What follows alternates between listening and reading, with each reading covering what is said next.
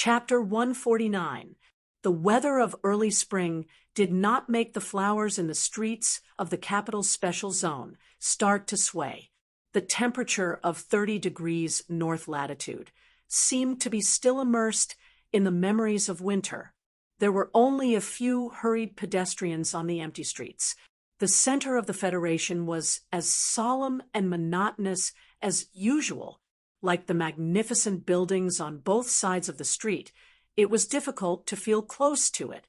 The special zone, West 12th Street, was far away from the major departments of the government. It was quieter. This street gathered a few of the biggest companies in the Federation, but it was not as prosperous as the ones in Harbor City. There were also no bizarre 3D images showing off in all directions. The appearance of these buildings was ordinary and peaceful. There was a sense of grandeur, as if one had seen the end of human history. At the corner of the street facing Charter Square, there was a building with a faint metallic luster, but it did not form a strong reflection of the sun. People who knew this company knew that these walls were all made with the latest technology in the Federation. It was currently the most efficient light-absorbing material. Sulu looked at the building in front of him that was close to zero light pollution. He narrowed his eyes and carefully counted the floors twice, confirming that it was the 47th floor. This boring action of counting floors was a way for him to calm his nerves. This was the first time in his life that he applied for, and the company he applied for was the most famous Shell Motor Company in the Federation. When Sulu was an apprentice who repaired household appliances in the operation room of the mine, entering the Shell Motor Company in the Federation was his life dream. For the aspiring young people in the Federation, the name Shell Motor Company had always been covered with a layer of dizzying brilliance. The Shell Motor Company was the biggest motor company in the Federation, representing the level of the entire industry. The status of this motor company was forged by both history and reality. The Jingnong brand high-energy battery that changed the lives of countless people in the Federation was the most amazing invention of this motor company many years ago.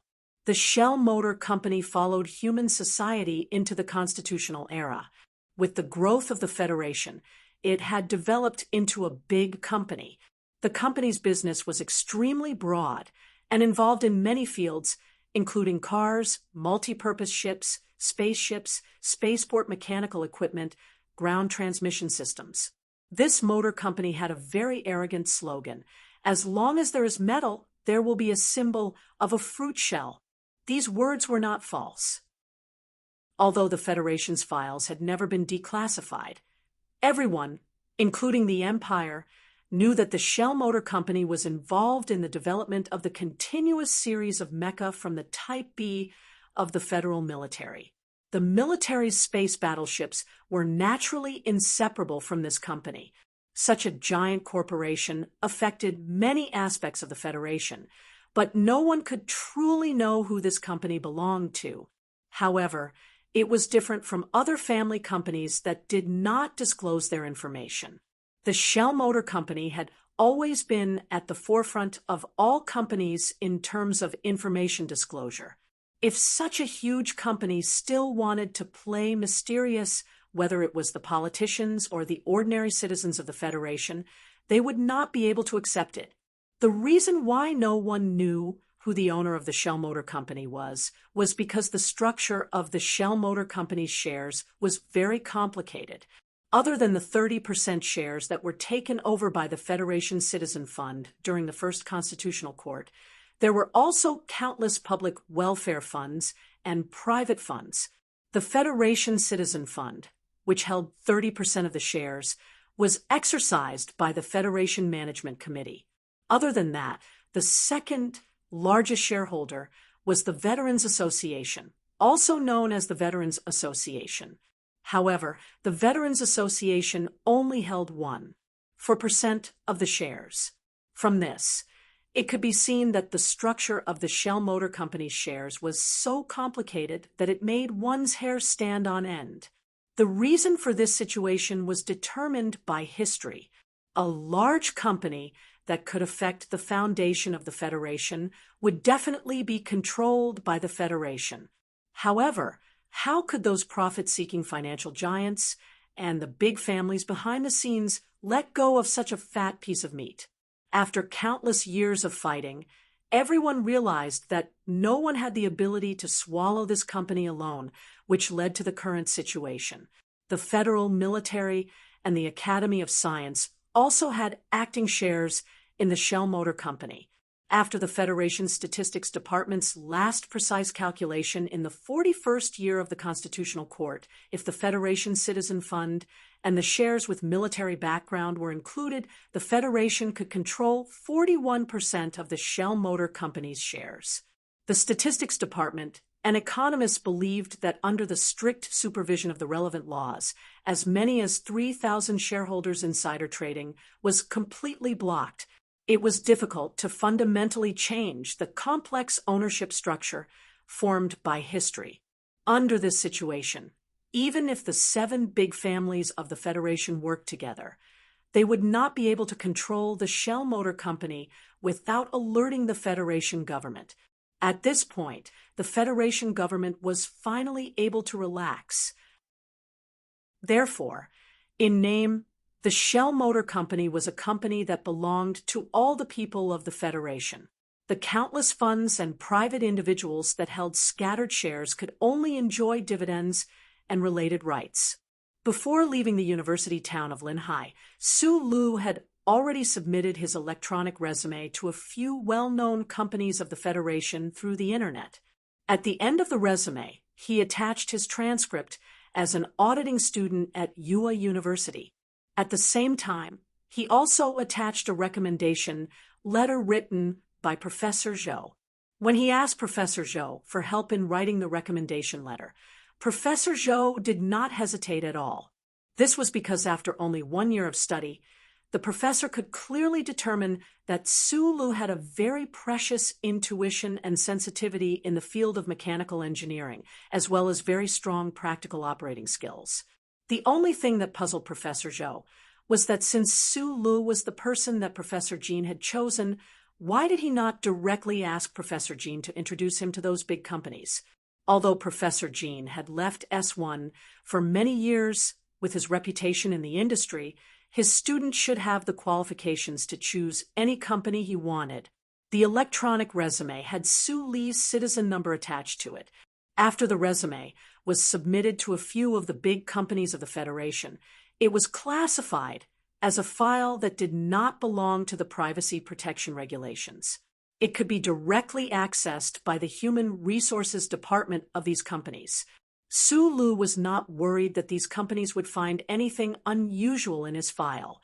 After all, the fake chip behind his neck was used to play hide and seek with the Bureau of Proclamation. It was impossible for there to be any problems in the file. However, Su Lu did not have the slightest bit of confidence in the prospects of applying for the job. No matter how outstanding his transcript was at UA University, he was only an auditing student after all. He did not even have a diploma. His resume, before he enrolled, was also somewhat laughable.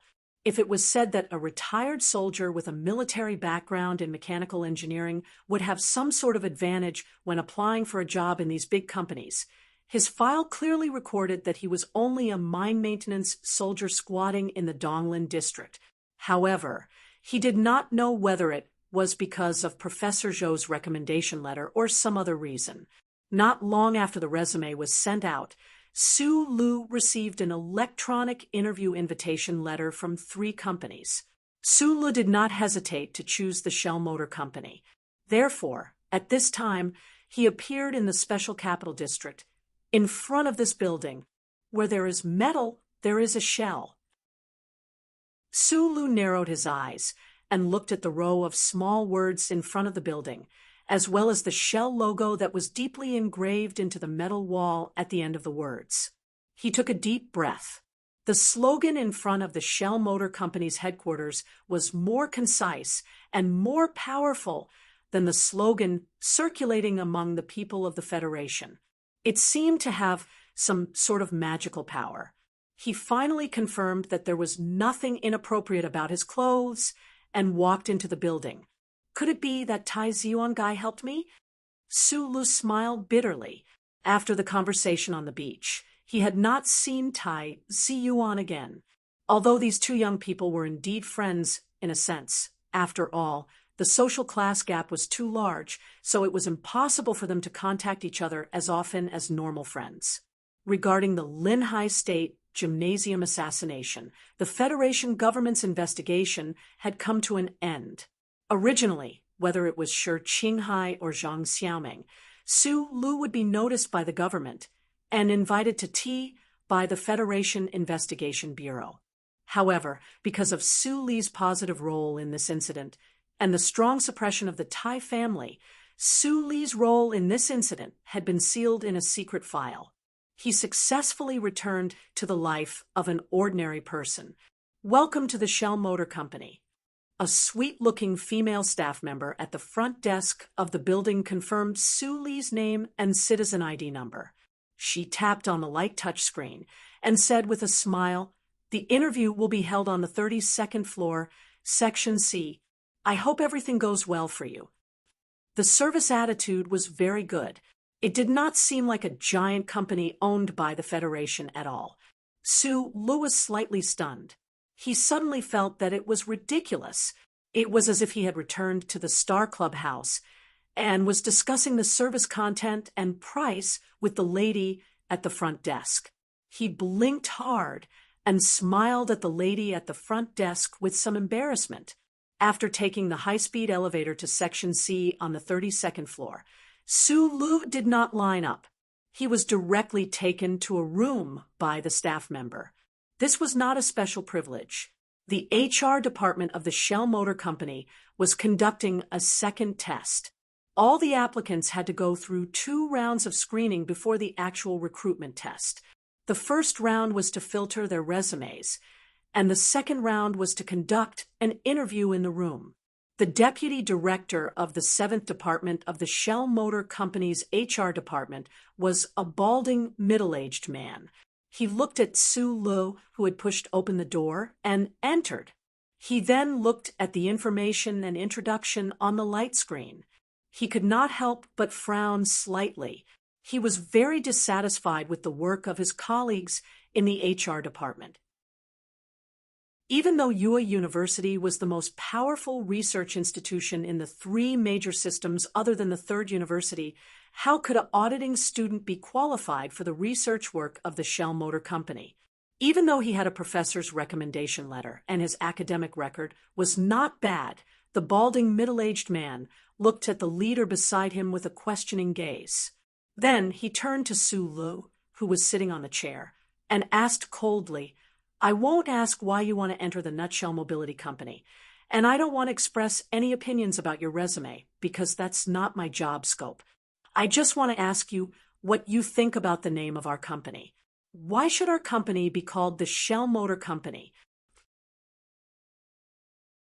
Chapter 150. The fruit shell is used to protect the delicate flesh of the fruit, and to humans, the function of a machine is like a layer of fruit shell. It protects the relatively fragile body of humans and allows them to survive in a harsh environment. I think the reason why the Shell Corporation named it Fruit Shell at the beginning was to tell every employee that the starting point and the ultimate goal of the research and development of the Shell Corporation was to satisfy the needs of humans. Machines, in the end, have to be based on humans. Su Lu naturally would not talk about how the human body was the most important machine during the interview, and that other things like mechas and battleships were just extensions. Perhaps this kind of argument was fresh, but fresh would definitely be unorthodox. He did not want to be treated like a fool by these chief examiners of the Human Resources Department. Hearing Su Li's answer, the bald, middle-aged examiner showed a slightly surprised smile on his face. It seemed that he was very satisfied with Su Li's understanding of the word fruit shell. Beside the bald chief examiner, the other chief examiner, whose eyes had been half closed all this time, slowly opened his eyes at this moment and looked seriously at Su Lu, who was sitting on the chair. Not bad. You've passed the interview. Prepare for the real test later. The examiner looked at Su Lu thoughtfully and indicated that he could leave the room. Su Lu was stunned for a moment before he reacted. He did not expect that the so-called interview would end so quickly just by answering a simple question. After Su Lu left the room, the bald examiner respectfully said to the person beside him, "Director, what do you think of this candidate?" The examiner, who had been silent with his eyes closed, was the human resources manager of the Shell Motor Corporation Engineering Department, Jose.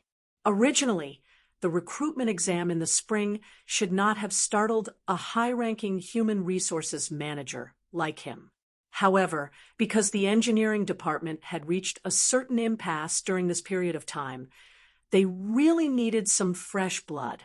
Therefore, he specially made a trip back to the Shell Motor Corporation headquarters to listen in on the recruitment. Manager Jose randomly chose a room as if he was gambling on his luck. He did not expect to meet Su Lu. The company's culture isn't a secret. If you put in the effort, you should be able to guess the meaning of the shell. In the past, when we were recruiting, the correct answer rate for this question was 4%. Jose expressionlessly opened the screen in front of him and began to examine Su Li's information file. He continued, "However, I am very satisfied with this candidate's answer. Machines should be people-oriented. This was the highest philosophy that the founder of the Shell Motor Company, as well as the countless researchers that came after him, had always carried forward." What a pity! Jose finished reading Su Li's file at the fastest speed possible. He could not help but pat his wrist lightly, and a look of pity appeared on his face. He sighed and said he was born in the army, and he only studied under old Joe in UA University for a year. Looks like this young man has no problems with his comprehension and diligence. It's a pity that he only studied for a year. The Federation's projects are as complicated as the stars. No matter how diligent he is, his basic knowledge is definitely not enough. No matter how strong his practical ability is, he is limited by his background and years of study. It is impossible for him to have satisfactory design potential. Although he said so, this person in the upper echelon of the Shell Motor Company did not immediately remove Su Lu from the list of candidates. There were no ready-made outstanding engineers in the Federation. Even if it was an outstanding student who graduated from the mechanical engineering department of the 3 major military academies after entering the Shell Motor Company, he would need to undergo several years of training before he could truly become a talent. Although Jose did not have high hopes for Su Lu, he vaguely thought that this retired soldier would be able to give him a surprise in the assessment later. Let's see how he performs first. As long as he can pass the baseline, keep him. After thinking for a while, Jose told the bald examiner beside him, if he doesn't pass, remember to leave his contact information. Then persuade him to return to UA University and study under the professors there for another 2 years. The company will wait for the day when he is truly outstanding. The bald examiner was slightly stunned, but he agreed. He could not help but sigh at the luck of the candidate called Su Lu. Supervisor Jose, on the other hand, was only thinking that today's exam questions were personally set by those fellows from the engineering department. Out of the 100 or so applicants from various universities outside, perhaps only a dozen or so truly outstanding people would be able to pass the baseline, not to mention that young man who had only sat in for a year at UA University. The selection of resumes was the first round, and the interview was the second round. All the confident graduates from the Federation had submitted tens of thousands of resumes to the Shell Motor Company. After these 2 rounds, there were only a little more than 100 candidates left.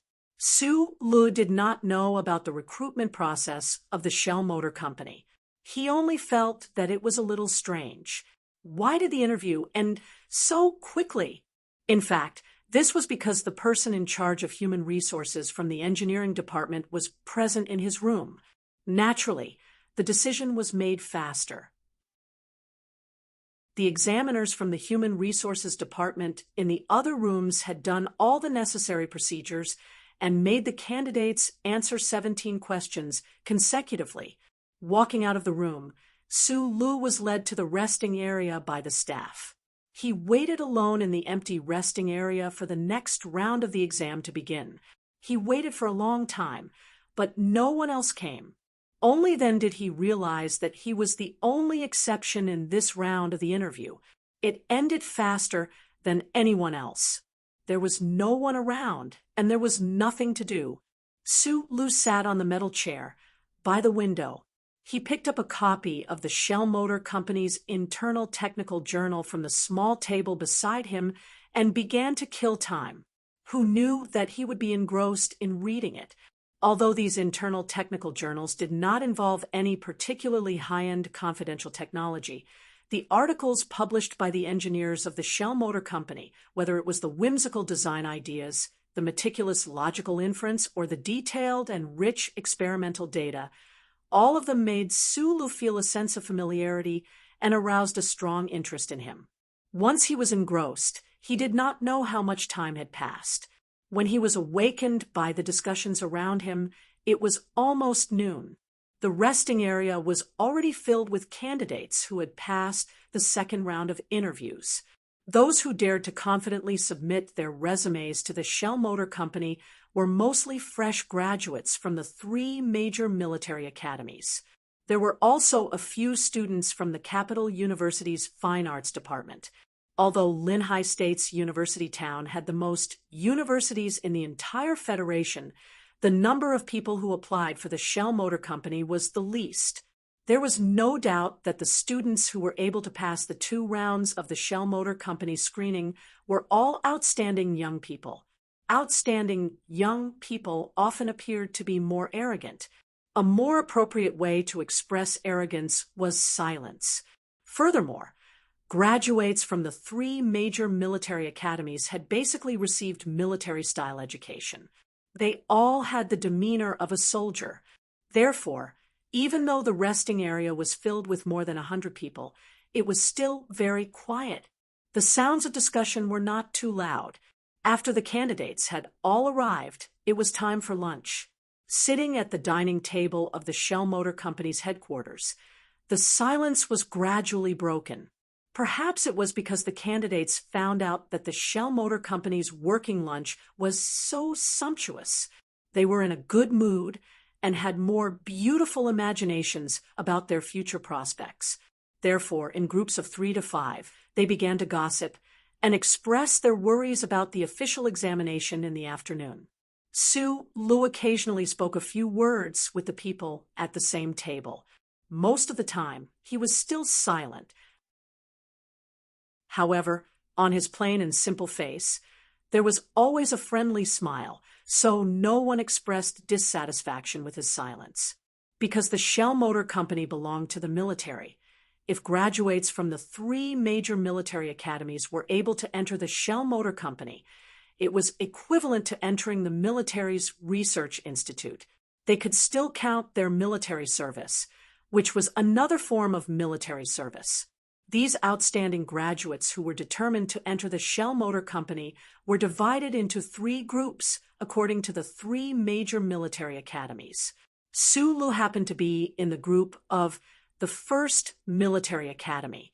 After listening to the gossip for a long time, he suddenly asked, "It seems like there are no graduates from the West Woods Military Academy." For Su Lu, besides the ubiquitous, the glory of the charter, what he was most worried about was the few soldiers who had seen his true face in the Eastwoods region. It was because of this worry that, in the past year, he had never tried to call the number on the business card. Occasionally, he would think of Little Watermelon, but he had never contacted her. The Westwoods Military Academy was under the jurisdiction of the 4th Military Region. Su Lu was willing to see people from the 4th Military Region in the Shell Motor Company, but after confirming that there were no problems, he felt that it was a little strange. After graduating from the Westwoods Military Academy, Most of the students will enter the Ancient Clock Company. After all, that company's headquarters is in the Westwoods region, said a serious-looking graduate from the first military academy. After saying thank you, Su Lu fell silent again. He quietly listened to the young people at the table exchange their experiences in school and interviews. At the same time, he guessed whether the formal assessment in the afternoon would be more focused on design or practice. You look young. Which university did you graduate from? A person beside him suddenly asked. UA University, but I didn't get a diploma. I was an auditing student, Su Lu replied. Auditing student? How many years have you studied? More than a year. As soon as he said this, the whole table fell silent.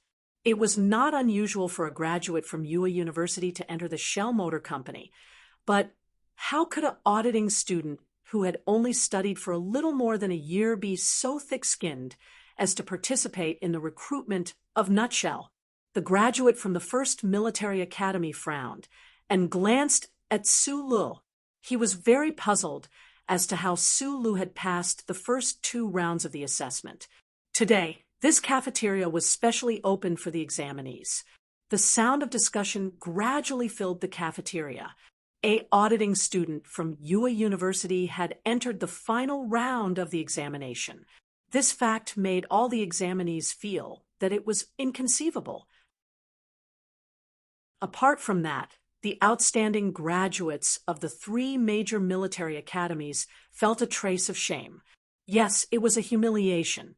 No one would humiliate Su Lu in front of his face, but the silence and cold gazes had already expressed their disdain and contempt.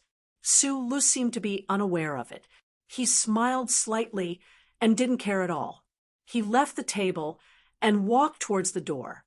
At the door, another young man who had just left the table happened to walk side by side with Su Lu. That young man looked at Su Lu thoughtfully and asked, "May I ask, what were you doing before you entered UA University?" "After I left the army, I went to Lin Hai, Mechanic Officer Wei Pei Sheng." "No, I was a squatting soldier," Su Lu replied with a smile, but his feelings were somewhat complicated. This was because he recognized this young man beside him. He knew that this young man was the most outstanding student from the first military academy. However, he didn't understand why this young man didn't join the army directly, but instead came to Nutshell to apply. "My name is Zhou Yu. I have a feeling that this afternoon's assessment shouldn't be a big problem for you." That young man smiled and extended his hand towards Su Lu. Su Lu shook his hand. He really wanted to tell the other that he knew him, and that they had once had a fierce fight in the mecha combat room. "I realized that I really love to smile, slightly, and not care at all. Fanway's style is really great." Chapter 151. Scammer. What do you think is wrong with this world? We worked so hard under the whip of the demonic instructor for 4.5 years, while others only need to serve 1.5 years of military service, then attend some **T university for another 1.5 years, and then sit in for the exam with us. He's probably good at fixing electrical appliances. Even the 37 cross-sectional diagrams of a mecha's central chip could turn that kid into an idiot. Zhou Yu quietly looked at Su Li's back as he disappeared into the corridor. His expression did not change at all when he heard the discussions and disdainful comments around him.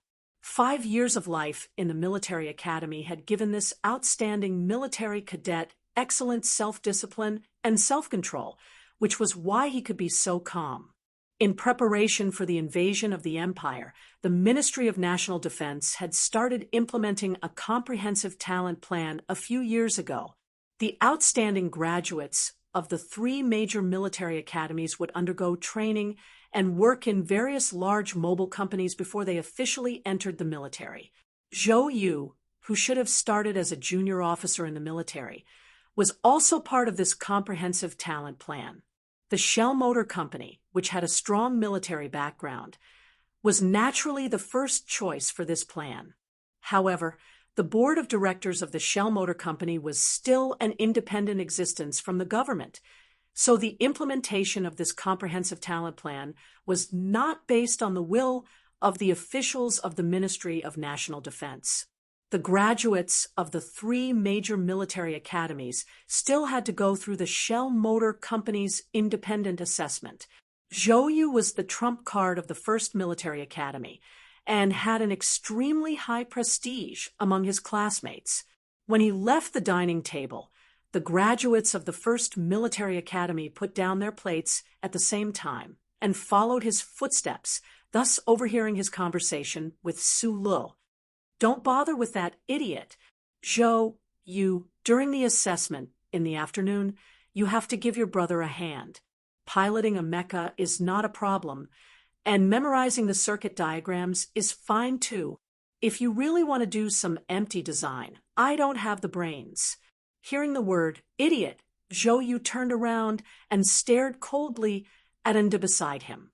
This brainless first military academy student was his good friend, but at this moment, Zhou Yu could only think of the trip to Yue University half a year ago. Enda had piloted a blue and black mecha and had been beaten into an idiot by a certain black M-type mecha. When the first military academy had visited Yue University, Zhou Yu had once had a simple conversation with the pilot of that mysterious black mecha in the mecha combat room. He had always remembered the way he had operated that black mecha. He also remembered that person's voice very clearly. Therefore, when Su Li's voice rang out in the cafeteria earlier, Zhou Yu keenly noticed this and specially left the table early to say a few words to Su Lu. After a few words, Zhou Yu confirmed a fact. This auditing student from Yue University was the operator of the black mecha. "If I were you, I wouldn't be too arrogant in front of that Su Lu guy. Otherwise, you'll have to dig a hole and hide in it in the future." Zhou Yu stared into Enda's eyes and said, "Don't say I didn't warn you. During your internship, you also went to the basement of the Shell Motor Company. You know that it's all alloy down there. I'm just worried that you won't be able to dig it up." As soon as this was said, the students surrounding Zhou Yu couldn't help but burst into an uproar. They didn't understand why Zhou Yu would have such a high opinion of that person, and they couldn't believe it in their hearts. Zhou Yu looked at the expressions of the surrounding students and said with a half-smile, "If you guys don't believe me, we can make a bet. In this afternoon's assessment, he will definitely pass the baseline." For an auditing student from a private university to be able to operate a prototype mecha and fight him to a draw, what kind of understanding of mecha did this require? Zhou Yu thought. The baseline of 60 points seemed to be really difficult. Su Lu narrowed his eyes and looked at the questions on the holographic screen in front of him. His fingers subconsciously drew together and turned slightly, as if he was transferring a primitive cross-shaped tool knife. Every time he was in some kind of difficult situation, he would always do this subconscious action. There weren't many questions on the holographic screen, only 3 pages in total. Su Lu started from the first question, and by the time he reached the 4th question, he had already started to feel the difficulty. Just as the HR manager of the Shell Motor Corporation engineering department had predicted, Su Lu, who had only been an auditing student at Yue University for a year and had memorized all the previous M37 series mecha blueprints in Section H of the library, had never received a proper academy education, so he was very unfamiliar with these systematic knowledge questions. The Shell Motor Corporation was a company with a strong military background. Although all the professors of the mobility department acknowledged that the design, manufacturing, and repair of mecha covered most of the fields of machine construction in the entire Federation society, the scope of the recruitment exam couldn't be entirely limited to questions related to mecha. The scope of the subjects covered was very broad. Su Lu memorized those formulas very well, and those parameters were also deeply engraved in his mind, impossible to forget. The problem was that Yue University was a private university after all. There was a lot of high-level information from the Federation that he had never come into contact with, especially subjects like fluid dynamics and second-order physics, which were rarely used by private mobile equipment, were even more blank in his mind. The Federation's educational resources were already moving in the direction of fairness as much as possible, but due to the difference between a private university and a military academy, there was a lot of information that could only be accessed by the three major military academies. Take mecha blueprints, for example. A typical private university definitely wouldn't have them. Section H of Yue University's library had all the previous M37 series blueprints. This was already very impressive, but what about after the M37 series? The working principle of the rear-wheel auxiliary steering system was can't be used in which type of self-propelled equipment.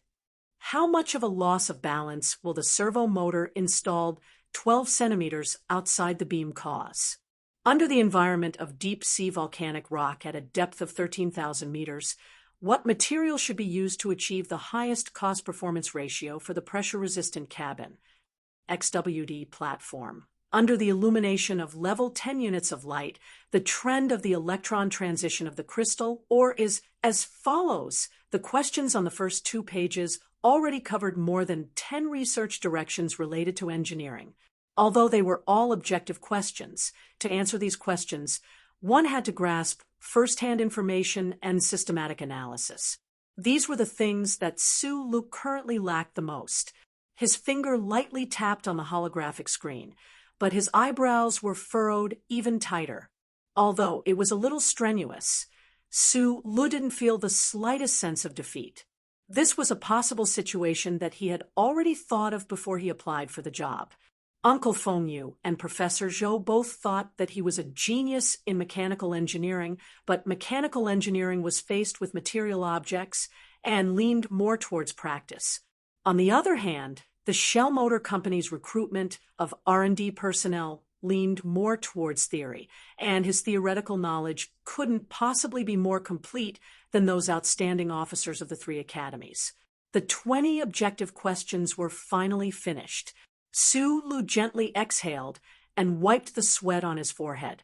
Some of the questions, especially those related to material science, were basically not difficult for him. In the operation room of the Donglin District's mine pit, in order to repair those ordinary household appliances, Uncle Fengyu had obtained so many materials from God knows where.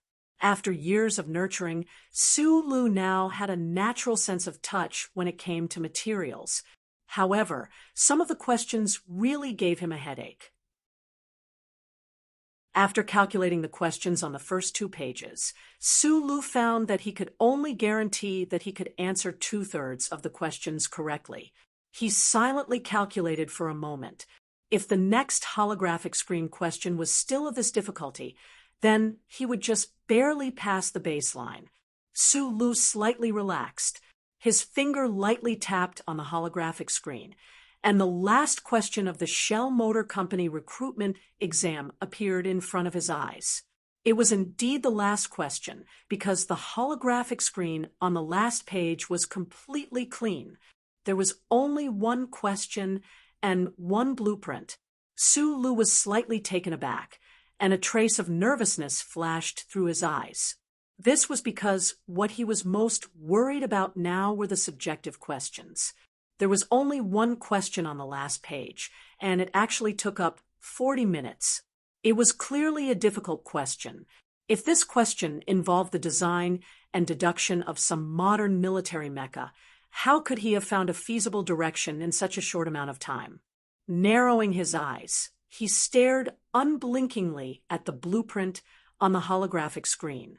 The nervousness in Su Li's eyes disappeared, replaced by vigilance and a strong sense of unease. His face also gradually paled because he had discovered something that made him very uneasy. This blueprint looked somewhat familiar. This was not the blueprint question on the blank piece of paper Jian Shuer had left in the hospital, but there seemed to be some vague similarities. For the past few days, Su Lu had been troubled by the abnormal electrical discharge in his cerebral cortex and the bizarre and variegated images that would appear in his eyes from time to time. Now that he saw the familiar blueprint, his thoughts involuntarily returned to that annoying night. This blueprint should be a blueprint for the power transmission of some kind of large-scale equipment. However, it was different from the blueprint that Jian Shuier had forgotten in the hospital. It was not a power source, but a more powerful instantaneous energy output device. The question required the examinee to find a few mistakes in the blueprint and make changes based on their own understanding to ensure that the instantaneous energy output of the device was stabilized within a certain power range. Su Lu had no idea what this device was. He could only guess the nature of this device based on the data given in the question. He studied it seriously for a long time and vaguely grasped some sort of clue. The key to this question should be at the bottom left of the blueprint, where the control of the maximum lateral G value of the electron jet was. However, the problem was, although he knew how the electron jet worked, he had never seen the actual thing, not even a three-dimensional analysis diagram. He silently stared at the blueprint on the holographic screen. His face became paler and paler, and a drop of cold sweat began to seep out of his forehead. In the recruitment exam meeting room, there was a sense of disappointment. It seemed that the outstanding students of the third college did not have much confidence in such a complicated question. Some students even consciously began to leave the exam hall. Su Lu continued to stare at the holographic screen in silence. His fingers gently rubbed together, and his eyes gradually narrowed. The students who gradually left the exam hall, as well as the staff of the motor vehicle company, gradually noticed the pale-faced young man at the back. In a mythical story about the time before the catastrophe, there was once a powerful person who said, "I want light, so there was light in this universe." The silent Su Lu stared at the blueprint on the holographic screen and silently said in his heart, "I want the three-dimensional analysis diagram of the electron jet." Chapter 152. Gradually, more and more examinees left the conference room. These youngsters politely maintained their silence outside the room. Through the floor-to-ceiling glass, they watched their peers in front of them. However, when they saw the slightly pale, motionless youth at the back, some of their eyes flashed with amusement and mockery. For the last major question, these examinees could only try to answer it tentatively based on the little understanding they had in class. They were all very outstanding students. They knew that even if they sat in front of the light screen for a few more hours, they would not suddenly be enlightened. Thus, they could only leave the conference room. However, that audit student who had been a squatter was actually still sitting in front of the light screen, motionless. At this time, there were not many students who were still in the conference room, seriously thinking about the last blueprint. They were all people like Zhou Yu. Su Lu, whose face was slightly pale, stared silently and strenuously at the light screen. When this scene fell into the eyes of the students from the 3 military academies, they naturally did not think that Su Lu was seriously thinking about how to solve the problem like Zhou Yu and the others. Su Lu did not move.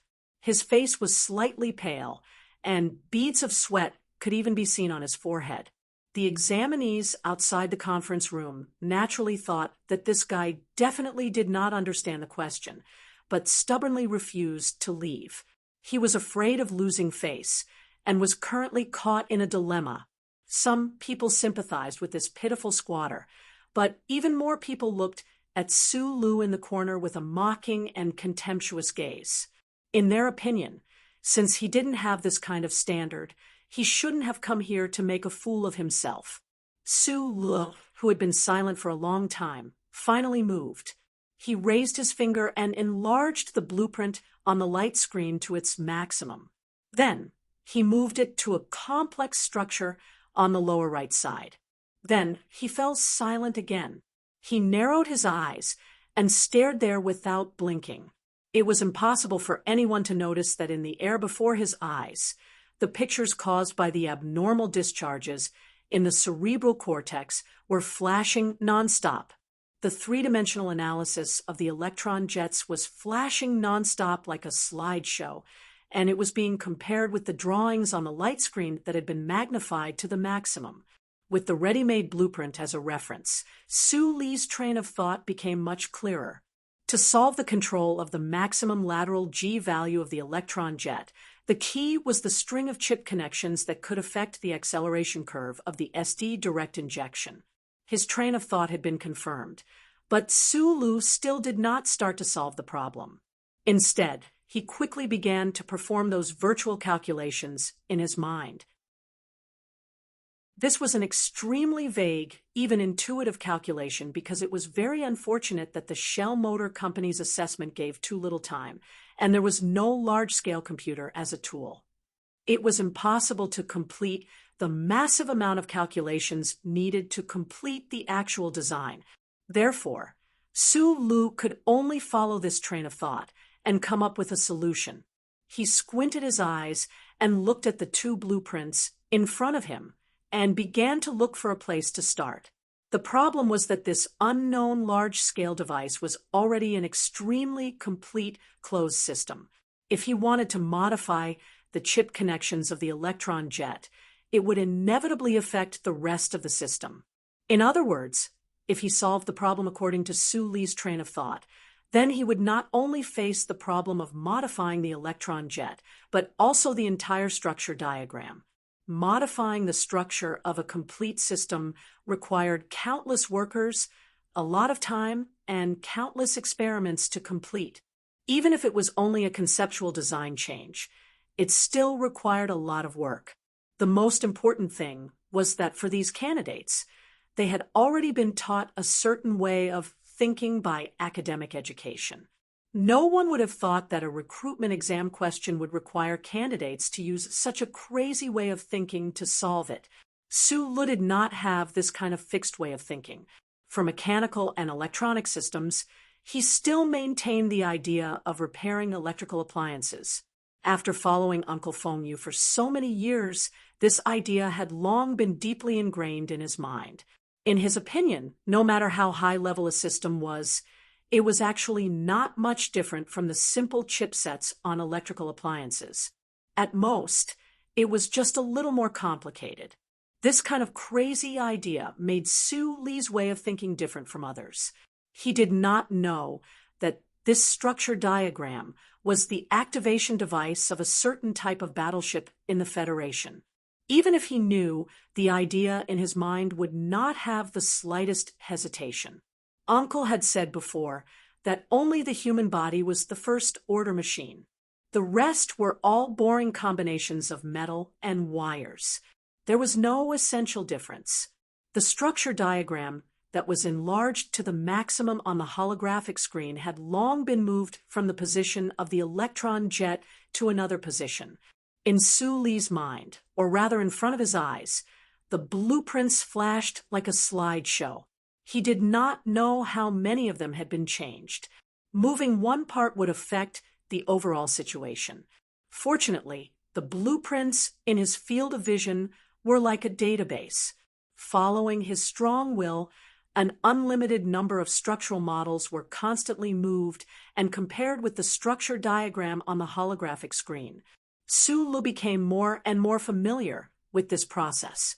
He faintly thought that he should have some kind of terrifying ability.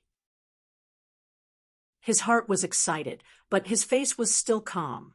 His face was slightly pale, and he narrowed his eyes as he stared at the holographic screen in front of him. The time for the examination to end was not yet up. Most of the examinees had already left the conference room. Although some of them had calculated that the problem in the last question should be with the electron jet, no matter how they calculated, they found that they could not change that part of the design without destroying the precision of the entire system. Therefore, they began to think that they had gone in the wrong direction. For this kind of large-scale equipment system, If a new design was to be made, it was not something that could be done by a single department. Naturally, it could not be the main point of the examination. Therefore, the last examinees to leave the conference room turned their thoughts to the rest of the structure diagram. A few of them successfully caught some problems and made the corresponding changes. Although they still could not meet the requirements of the examination, it was already very difficult. Zhou Yu was the second last examinee to leave the conference room. He frowned slightly, clearly dissatisfied with the changes he had made to the last structure diagram. However, he knew that he had done the best he could. Walking out of the conference room, he came to Nda's side. Following Nda's mocking gaze, Zhou Yu looked into the conference room and saw the slightly pale Su Lu. He could not help but ask in confusion, "He still hasn't come out?" The objective questions can be guessed, but I'm afraid he can't even understand the last question. Nda lowered his voice and sneered. "We came out early and kept seeing that guy staring at the holographic screen in a daze like a fool. His face was so scared that it turned white." Zhou Yu frowned. He kept feeling that things should not be like this. He had a confidence in that guy called Su Lu that even he himself did not understand.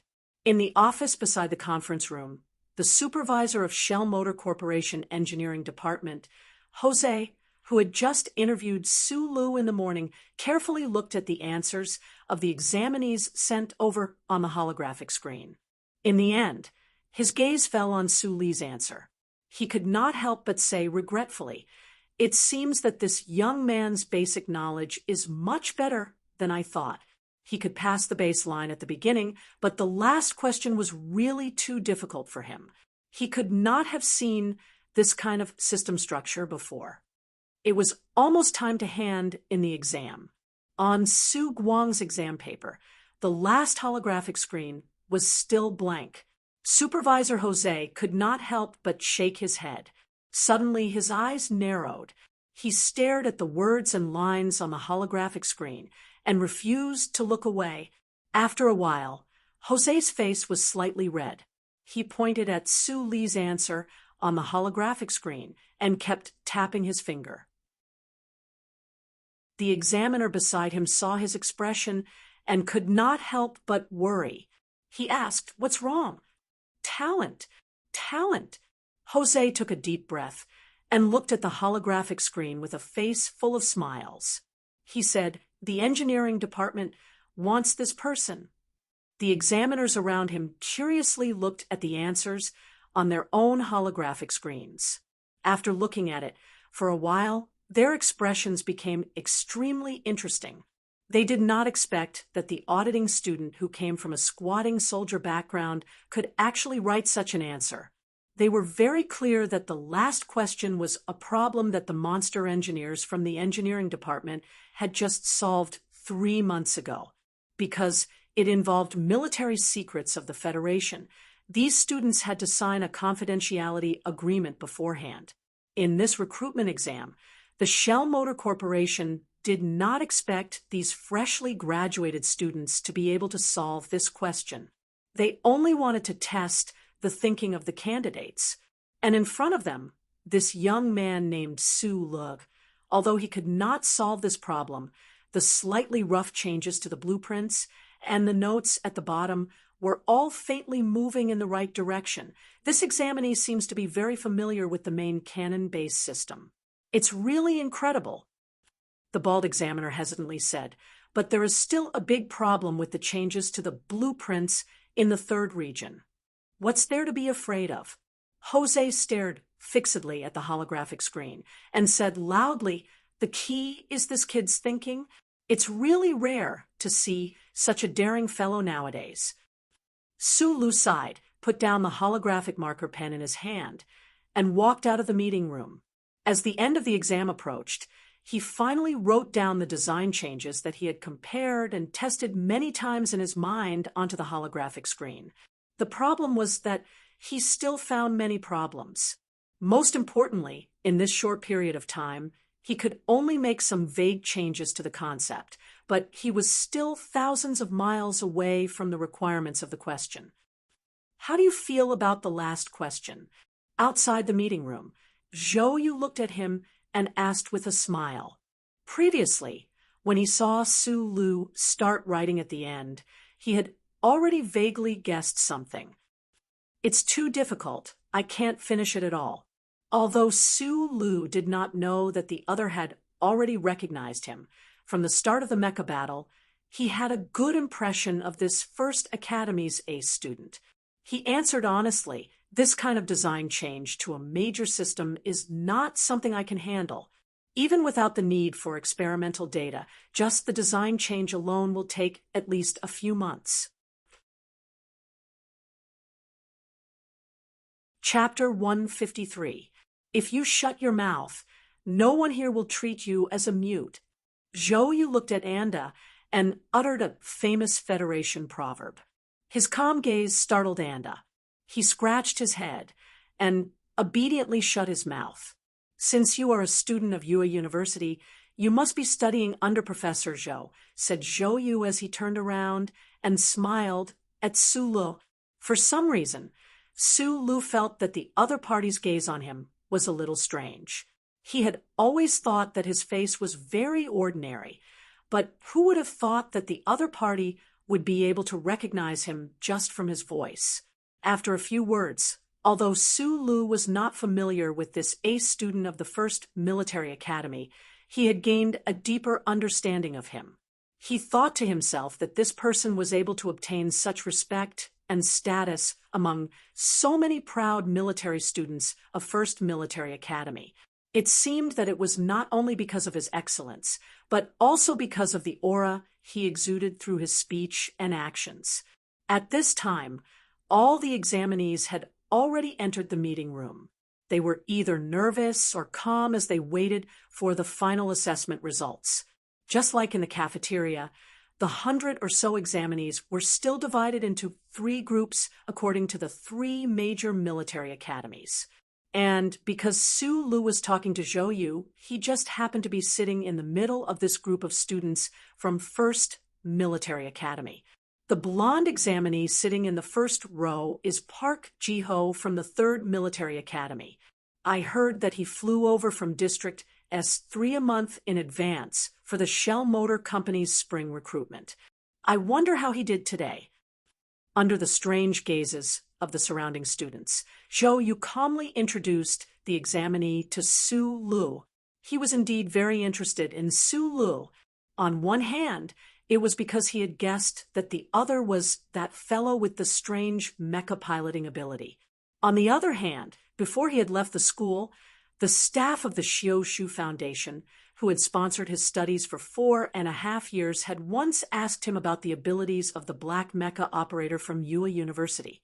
In other words, Zhou Yu now knew that this auditing student who had once been a trooper had long since entered the sights of the Tai family management. He really wanted to try and get in touch with this kind of person. Park Ji-ho. Su Lu naturally did not know what Zhou Yu was thinking, so he replied casually, "He's the ace student of the mechanical department of the 3rd campus. Last year, during the Tri-College Exchange Conference, he once fought against me in the mecha combat room. In the end, the professors determined that it was a draw." When the topic of mecha combat was brought up, Zhou Yu looked at Su Lu with a hint of a smile in his eyes. Su Lu was slightly surprised, and his gaze turned towards the golden-haired candidate in the front row. Although he had not had much interest in mecha combat, his training in Area H1 had made him no stranger to mecha combat. In that mecha battle, he had fought to a draw with Zhou Yu beside him, but he knew very well that if not for that antique simulation system, if not for the mysterious power within his body, and if not for his excellent luck at that moment, he definitely would not have been able to hold on under the ferocious attacks of Zhou Yu's silver mecha. For that Park Ji-ho to be able to fight to a draw with Zhou Yu, he must also be quite a powerful character. Park Ji-ho is proud and arrogant, and is completely unwilling to admit that it was a draw. This morning, He already made an appointment with me. After entering the company, we will have a real mecha battle on the testing grounds. Zhou Yu looked at Su Lu and asked seriously, "Are you interested?" Hearing the first half of the sentence, Su Lu sighed internally. These outstanding students of the 3 major military academies were indeed full of confidence and pride. It looked like they had never considered that they would fail the assessment. However, when he heard the last sentence, his heart could not help but tighten. He narrowed his eyes at Zhou Yu, and after a long pause, he smiled and said, "I have never even seen a real mecha in my life." Zhou Yu saw that Ling Lan was unwilling to respond to his probing, but he was not in a hurry. After a moment of silence, he asked directly, "The last time I went to Yue University, there was a black mecha." The smile on Su Li's face did not change, but his heart was growing more and more nervous. He did not know how the other party had connected him to that black mecha, although he had already confirmed that the mysterious trembling power within his body could be perfectly concealed, and that even if someone found out that he was the pilot in that black mecha, there would not be any major problems. He still subconsciously felt somewhat uneasy. Fortunately, Zhou Yu's calm and questioning gaze did not put too much pressure on him and force him to admit anything, because at that moment, a row of 7 examiners walked into the meeting room. The meeting room instantly fell silent. Su Lu let out a silent sigh of relief and shifted his gaze away. He noticed that the golden-haired examinee in the first row had finally raised his head at that moment. Right after that, he noticed that this row of examiners was surrounding a middle-aged man in the middle, and that middle-aged man looked somewhat familiar. It was the examiner Su Lu had interviewed with in the morning. He narrowed his eyes slightly at the middle-aged examiner and could not help but feel a little surprised. It looked like the other party's status in the Shell Motor Company was not low. The human resources manager of the Shell Motor Company engineering department, Jose, used a cold gaze to sweep across the faces of the examinees in the meeting room. Unlike his gaze, his mood was actually quite good. The results of this spring recruitment exam had greatly exceeded his expectations. It looked like the all-rounder plan of the Ministry of National Defense was indeed not bad. The most outstanding graduates of the 3 major military academies had indeed performed much better than the previous examinees. Of course, the one who made him even more satisfied and gave him endless surprises was still the examinee he had personally interviewed. Among the 7 examiners, Jose's rank was, of course, the highest. However, he was still the human resources manager of the engineering department, and this recruitment exam was the responsibility of the head office's human resources department. Therefore, the matter of announcing the results and arranging the research direction of the examinees who passed the exam was left to the other examiners. The recruitment of the Shell Motor Company was fundamentally different from the recruitment of other companies. However, the examinees who passed the recruitment exam would be directly assigned to different departments, and there was no collective training for new employees.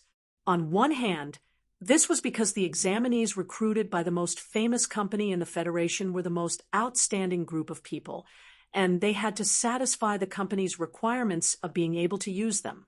On the other hand, the company had always believed that the training of new employees should be carried out in practice, and should not waste any time and money.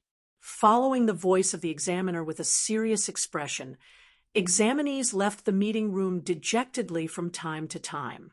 These were all people who did not pass the exam. As for the examinees who passed the exam, they listened attentively to the department they would be assigned to. Although being able to enter the Shell Motor Company was already a very difficult matter, being assigned to the best and most important department was, of course, an even better thing. The examinees who did not know the results of the exam were extremely nervous as they waited. Among them, there were naturally some who were different.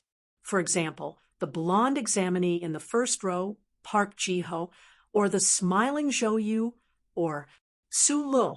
He was very clear that although he did not finish the last big question, he should have just passed the basic score. He only secretly wished in his heart that it would be best if he could enter the engineering department. This was because within the Shell Motor Company, other than the Research Institute, the engineering department had the most access to the most advanced technology. A large part of the reason he wanted to enter the Shell Motor Company was because he wanted to get close to that information. Supervisor Jose glanced at his wristwatch and realized that the flight back to Hong Kong was getting closer. He gently patted the shoulder of the examiner in front of him and said a few words with a smile. Then, he stood in front of everyone. He stared at the examinees who were still sitting in the audience and said, "I am the Human Resources Supervisor of the Engineering Department, Jose." Hearing this sentence, there was a sudden commotion in the audience. These students from the 3 major military academies were very clear about the position of the engineering department in the Shell Motor Company. Other than the Research Institute, the engineering department should be the most advanced department. Originally, they did not expect to be able to enter the engineering department, but they did not expect that the Human Resources Supervisor of the engineering department would be present in today's recruitment exam. What did this mean? I don't have much time, so I only have a few words to say. In today's recruitment exam, you all did very poorly. Only 7 people were able to pass the basic score. For those who passed the exam before, don't show the arrogance on your faces like you did in school. You all did not pass the basic score. The 7 examinees who passed the basic score, not bad. On behalf of the engineering department, I welcome all of you. The examinees in the meeting room were originally a little embarrassed, but after hearing this sentence, they could not help but become restless. They finally confirmed that the supervisor of the engineering department had personally come to the recruitment exam site to recruit people. All of the examinees wanted to enter the engineering department, so they all pricked up their ears, hoping that their names would come out from the supervisor's mouth. Even the examinees who had already been assigned to different departments were curiously watching. They did not know which lucky ones, or perhaps the most outstanding ones, would be chosen by the Shell Motor Company. The atmosphere in the meeting room was a little tense. Park Ji-ho, Zhou Yu. After reading out the 6 names, Jose subconsciously paused for a moment. Zhou Yu, whose name was called out, smiled. The blonde examinee in the first row relaxed his body, but frowned. It was obvious that he was not satisfied with Zhou Yu's name being called out after his. The examinees in the meeting room were both surprised and not surprised to hear these 2 names. This was because the students from the 3 academies often interacted with each other. They were very clear that in this batch of students, Park Ji-ho from the 3 academies and Zhou Yu from the 1 academy were the most outstanding. They were curious about who the 7th name was. Could it be that his results were better than Park Ji-ho's and Zhou Yu's? But they heard that there were no outstanding people in this batch of students from the 2 academies. Jose smiled as he looked at the circle of people from the 1 academy. He said, "Su Lu." Once these words were said, the crowd was in an uproar. The students from the 2 academies in the front row could not help but stand up and turn to look at the circle of people from the 1st military academy. They wanted to see who this unfamiliar name was in the 1st academy. However, when they found out that the examinee chosen by the engineering department was actually the one they had previously mocked, Squatting Soldier, everyone's expressions became extremely interesting. The only one who was mentally prepared, Zhou Yu, could not help but be surprised. He smiled and patted Su Li's shoulder. Everyone in the circle of people from the 1 academy was already stunned, especially the boorish Anda. At this moment, his mouth was wide open, and he looked at Su Lu as if he was looking at a monster. He was speechless for a long time. Chapter 154. When the white-haired old man walked into the meeting room, dozens of examinees were still immersed in the shock of hearing Sue Lee's name. When they suddenly heard such a loud voice, everyone curiously looked over. They did not know why this old man who suddenly appeared in the Shell Motor Company's meeting room would shout out Sue Lee's name. Some of the examinees even started to wonder if Sue Lu had cheated during the exam and was found out by the company. That's right, if he did not cheat, how could this auditing student pass the exam? His performance was even more outstanding than the best students in the third campus, and he was chosen by the human resources manager of the engineering department. Some of them even started to fantasize. If Sue Lu was stripped of his qualifications and kicked out of the meeting room, would it be their turn to be on the list of 7 people? Seeing the white-haired old man who directly rushed into the meeting room, the examiners on the stage respectfully greeted him. Only the human resources manager of the engineering department, Mr. Jose, frowned and did not say a word. He glared fiercely at the bald examiner beside him. The bald examiner frowned and said, "Mr. Jose, the Research Institute has been short of manpower recently. Especially this person. He has been cursing in the Human Resources Department for the past 2 days. It's not that I deliberately revealed it, but he must have seen the results of the exam." At this time, an examiner introduced him to the examinees in the meeting room. "This is Professor Shin from our company's Research Institute." Hearing the words Research Institute, the examinees in the meeting room were dumbfounded. If the engineering department was the most advanced department in terms of technology in the Shell Motor Company, then the Research Institute was the cornerstone of the entire Shell Motor Company. For countless years, the Research Institute had provided the Shell Motor Company and the Federation with an endless supply of wisdom and research results. However, this high and mighty Research Institute had always signed cooperation agreements with professors from various universities. They had never heard of recruitment through the Human Resources Department. Why did this old professor suddenly appear in the meeting room? Who is Sue Lu? Professor Shin from the Research Institute did not pay attention to the examiner's introduction. He also did not pay attention to Mr. Jose's gaze. He shouted at the examinees below the stage. Sue Lu was confused. He stood up and raised his hand. "I am." Professor Shin looked at him, then looked at the printed test paper in his hand. He nodded with satisfaction and said, "Although your basic knowledge is a bit lacking, you can barely use it. You come with me." This scammer called Sue Lu was not only chosen by the engineering department, but he was also about to be recruited as a staff member of the Research Institute. This fact made the atmosphere in the conference room even more strange. Besides Sue Lu, Zhou Yu revealed a look of shock. Sue Lu opened his mouth slightly, not understanding what had happened. The gazes of the examinees in the meeting room all landed on him. Envy, jealousy, shock, suspicion, and all sorts of emotions were present. Park Ji-ho, who was sitting in the first row, was also staring at Sue Lu. His slender eyes, which were partially covered by his golden hair, were filled with disbelief and jealousy.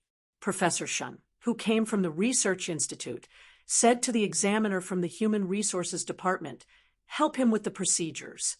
At this moment, Mr. Jose, who had been silent, finally could not help but say, "Wait, this examinee has already been chosen by the engineering department." Professor Shin looked at him and frowned. He said, "I need manpower for my research project. The few thousand engineers in your engineering department are not enough for you." The engineering department is not the Bureau of Proclamation's Human Resources Committee. We don't have extra people. Mr. Jose did not budge. The Research Institute wants people, and the engineering department wants them. Do you want me to go to the board of directors? This was only a small matter. Of course, it was not enough to alarm the Shell Motor Company's board of directors. However, Professor Shen was very confident in his words. After all, the Research Institute's position in the company was unshakable. The key is the examinee's own will. The board of directors cannot go against the wishes of the staff and arbitrarily transfer them. Mr. Jose said coldly. He then turned his head and said to Su Lu, "Don't be scared by the reputation of the Research Institute. Young people like you will want to transfer out in 3 days if you go to that kind of lifeless place. Also, I have seen Professor Zhou's recommendation letter. Your hands-on ability is the strongest. The engineering department is the most suitable department for you." At this moment, the people in the meeting room were dumbfounded, especially the examiners on the stage. They could not help but smile bitterly. Who would have thought that this year's spring recruitment would actually alarm the 2 major departments in the company? The most important thing was that these 2 departments were actually fighting over a single examinee. What was the most expensive thing in the 37th century? Sure enough, it was a talent. At the side door of the Shell Motor Company, the young people who had just finished their exams waved goodbye. However, when they looked at the group of people in the first military academy, they could not help but feel a little complicated. This was all because of the guy standing next to Zhou Yu. The blonde Park Ji, Ho slowly walked in front of the people from the first military academy. He first nodded slightly to greet Zhou Yu, then he stared at the ordinary-looking Su Lu. After a moment of silence, he asked, "I still don't understand why the Research Institute and the Engineering Department have chosen you." Anda looked at this person with disgust and said gruffly, "You idiot! Of course, it's because you did well in the exam." The students from the first military academy did not have a good impression of Su Lu. They had even mocked him at the beginning. However, under Zhou Yu's influence, their performance was much better than the other examinees. Anda felt that Su Lu was an awesome person, and he seemed to be Zhou Yu's friend. Of course, he would stand up and be a door god, and play the bad guy. After Park Ji Ho left, Zhou Yu smiled at Su Lu and said, "The bus back to school is waiting for us. Are you going the same way?" Su Lu shook his head. The 2 exchanged contact information and waved goodbye. When the side door returned to silence, he retracted his gaze from the street and walked into the automatic tunnel beside the flower bed. He walked towards the parking lot at the corner of West 13th Street.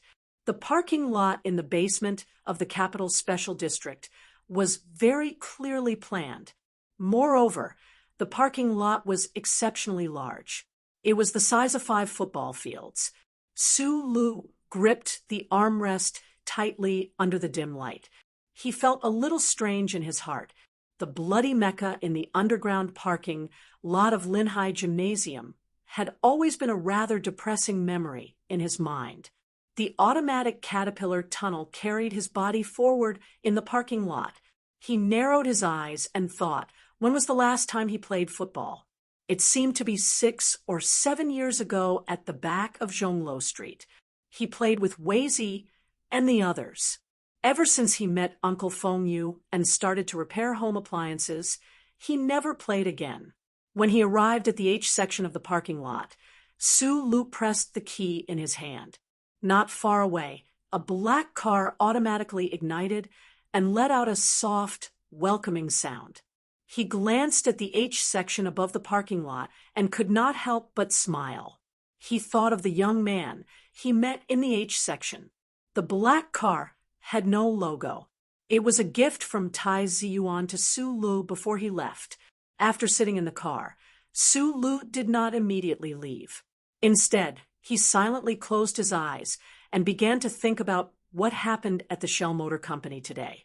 Leaning against the comfortable seat, Su Lu closed his eyes as if he was about to fall asleep. Entering the Shell Motor Company, on one hand, was because this was his dream and the future he had promised to someone. More importantly, it was because he needed to solve some problems that were very troubling to him. The images in his mind were too strange.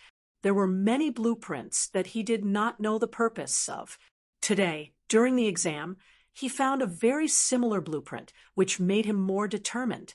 He had to figure out the strange things that were happening in his body as soon as possible. He had to figure out what was going on with that strange black dream. If these things were related to the chip behind his neck, then he had to figure out the secret of this camouflage chip. The best places in the Federation in this area were the Federal Academy of Science and the Shell Motor Company. His performance today and the sensation he caused were completely different from his usual style of doing things. This was because he knew that in a top company like the Shell Motor Company, with his ability, there was no need to talk about hiding. In order to climb up the ranks among countless outstanding peers, in order to possibly come into contact with the core technology of the Federation in a very short period of time, he had to fully utilize his ability. Only technology could be used to get close to technology itself. It was also because of this reason, although the Human Resources Director of the Engineering Department patiently explained the pros and cons of the two in the office, as well as the problems of the Research Institute, he still chose to follow Professor Shin into the Research Institute. After all, the research of the Shell Motor Company in the field of microchips was recognized by the Federation as second to none.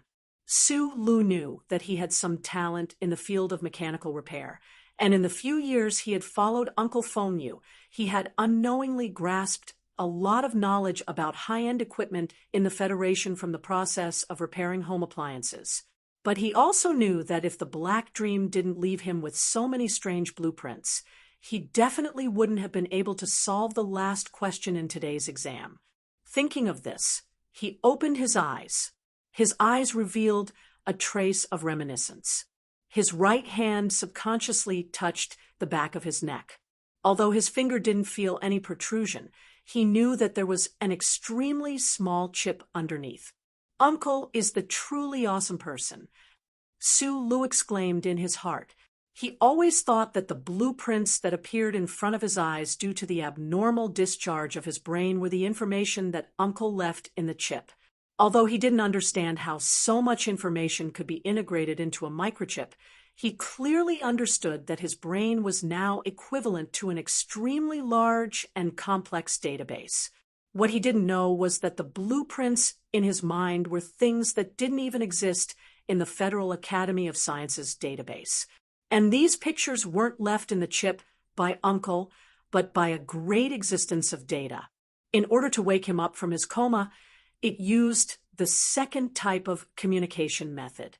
What he didn't know was that he was the fugitive with the best luck in the universe.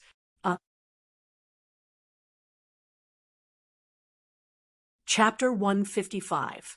The reason why Su Lu had always assumed that the dark dream, as well as the series of images that appeared on his retina, was something that Uncle Feng Yu had left in the chip and did not think in any other direction, was because of the inertia of human thought.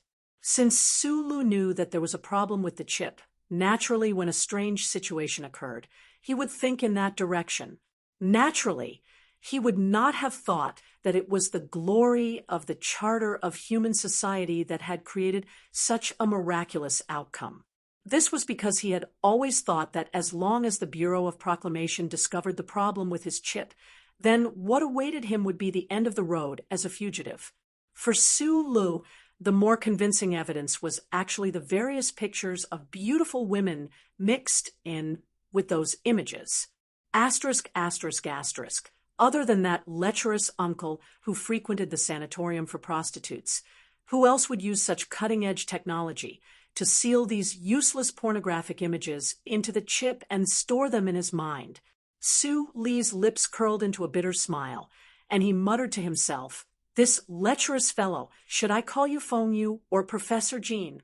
How many identities did you actually have in the past?" Pursued by the federal military in the Donglin region, replaced with a brand new chip in the suburbs of Heshi region, followed the method left by Uncle Fong, you to leave the planet full of mining pits, entered Yue University with a recommendation letter of unknown content, accidentally entered Section H, one of the library in Section H, and met Tai Ziyuan from there. The mysterious power in his body, the faint connection between this power and the ice-cold metal mecha, the dark dream after he had fainted, the scenes in the dream, link after link. Until today, Su Lu was very confident that all of this was related to Feng Yu. At least, some of the links were definitely the result of someone's deliberate arrangement. He did not know whether this arrangement was good or bad, but at least he knew that he was still alive. The other side of being alive was that he already knew that he was no longer an ordinary person and naturally could not expect to live the life of an ordinary person.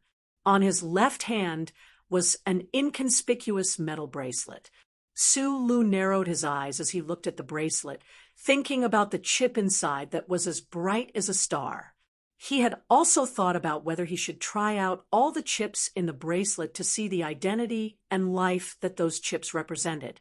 However, the pain of replacing the chips made his heart palpitate. He was also worried that this kind of unnecessary action would trigger the omnipresent, the glory of the charter. So he never took the risk. Instead, he took it slowly according to his character. There was also a thought that was deeply rooted in his heart that prevented him from using the rest of the chips in the bracelet for the time being. In his conjecture, before Uncle Fong Yu came to the Eastwood region, he must have been like a mysterious ghost with 3,000 incarnations, floating in the starry sky of the Federation and traveling the world. And this kind of life that was destined to be impossible to stay in one place for a long time, destined to be separated from the people and things around him, was not what Su Lu wanted. With a slight movement of his left hand, the car slowly started. With a low and pleasant sound, it drove out of the underground parking lot like a ghost. A very ordinary black car without obvious signs was driving on the streets of the capital's special district. Su Lu looked at the street beside the car expressionlessly, trying to get away from the prompts of the electronic map as soon as possible and familiarize himself with the streets and alleys of the capital. Another important reason for choosing the Research Institute instead of the engineering department was that the Nutshell Engineering Department was in Harbor City and the Research Institute was in the capital's special district. The final battlefield of the upcoming presidential election would definitely be in the capital special district.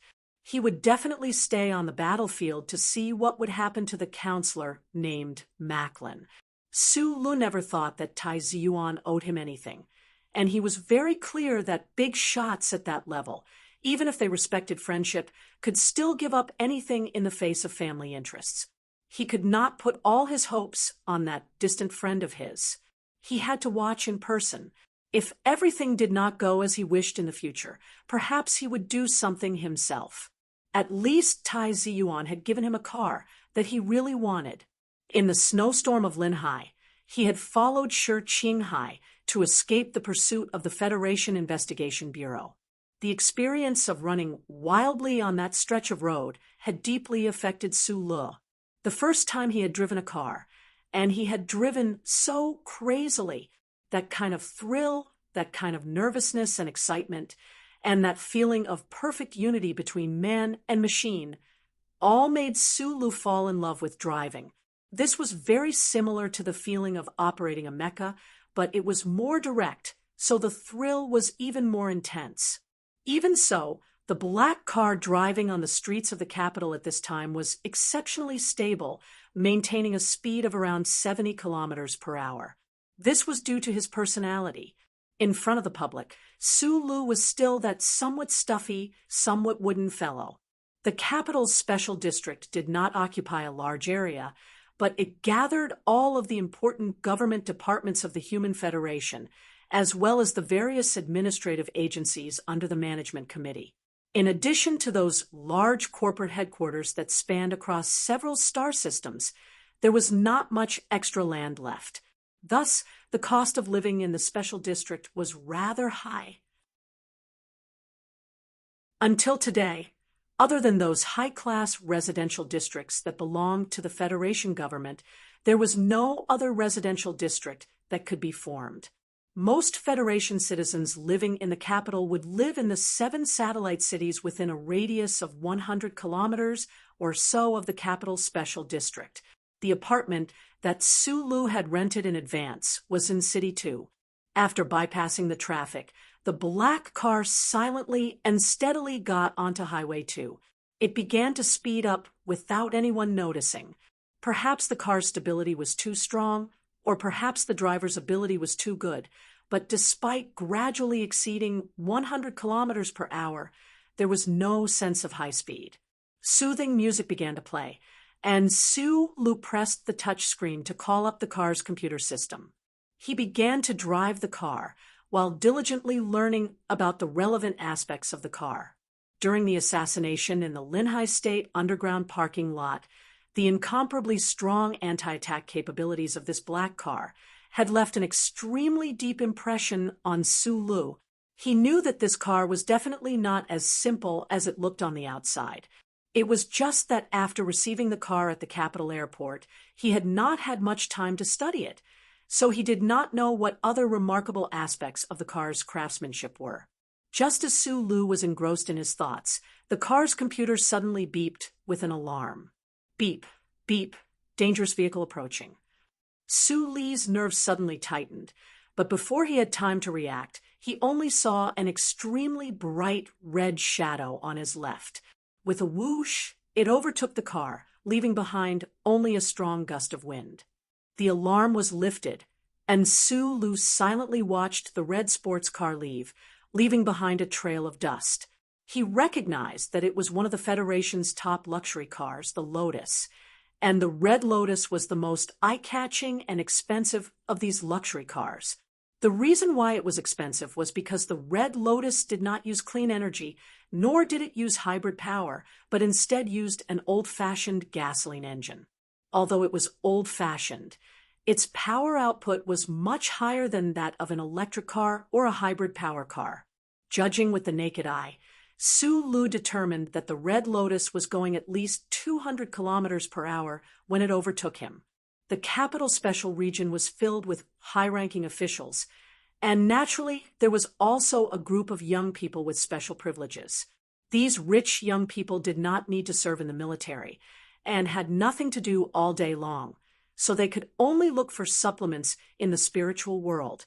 Some people might bury themselves in books, some would sink into the sea of lust, some would explore everywhere, but most people still chose to look for all kinds of excitement. Drag racing was, without a doubt, the most historical and most popular kind of activity. After all, this was the capital's special region.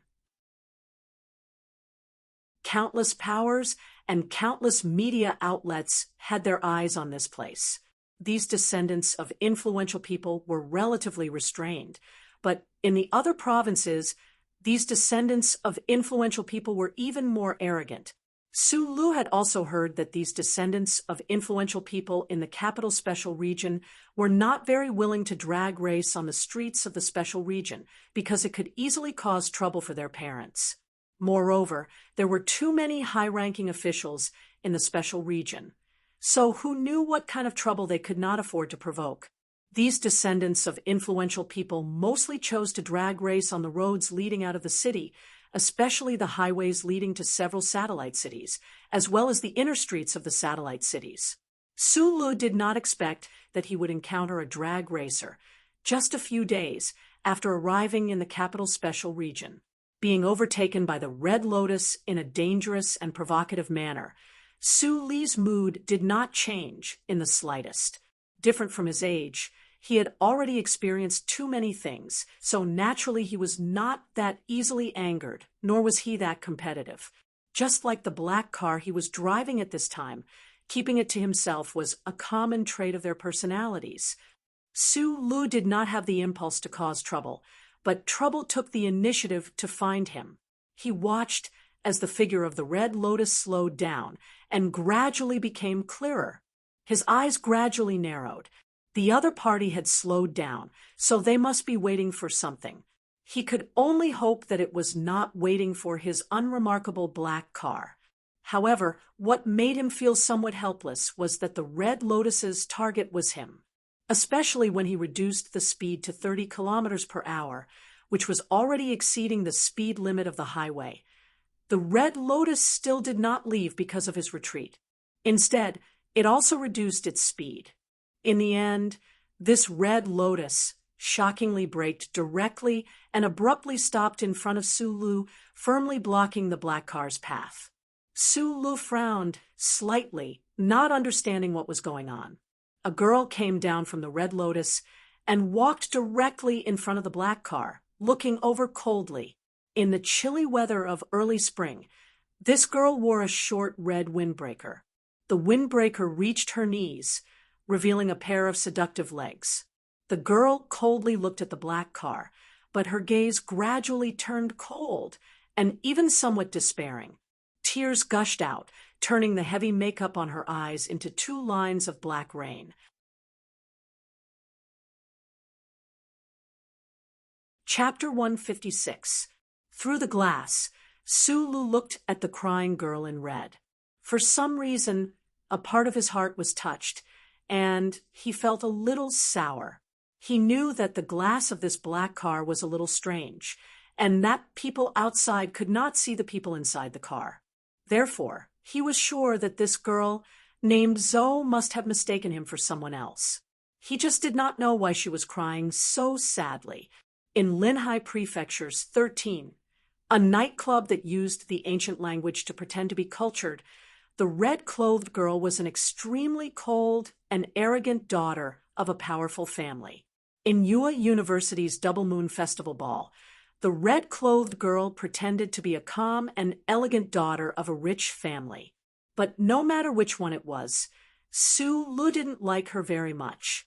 Although he and Shi Qinghai were a team, they had never been at a disadvantage in front of this girl named Zoyu, who was used to wearing red. But Sulu did not think that he would have the slightest good impression of this girl. He only felt a little disgust. But for some reason, on the highway on the outskirts of the Capital Special Administrative Region, far away from Linhai, seeing this woman crying helplessly and hopelessly, seeing her beautiful face covered in heavy makeup that gradually turned into ink rain, Sulu actually felt some sympathy for her. Probably because not long ago he had also cried helplessly and hopelessly. We only see each other twice in 2 years. In these few months, other than sending me a New Year's greeting card, you don't even want to see me. Why is that? Do you know how painful it has been these past few months? Of course, you are the high and mighty crown prince. What am I? I am a woman that your family gave you with both hands. You don't even like me. Even if I am nothing, we were friends in the past. Don't you care about me at all? I don't want that kind of care. It's just that my mood is really bad right now. There are a lot of things that I don't dare to tell my family. And now you disappeared too. Zoyu cried and even shouted hysterically at the black car. Her slightly curly hair was draped over her shoulders, and her extremely thick makeup was like a colorful wall that had been washed away by rain, revealing the miserable and pale skin underneath. Sulu had occasionally heard Tai Ziyuan mention the Zhou family siblings at the general hospital and at the seaside. Most of the time, it was about Zoyu. Tai Ziyuan had asked him to forget about the conflict in Linhai Prefecture. After all, the Zhou family was the influence that the Tai family had nurtured in the Federation government. In those 2 conflicts, Sulu and Shi Qinghai didn't suffer any losses. In fact, they even took advantage of the situation. Therefore, he didn't take it seriously and had completely forgotten about this ruthless girl in red. Who would have thought that he would meet her in the outskirts of the special district of the capital city today? What's more, she was different from her usual self. She seemed particularly desperate and real. Sulu knew that this girl in red must have mistaken him for Tai Ziyuan because of this unmarked black car. That was why she was so angry and lost her composure. He narrowed his eyes slightly. He didn't know how to solve this problem in front of him, but he knew that he couldn't let her continue to misunderstand him. Otherwise, if she said something more serious, the trouble would become even bigger. He gently pressed a button, and the car's computer immediately responded.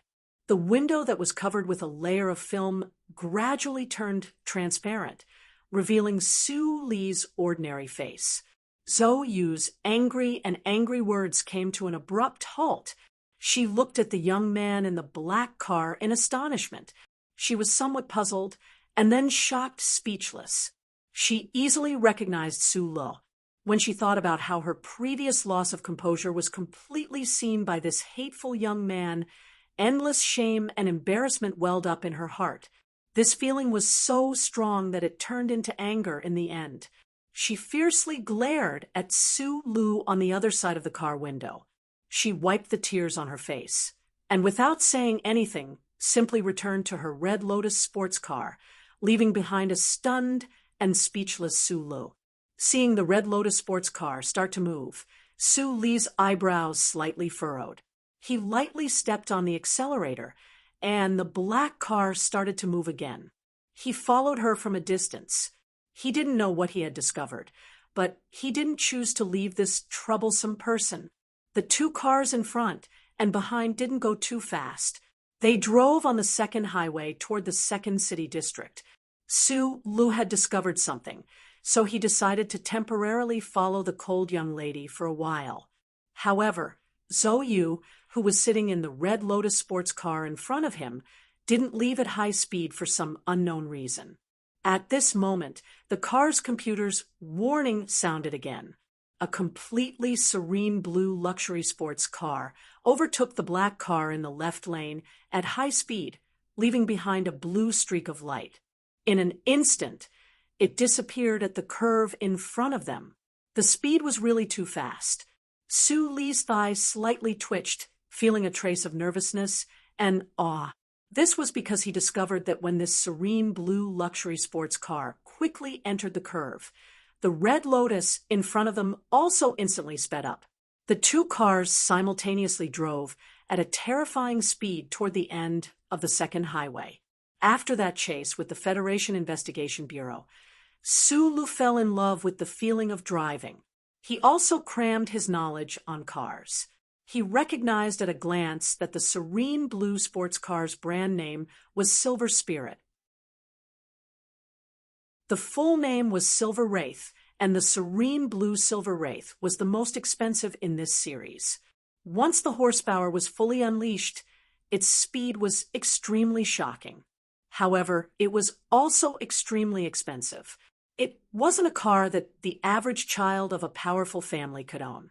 Zhou Yingxing had already become the Deputy Minister of National Defense of the Federation. No matter how amazing the background of a second-generation figure was, it was impossible for them to really hurt Miss So. Moreover, Su Lu couldn't find any reason to worry about the safety of that cold young lady. However, he didn't know why, but after a moment of silent contemplation, he stepped on the gas pedal to its limit. The black car suddenly turned into a black shadow in the twilight on the outskirts of the capital. It looked more like a real ghost than the Silver Wraith in front of it. It was incomparably smooth and stable as it quickly followed, trailing behind the blue and red wind lines from a distance. Su Li's expression was heavy, and a faint anger appeared in his eyes. His hands gently placed on the steering wheel, his eyes looking straight ahead as he allowed the car's computer to search for his target. The black car had already entered the second satellite city of the capital, the city known as Wangdu. At this time, pedestrians and cars had been on the streets for a long time. It was very lively, and the two sports cars he had been following were long gone. Su Lu was angry at himself because he had lost track of the other party, but because he had witnessed the speed of the two sports cars with his own eyes. He really couldn't feel happy. In such a crowded area, the two sports cars, Red Lotus and Blue Wraith, didn't slow down at all. They ran a few red lights and were surrounded by danger. There were a few times when they almost hit pedestrians crossing the road. Although Zhou Yu and the people in the Blue Wraith sports car were very skilled at driving and didn't cause any tragedies in the end, Su Lu, who witnessed everything from behind, felt his heart sink. People who didn't care about the lives of ordinary Federation citizens really made him feel ashamed. On the highway, Su Li's black car followed the two sports cars in front of him from afar. The high-speed black car still maintained a stable trajectory, giving people a visual illusion. However, its speed was already close to the two expensive sports cars in front. However, after entering the city, Su Lu couldn't do such a despicable thing. He could only watch as the two cars rolled up the green leaves and disappeared in front of the street. Under the remote highway of Wangdu City, the street lights were dim, and it was unusually quiet. At the entrance to the mountain near Qingshan Park, there were 5 sports cars of different styles and colors, but they were all extremely luxurious and expensive. One of them was a bright red Lotus sports car with a slightly deformed front cover. It was leaning against the mountain rock wall, and beside it was a 1-meter-deep drainage ditch. A few well-dressed young men were currently whispering something to the Red Lotus sports car. None of them noticed that a black car was slowly driving over like a ghost. Through the window, Su Lu looked at the crashed red sports car from afar. He noticed that Zoe was squatting by the drainage ditch and vomiting nonstop. He didn't know if it was because of the shock or because she was frightened. Su Lu looked over there in silence. He had a strange feeling in his heart. Although he knew that his guess was a bit ridiculous, if it was true, he had to get confirmation from the other party. This was because to him, this was related to his most important friend. He couldn't ignore it. Those well-dressed, young people were definitely trouble. Su Lu didn't want to cause trouble. He originally wanted to wait for the other party to disperse before asking Zhou Yu in private. However, he suddenly realized that the cars seemed to be preparing to continue racing on the night road up the mountain. Moreover, Zhou Yu, who was vomiting, seemed to want to change cars to continue. It was too dangerous to race on the mountain road at night. Su Lu drove the car to the side of the girl in red, and the door opened automatically. He hesitated for a moment, lowered the window, handed over a bottle of purified water and a tissue, and said, "Do you want to take a rest in the car?" When the black car approached the entrance of Qingshan Park, those well-dressed young people noticed it, especially a few of them who were quite knowledgeable about cars. When they heard the sound of the black car, they felt that something was wrong. Their eyes lit up. Zhou took the water in shock. Her makeup was still a mess because of her tears. Especially now that it had dried up, it looked even weirder. She took the tissue and water, but didn't drink. Instead, she wiped her face. It seemed that no matter what kind of situation she was in, women always cared about their face the most. After a moment of silence, for some unknown reason, she actually went around to the other side of the gate and got into the black car. "Why are you following me? You've been following me from the highway to here. Aren't you Zhang Xiaoming's boyfriend?"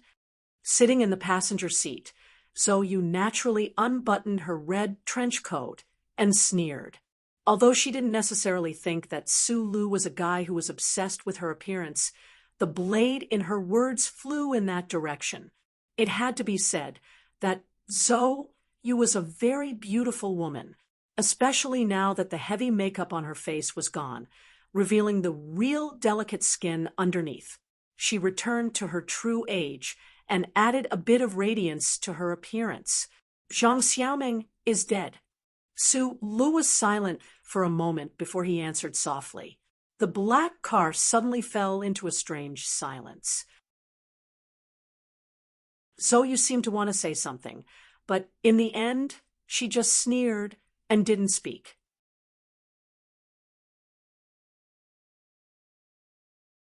Chapter 157. Upon hearing the news of Zhang Xiaoming's death, Zhou Yu fell silent. Although she wasn't close with the girl, she was still someone she knew. Especially recently, she found that because of that incident, she had some endocrine imbalance and became sentimental. In order to not let her eyes become moist for no reason, she chose to make her face more indifferent and her mind more empty. At that moment, she heard Su Li's question. This question was very natural. It was like a young woman in a coffee shop covering her mouth and giggling while asking a female friend next to her. It was also like a mother nervously and joyfully asking her daughter. No one knew about that incident. In order to hide it, Zhou Yu, who had already fallen out with her family, simply moved out. For so many days, she hadn't told anyone about this incident. It weighed on her heart, making her feel extremely painful and troubled. Su Li's ordinary face and gentle and steady pace of speech often made the people around him feel close and trustworthy. Although Zhou Yu wasn't his friend, when she heard such a natural question, the pressure that had accumulated over the past few days seemed to have found a breakthrough. She naturally replied bitterly, "It's been more than 3 months." As soon as this sentence came out, Zhou Yu's expression suddenly froze. She suddenly turned around and stared coldly at Su Li's face. After Su Lu confirmed his guess, the expression on his face became more serious and concerned. "How did you know?" The extremely cold expression didn't last long. It immediately collapsed into a pale and slightly panicked face. Zhou Yu looked at Su Lu and asked in a trembling voice. Su Li's eyes lowered and landed on her lower abdomen. If it weren't for his sharper eyes than the average person, he definitely wouldn't have noticed the slight bump. "You're pregnant. Why are you still racing?" "It's too dangerous," Su Lu said. There was no makeup on Zhou Yu's face. She was pure and beautiful. When she heard the word pregnant, a trace of desolation suddenly appeared on her face. It was just like that morning a long time ago when she left an unfamiliar apartment. She burst into tears like a broken pot. "It's none of your business. If I remember correctly, we don't know each other that well. In fact, we've always been enemies," Zhou Yu said. Su Lu had no interest in arguing with her. He only knew that he had guessed one thing correctly, and with the confirmation of her pregnancy date, his second guess was about to come to fruition. On the night after the Double Moon Festival ball, the pair involved in the scene on the grass beside the Rose River did not know that he had already seen it.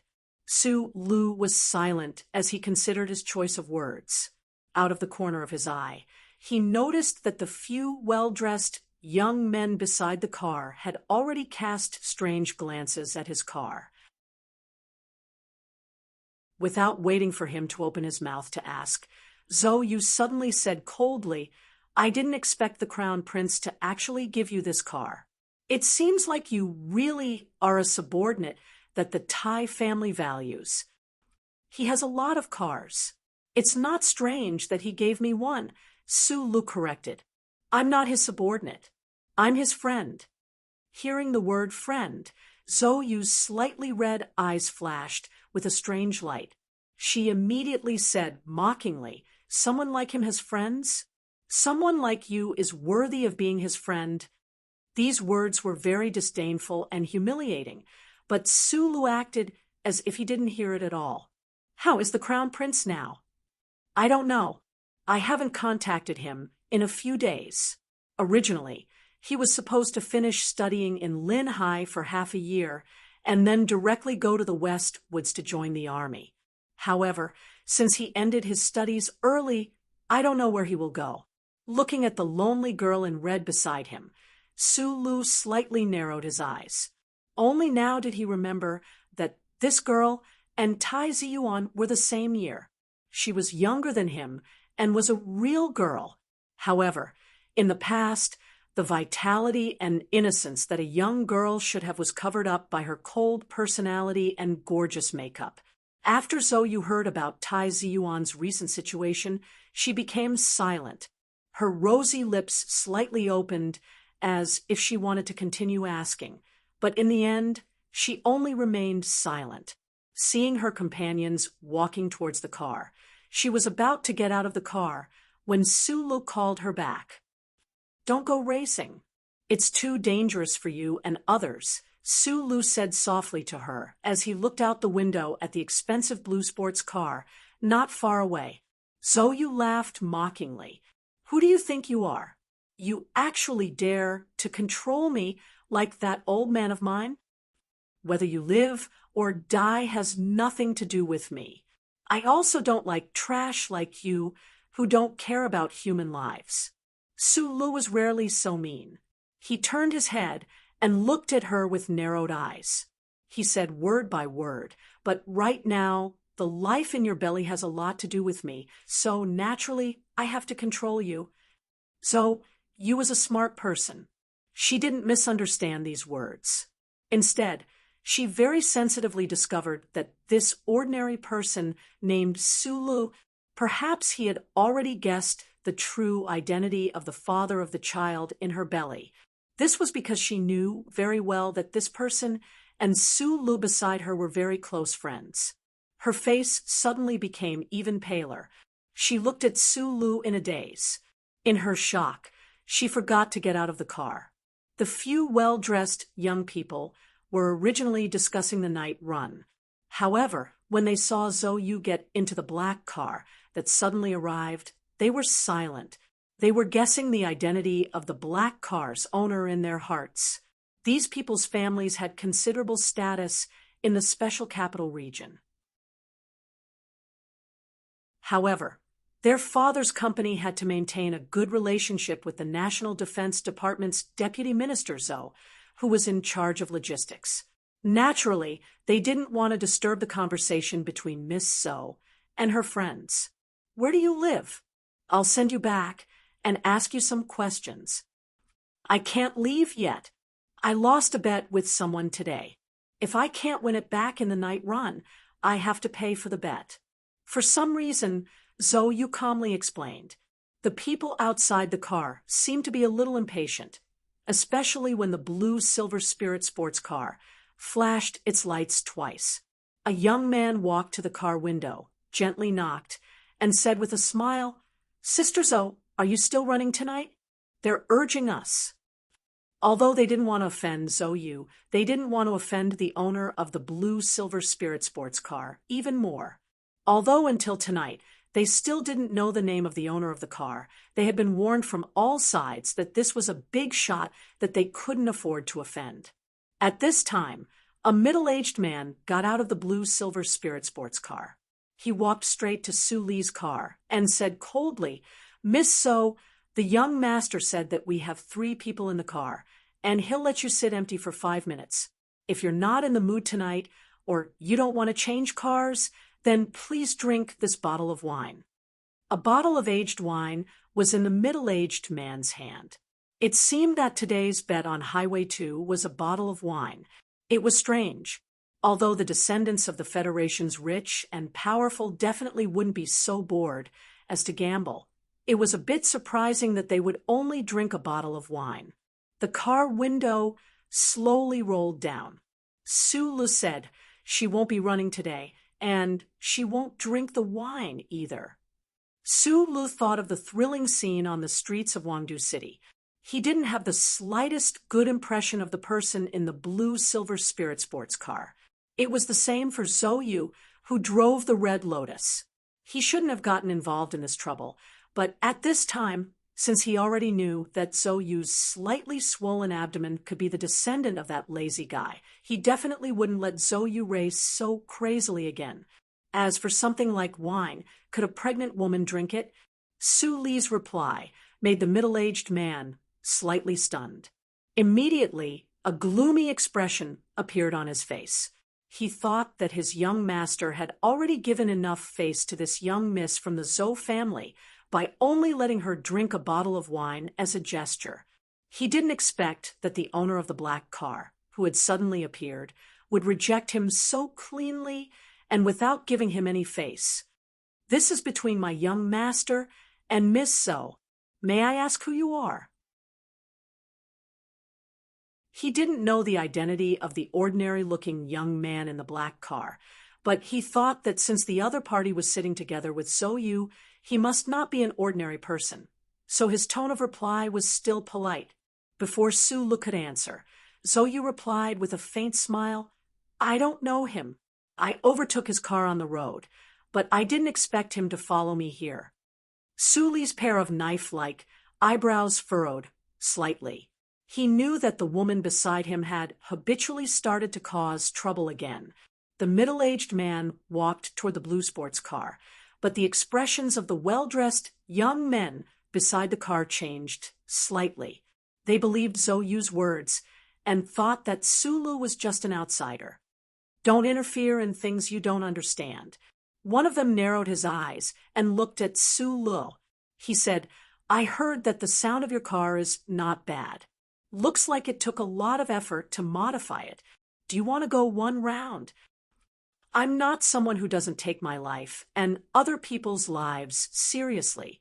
Sulu didn't have a good impression of these people outside the car, and Zhou's words put him in a bad mood. Although he still spoke calmly, there was a trace of impoliteness in his tone. "I'm giving you face, but you don't want it." The young man's expression changed. He kicked the car door heavily and scolded, "Get out of the car." Whether it was in the nightclub or in the GU, Sulu was used to the faces of these people in the Federation's privilege class, so he was not surprised by the other party's violent reaction. He was not worried that the other party's foot would be hurt. The car window rolled up, blocking out the scolding outside. He turned to look at Zhou and said, "Why do you have to cause trouble for me?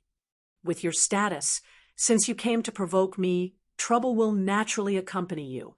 Zhou glanced at the people outside the car, but had no intention of getting out. She smiled and said, "You rejected the other party on my behalf. In their eyes, this is a very embarrassing thing.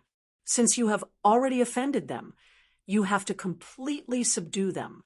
To put it bluntly, this is what this circle is all about." There was a trace of tiredness and coldness in her indifferent smile. She said, "If you can be more arrogant than them, they naturally won't dare to be arrogant in front of you." Those arrogant young people had already blocked in front of Suli's car. Two of them were even preparing to go back to the car to get their weapons. It seemed that these people didn't just disregard human life when they were racing. They were also the same on a normal day. Sulu shook his head and said, "I don't want to take this kind of class, and I'm not a member of this circle. I really hate you people. For people like you, it seems that it is more appropriate to use your fists, just like outside the ball." He did not get out of the car to use his fists, although he knew very well that when it came to fists, there were probably not many people in the Federation who were a match for him. Even the special forces of the Federation were the same. He stepped on the accelerator. The car under him suddenly sped up.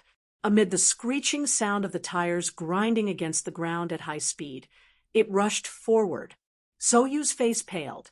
She looked at the people in front of the car and the expensive sports car and screamed, "What are you doing?"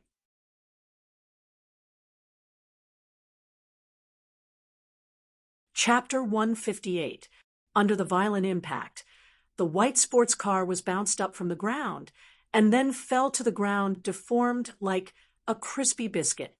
The distance between the two workshops was too close, so the impact couldn't be too big, so the deformation wasn't too serious. However, the smooth curve of the car's waist could only be judged as ugly. It lost all its beauty and looked very miserable. Especially at that moment, the sound of metal being deformed and torn apart was a great torture to the eardrums. Sulu stepped on the accelerator, and the black car crashed, shocking the group of Federation rich and powerful people. They had seen ruthless people, but they had never seen such a ruthless person. They were used to their arrogance, but they didn't expect that someone would use such an indifferent attitude to suppress their arrogance. These people scattered with pale faces, afraid that the guy in the black car would go 70 kilometers per hour at the entrance of Green Mountain Park. The door of the dark blue Spectre sports car that had been parked at the side opened. The middle-aged man who looked like a butler got out of the front passenger seat and said to the black car in a more respectful tone than before, "Friend in the car, young master would like to invite you for a drink." The bet was a bottle of wine, which wasn't a big deal in itself, but now it became a drink. The faces of the scattered young people changed slightly, as if they didn't expect that the person in the car, who was known for his ruthlessness, would be so afraid of the person in the black car that he didn't even hesitate to show weakness. Even the housekeeper didn't know why the young master in the car would ask him to come out and smooth things over for the young masters after a moment of silence.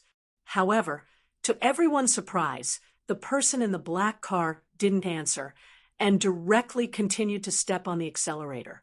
In the sound of impact, the car squeezed out a path at the entrance of Green Mountain Park, turned into a silent black phantom smoke, and disappeared from everyone's sight extremely quickly.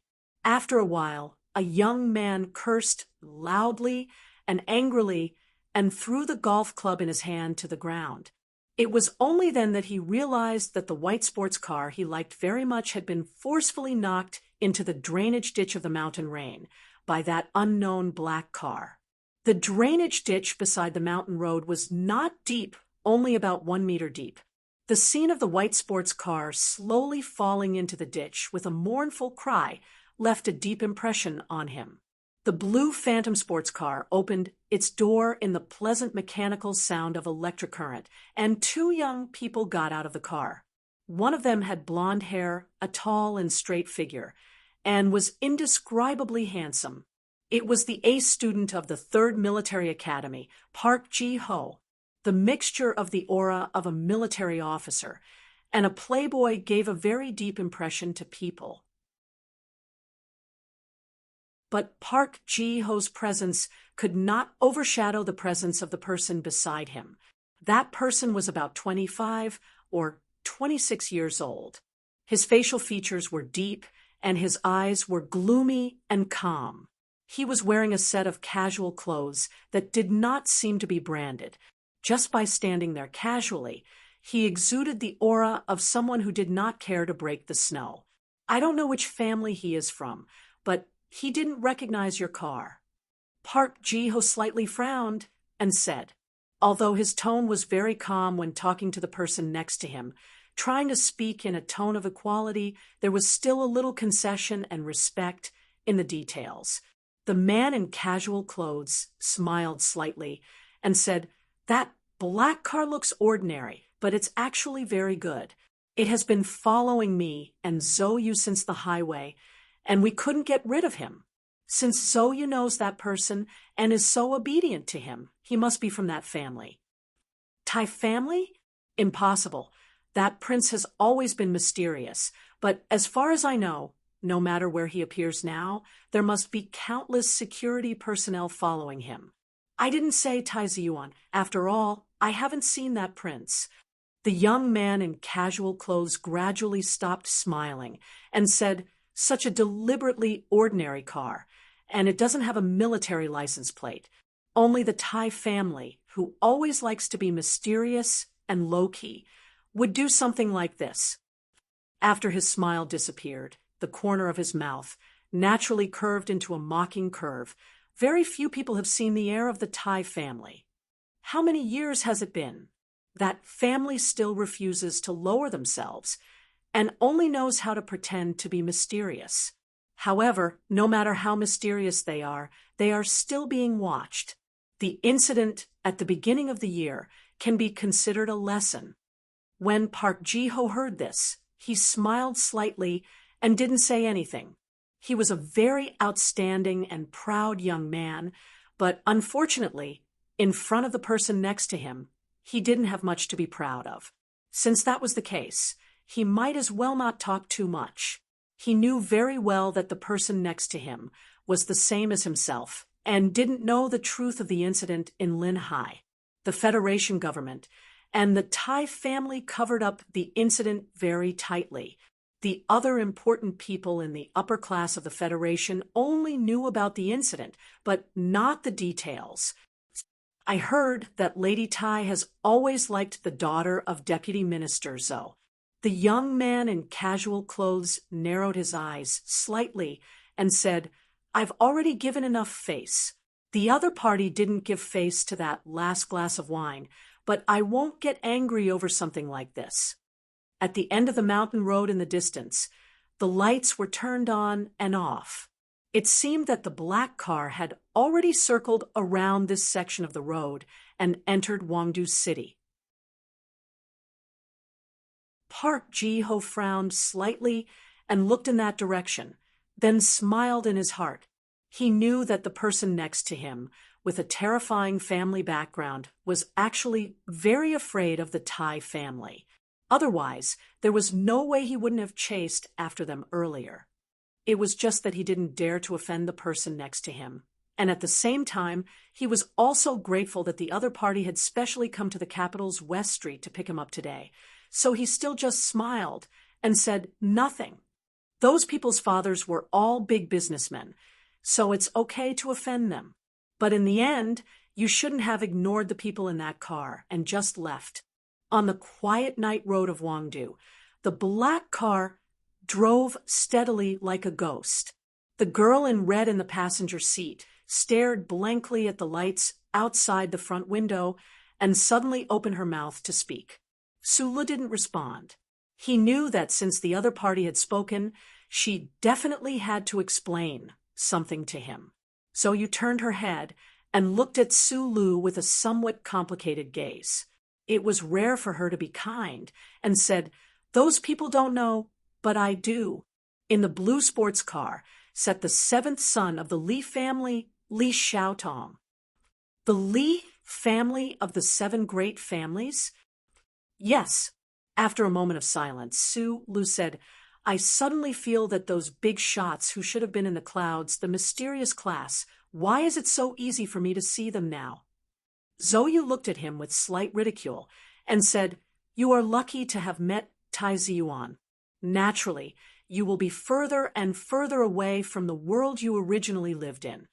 Sulu didn't answer this question. He thought silently. In fact, before he met Tai Ziyuan, he had already met the little girl of the Zhong family of the seven great families. No matter how he looked at it, the real reason that changed his life and brought him closer and closer to those legendary families was the uncle and the chip in his neck. Li Xiaotong is the nephew of the head of the Li family. In the younger generation, according to age, he is ranked 7th. He is not a guy with a good character. Today's racing bet, he already gave me enough face. In the end, he only asked you to drink a cup. It's rare that he was so reasonable. In the end, you just walked away like that. In the Federation, there are some people and some families that you can't offend. Considering your relationship with Tai Ziyuan, I have to remind you. Thank you. Suli's thank you was very natural and sincere. Since the other party was a member of the seven great families, a nobody like him could only hide far away. Even if he knew Tai Ziyuan, it was still the same. The relationship between friends and blood was so strong that it didn't take too long to come to an answer. Actually, drinking a cup of wine is nothing. I just don't want them to see my face, Sulu said. And the most important thing is that you can't drive after drinking. The night of early spring gradually cooled down like water. Zhou tightened the short, red windbreaker on her body. Sulu increased the temperature in the car. She lowered her head and thought for a moment. She looked at Suli's side profile in the driver's seat. She looked at this guy who was not very old, but his temperament and reaction were different from his peers. She suddenly said, "I don't know you very well, but I know that you are a person who doesn't like to get into trouble." In the two conflicts in Linhai, Sulu had been forced to fight back. In fact, he had never wanted to take the initiative to get into trouble. "For the sake of the child in your belly, I don't want to get into trouble." Su Li's expression was a bit ugly, but then he remembered that she was pregnant, so he changed the topic. Since the other party is a member of the 7 great families, they must know something about the Tai family. If they guessed that this car belonged to Tai Ziyuan, they might think that someone from the Tai family was in the car. The current situation is too sensitive. In order to avoid angering too many people, they definitely wouldn't dare to investigate this car. The assassination in Linhai Gymnasium embarrassed the Federation government. In the end, it ended with the suicide of a deputy minister of national defense and 7 officers of the 2nd Military Region. During such a sensitive time period, if someone tried to secretly investigate the core of the Tai family, it would definitely alarm many people. Zhou looked at him with a bit of surprise. "Madam and I talked about you. We were both very grateful, or rather surprised, by your performance in the gymnasium, but I thought that you were a rare person who was overflowing with a sense of justice. I didn't expect that you would think about these things." Su Lu remained silent. He didn't answer the question of overflowing, because this wasn't the first time he heard it. Many years ago, he became an orphan. Together with Li Wei and the others, he had to survive in the complicated environment of Zhonglo Street. Therefore, he still retained some of his sensitivity towards the current situation.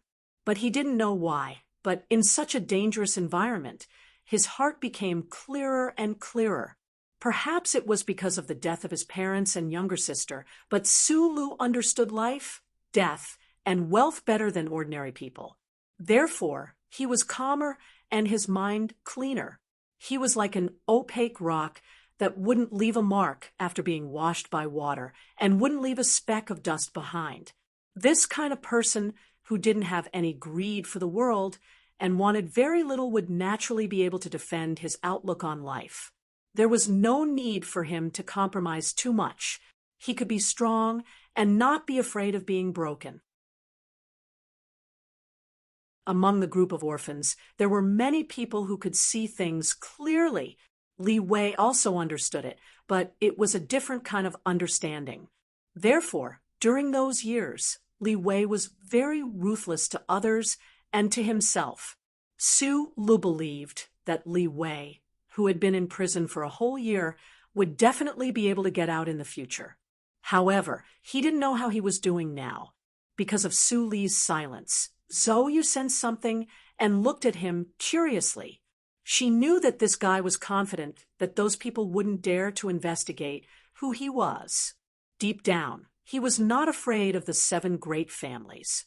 This kind of fearlessness was not referring to his ability, but his attitude.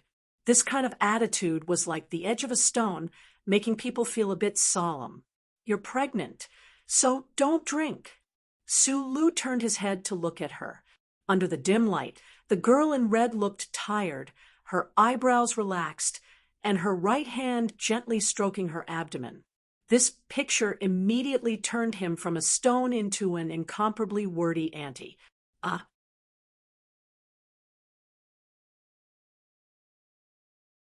Chapter 159. I can see that you're still a traitor in your bones. That's why you have a pitiful natural hatred for those in the Federation who have wealth and power. Zhou gently stroked her lower abdomen. Not only was the bump there not obvious, but it was also impossible to see anything at all. That was why she didn't know how Su Lu could tell that she was pregnant. Right now, her words were mostly used to cover up her slight panic. Su Li's eyes were too sharp. He had been immersed in the world of metal circuits with Uncle Fengyu for many years. Especially after he cultivated that mysterious power in his body, his eyes were even sharper. Even a difference of less than a millimeter would never escape his eyes. A human's body was obviously different from a machine's. However, a mechanic's bold guess and careful verification of the characteristics of his profession allowed him to successfully guess Zhou's secret. The black car drove on the quiet streets of Wangdu. For a moment, the two of them were silent. After all, they weren't familiar with each other. In fact, They even hated each other in the past. It was even more difficult to find a topic to talk about compared to looking for pear blossoms in the winter snow of Linhai. After a moment of silence, Zhou Yu indifferently asked about Tai Ziyuan's current situation. Su Lu remembered that this girl in red had asked him once before. However, he still calmly answered because he could see that her indifference was fake. He noticed that Zhou Yu still didn't ask for that person's name after hesitating for a long time. He said, "Sure, Qinghai is currently being secretly pursued by the Federation Investigation Bureau. However, he should be fine. As for where he is right now, I really don't know." Hearing the 3 words, "Sure, Qinghai," so you knew that the man beside her had guessed her thoughts. A trace of anger flashed across her slightly pale cheeks. She deliberately made a few traces of harshness in the corner of her beautiful eyes. She lightly mocked, "Scourges live for thousands of years. It's not easy for A.B*TCH like your friend to die. From your perspective, it's better for him to be alive. You can't let the child in your womb be born without a father," Su Lu replied.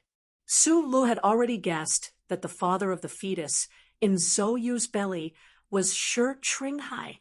Although Zhou Yu did not understand the reason, she knew that he had already guessed it. However, this sentence really opened up the matter. The red-clothed girl's heart felt as if it had been rubbed by the snowflakes by the Rose River. She felt a little sour, a little painful, and a little angry. In the past few months, her mood had been very low, but the reason for this was very complicated. She had been looking forward to the Double Moon Festival Ball for a long time. In the end, it ended in a farce between Su Lu and Zhang Xiaoming. She felt humiliated and deeply sad, but after that, she realized that besides being sad and disappointed, there was also a sense of relief. Her father, Zhou Yingxing, was directly promoted from the position of the Ministry of Defense's Logistics Department to the position of Deputy Minister. From this, it seemed that the Tai family still did not stop supporting the Zhou family because of what happened at the ball. On the contrary, their support for the Zhou family increased. Was this compensation? Sometimes she would sneer and think that what really made her mood fall to the bottom was the news of her pregnancy. Her period had not arrived, and the color of the pregnancy test paper had changed. This made her mood change, and she began to feel frustrated and helpless. From the moment she found out that she was pregnant, she knew who the father of the child was. That beautiful face with a mean smile, and that pair of peach blossom eyes would occasionally appear in her imagination and dreams. However, when she found out that the rogue official who had slapped her and had a one-night stand with her had caused her to have a child, she could not accept this reality for a while. Lady Tai still occasionally invited her to have afternoon tea together. Her father and brother still believed that she would definitely become Tai Ziyuan's partner in the future. Over the years, Zhou Yu had been influenced by what she had seen and heard. She had always thought of herself as Tai Ziyuan's wife. Now that she was pregnant with another man's child, she actually felt a strange sense of shame and panic.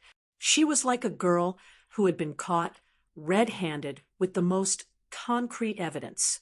That cold, proud, and ruthless woman in red was only her disguise.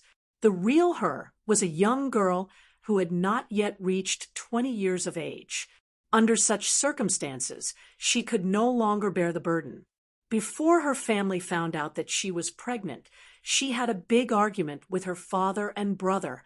She took the opportunity to move out and began to fool around with her peers in the upper circle of the Federation. She seemed to be crazy, but in reality, she was extremely frightened. She drove the fastest car, drank the strongest alcohol, and became increasingly crazy because she didn't know how to face her belly that was about to bulge. She really couldn't bear to kill the little life in her belly. Sometimes she would be in a daze and think of the man with the pair of peach blossom eyes. However, if the situation continued to develop, it would be a problem, perhaps subconsciously. She had some kind of self-destructive thought. Whether it was racing or drinking, they were all methods to destroy her life or the little life in her belly. Earlier, when those people saw me get in your car, they did not find it strange. Because in their eyes, maybe I am a very loose woman. Zoyu's face was pale, but she had a strong self-deprecating smile. Looking at the dark street outside the car window, she did not know where this car was going under the guidance of the electronic map. Her slightly dry lips moved slightly, and she said indifferently, "I did not expect that hooligan Shi Qinghai would tell you about what happened between us that night. This is very tasteless, but I have a lot of men, and I don't even know who the father of the child in my belly is. If you think that the father is your friend, and that is why you pestered me tonight, then you can stop the car now." Su Lu did not stop the car, nor did he turn his head to look at her with a very deep gaze to make her yield. He just looked at the front of the car and said slowly, "I don't know what your reputation is like outside. Even if it is, it should be something that happened recently. The existence of Lady Tai Ziyuan, and your family all guarantee that you are not a girl who casually has relations with others. I am Shi Qinghai's brother. I know that guy is indeed a hooligan, but there are really too few women who can resist his charm. Also, I happen to know that you two used to be together. I heard Tai Ziyuan talk about you before. I even know that when you two were in school together, there was that heavy truck accident that happened on the school street. Speaking of which, Tai Ziyuan has always felt guilty towards you." He continued, "He has always treated you as a childhood friend. Trust me, even if the Tai family knew that you were together with another man, they would not express too strongly. At most, Lady Tai would be a bit disappointed." Thinking about what Tai Ziyuan had said that day, Su Lu could not help but turn his head and glance at Zoyu's beautiful waist, but he thought that in the eyes of that lady, the most important thing about such a wonderful body was that it would be easy to give birth. It had to be said that the lady's taste was indeed very unique. Shi Qinghai and the girl in red next to him had only been together once, but the girl had already given birth to a baby. On one hand, it showed that Shi Qinghai was very capable. On the other hand, it also showed that the Zhou family's eldest daughter was indeed. You thought about the accident that happened when she was young, and her expression changed slightly. Then she thought about the huge situation that she was in right now, and her face gradually turned pale. Her eyes saw a pack of cigarettes in front of the car, and she could not help but frown. She subconsciously took out a cigarette, and with trembling fingers, she lit the lighter. In the high-end apartment in Linhai City, the man with the pair of peach blossom eyes had this brand of cigarettes in his house. Su Li's smoking habit was basically cultivated by Shi Qinghai, so the cigarettes that he was used to smoking now were also of this brand. She only took a puff, and before the smoke could leave her red lips, the red light at the tip of the cigarette flashed slightly, and a hand reached out from the side and rudely snatched the cigarette away. Zoyu was very angry, and the smoke in her mouth rushed into her mouth, and she coughed. Su Lu said quietly, "Pregnant people should not smoke, drink, and drive fast in the future." Pregnant person, child, father. Although Su Lu didn't do it on purpose. These words had been repeated several times during this journey that seemed to have no destination. They drilled into Zoyu's ears and stimulated her mood. She finally couldn't hold it in anymore. With a gloomy face, she shouted loudly, "Shut up! What does this have to do with you?" At this time, the black car had just driven to a quiet side door of Linyuan. There were faint lights in the distance, but it was very quiet, and only the sound of forest insects and grass frogs could be heard. Above their heads, there were stars, and 2 moons hung on the 2 ends of the dark sky, which was very beautiful. The reason why I was angry just now was because of you. This has nothing to do with me, but the child in your belly has something to do with me. Sulu stared into her eyes and said, "Maybe you don't want to accept this life, but this is not your problem alone. I can't watch you drink and drive fast, and in the end, lose your life and the life in your belly. Don't forget, the child's father is my best friend, so of course I can't allow you to do this." Zhou was so angry that she laughed and said with a cold smile, "Even if someone has to take care of this, it should be Shi Qinghai, that hooligan. You have no right to say anything." Sulu paused, and then slightly lowered his head and said, "This is indeed unfair to you, but Shi Qinghai is in a very dangerous situation right now. Under the circumstances that he doesn't know, if you choose not to have this child, it would be too unfair to him. I'm sorry, but after all, I am his best friend. Now, you have 2 choices. One is to abort this child, and then hide this matter forever. But now that I know, it will be very difficult for you to hide it from the whole world. Are you threatening me? How can you be so shameless?" Zhou stared into his eyes in disbelief. Sulu lowered his head even more. He had been thinking about this problem all along the way, but after thinking about it for a long time, he could only choose to use this kind of shameless method to threaten a girl who was naturally in a vulnerable position.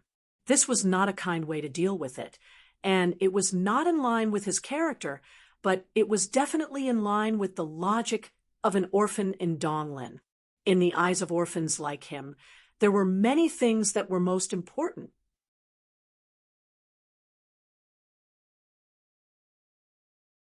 Chapter 160. I'm sorry. Sulu raised his head and expressed his apology very seriously. Wangdu Hospital is inside Linyuan. If you don't want this child, I can send you there right now. And then you'll tell the Tai family or my father about this. Zhou looked at him as if she wanted to eat him alive. Or you can choose the second option and give birth to the child. I'll take care of you during your pregnancy. Sulu thought for a moment and said very seriously, "Actually, you've been hesitating. Otherwise, you wouldn't have used alcohol and racing to try to cause some kind of accident. Since you also cherish the child in your belly, why don't you try to give birth to it?" "Give birth to it? What will happen after it's born?" Zhou looked at Sulu with a pale face and said sadly, "In the social environment of the Federation, there were many single mothers. Moreover, there was social assistance, so they rarely faced superficial discrimination. However, the problem was that Zhou was not the daughter of an ordinary family. I'll think of a way to find Shi Qinghai." After saying this, Sulu got out of the car and left Zhou alone in the car to make the most difficult choice. He quietly leaned against the heavy car door, lit up Mr. Shi's favorite cigarette, and took a deep breath. Shi Qinghai was his brother. He was an orphan and a fugitive pursued by the Federation government. He was in deep water and doing business on the edge of a knife. He might die silently one day. Sulu had been worried about him all this time. Now, unexpectedly, he found out that Shi Qinghai actually had an unborn child and a descendant. Sulu was very moved. He really wanted Shi Qinghai's child to survive. As an orphan, he cherished his descendants more than most people in the Federation. He didn't want Mr. Shi to die without any descendants.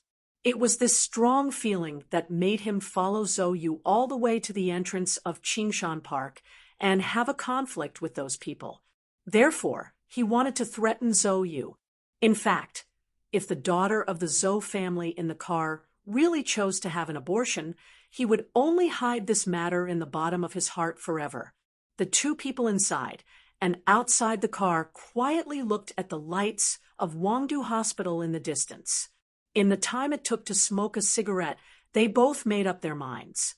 Zhou did not get out of the car, which meant that she had made a decision.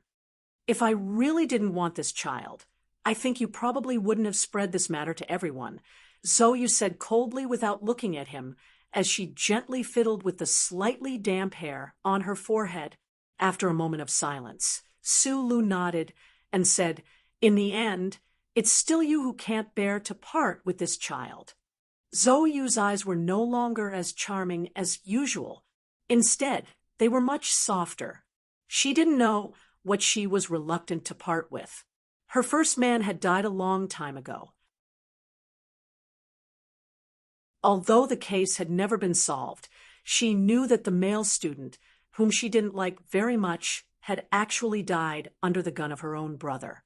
In fact, before she knew she was pregnant, she already had the existence of that beautiful man in her mind. Through her family's channels, she also knew that he was a spy for the anti-government army and was currently wanted by the Federation government. This was very good. At least she didn't have to worry about whether or not that hooligan would be killed by the army sent by her family. He probably wouldn't have any way to survive in the Federation. Zhou laughed softly. Her laughter was filled with loneliness and mockery. She turned her head and looked at Su Lu with a very strange gaze. She said softly, "Since you think you're his good brother and want to participate in this matter, then if there's any trouble in the future, you'll have to shoulder it." The girl in red, Zhou, was the incomparably pampered daughter of the Minister of National Defense, Zhou Yingxing.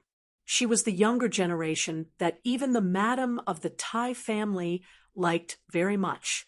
Regardless of whether she ran away from home or refused to return in a fit of pique, as time passed, the news of her pregnancy could not be hidden forever. When the time came, whether it was the Zhou family or the Tai family, they would probably ask who the child's father was. Shi Qinghai continued to be his spy and was being chased by the Federation. Naturally, it was impossible for him to be the child's father. Although this was the truth was often the most troublesome. At this moment, Zhou's words, with a cold smile, were equivalent to giving Su Lu a difficult problem. If he wanted to interfere in this matter, how could he withstand the pressure? At this moment, the car had already started moving slowly. It left the beautiful nighttime Linyuan of Wangdu Hospital and headed in the direction of the highway. Su Li's hands were placed steadily on the steering wheel. It seemed that his shoulders weren't very broad and solid. She didn't know if he could carry it. He didn't answer Zhou's question because he was used to doing rather than talking, since he had already chosen to protect Shi Qinghai's child. There were some troubles that had to be faced. The black car had not yet reached the highway intersection. Zhou seemed to be a little unaccustomed to the silence in the car. She frowned and asked, "Where do you live?" "Wangdu." "What are you doing in the capital?" "Work." "What work?" "I just joined the Shell Motor Company's spring recruitment today. I should be entering the Research Institute." Hearing this answer, Zhou's eyes flashed with a hint of surprise. Her family had always been in the military system, so she naturally knew the requirements of the Shell Motor Company. In particular, she felt a trace of surprise and a little admiration for this inconspicuous guy beside her who could actually enter the Research Institute. But in the blink of an eye, the surprise in her eyes turned into a somewhat strange smile. Su Lu was a taciturn fellow, but his brain was actually pretty good. When he heard Zhou's question, he knew that the other party was going to give him another difficult question. However, he only gave a faint smile, not minding it at all. After all, it was only right to do something for a friend. An engineer from the Shell Motor Company. Although this identity can't be approved by my family, at least it doesn't sound too bad. Zhou looked at him with a faint smile. Su Lu smiled and said, "I'm afraid this kind of trick won't be able to fool your family. That's why I'm not going back to the special region today. I'm going to your house." After Zoyu said this, her whole body relaxed. She leaned against the very comfortable driver's seat and squinted her eyes to look at the silent night outside the window. Sulu hesitated for a moment and directly replied, "Okay." Such a clean and decisive response made Zoyu feel surprised again. She stared blankly at Su Li's side profile. She didn't understand why this guy, who she didn't know, was willing to do this. Could it really be because of the father of the child in her belly? But didn't he know that doing this would cause a lot of trouble? "Think carefully. This isn't some romantic movie," she said with a cold smile. Sulu paused for a moment and smiled. He thought to himself that he was just a little hot-blooded, not melodramatic. The moment he hesitated before answering, he had already sorted out all the problems. He didn't care about the small troubles that might occur in the future. He also didn't care about the misunderstanding between friends and the possibility of an irreversible plot. Whether it was Shi Qinghai or Tai Ziyuan, they were all very rational and calm people. Their IQs were not lower than 70. The child in the belly of the girl beside him had to be alive. Mr. Shi had to have a descendant. The whole thing was that simple. "After the child is born, let me be the godfather," Sulu said. Zoyu looked at him with a complicated expression. She felt that she couldn't understand this ordinary guy. What kind of experience did he have to grow up to be such a person? On a flat area about 7 kilometers away from the 3rd recruit base of the Ministry of National Defense, a few black cars were parked on a flat area under the hill. It was early spring, but the place was still very cold. Tai Ziyuan tightened his windbreaker. He looked at the silhouette of the military base in the distance and couldn't help but take a deep breath. His eyes were still calm, but they started to show a sense of determination. According to the original plan, he would use a year to finish his studies at Yua University before entering the Silin military district. He would throw himself into the front lines of the battle against the Empire's border troops, laying a solid foundation for his destined extraordinary life. At the very least, he would need to complete the blank part of the military. However, after the assassination in Linhai State, Tai Ziyuan changed the location of his military service from the West Woods Military District to the S2 region, near the 4 states of Green Dragon Mountain. This decision was made by him alone. Other than his wife, not many people could understand his thoughts. At this time, the phone rang. Tai Ziyuan looked at the caller ID and couldn't help but smile. He hadn't received a call from that guy for many days. He didn't know how his recruitment exam in the capital was going. He was very clear about his abilities, so he wasn't worried and didn't think of calling. Through the phone, the expression on Tai Ziyuan's thin and pale face changed slightly. He was a little shocked, a little angry, and a little surprised. In the end, it turned into a bitter smile. After hanging up the phone, he was silent for a long time. He was very satisfied with Su Li's call. He was very shocked about the news of Yuzi's pregnancy. He was a little angry about the true identity of the child's father. This was a kind of anger that only men could understand. Although Tai Ziyuan didn't think about having anything with Zoyu, he still felt down when he found out that the girl in red, who always liked him, suddenly had a child with that rogue spy. If it wasn't for Su Lu running back to Linhai, that person called Shi Qinghai would have died. Maybe it would have been better. Tai Ziyuan thought silently. Then he handed the phone to Butler Jean, who had been quietly waiting behind him, and said slowly, "If Sulu calls, there are some things that I need your help with." "Yes, young master," Butler Jean answered quietly. Tai Ziyuan took his luggage from the car and carried it on his back. Under the gazes of the 10 or so core members of the Tai family, he walked along the mountain road and headed towards the military base in the distance. After walking for a long time, he waved his hand and flagged down a bus that was passing through the military base. Butler Jean silently watched his gradually disappearing figure. His heart was filled with mixed feelings. Young Master finally took his first step. It was just that he had to hide his identity and work hard at the bottom of the second military region. Who knew how much pain he would have to go through? The bus stopped beside Tai Ziyuan. The driver, who was smoking a cigarette, looked at him with an unfriendly expression and asked loudly, "New melon?"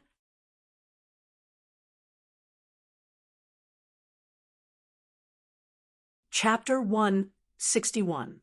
When the bus disappeared at the end of the road, Butler Jean retracted his worried gaze and boarded the bus with more than 10 members of the Tai family. In the car, the white-haired old man closed his eyes and began to recuperate. In name, he was Tai Ziyuan's personal butler, but in reality, he had a lot of power in his hands. There were several groups that were directly responsible to him. At this moment, the old man had a feeling of depression and anxiety that he couldn't get rid of.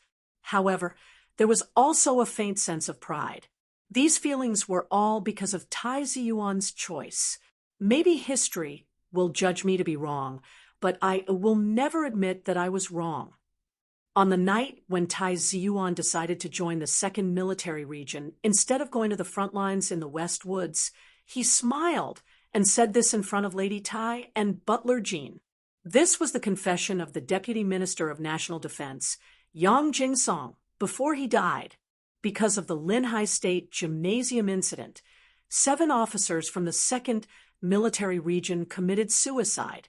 The Deputy Minister of National Defense also committed suicide. Although the entire Federation was very satisfied with the agreement between Representative Pabre and Green Dragon Mountain, within the military there were still some unfriendly feelings towards the Tai family. Even though Tai Ziyuan knew that it was a dangerous place, he still insisted on going there. On one hand, as the successor of the Tai family, he really admired those soldiers who tried to assassinate him. On the other hand, he knew very well that only by being in the same position for a few years could the soldiers of the second military region truly resolve their resentment towards the Tai family. He would definitely step onto the political stage in the future, so he had to resolve the issue with the second military region very well. Without a doubt, this was a very risky decision. That was why the wrinkles beside Butler Jin's tightly shut eyes showed his worry. After a while, he slowly opened his eyes and looked at the phone in his hand with a gaze that seemed to be able to see through people's thoughts. He thought about the call that his young master received before he left and frowned. The call was from Su Lu. Butler Jean had no idea that Zoe was pregnant. All he could think about was Su Lu, the seemingly ordinary young man. From the old man's point of view, Su Lu had always possessed a kind of craftiness or intuition that belonged to the lower class. This ability had always been hidden under that calm and sincere face, which made the old man feel a little uneasy. Being the young master's friend would definitely bring more benefits than being his subordinate.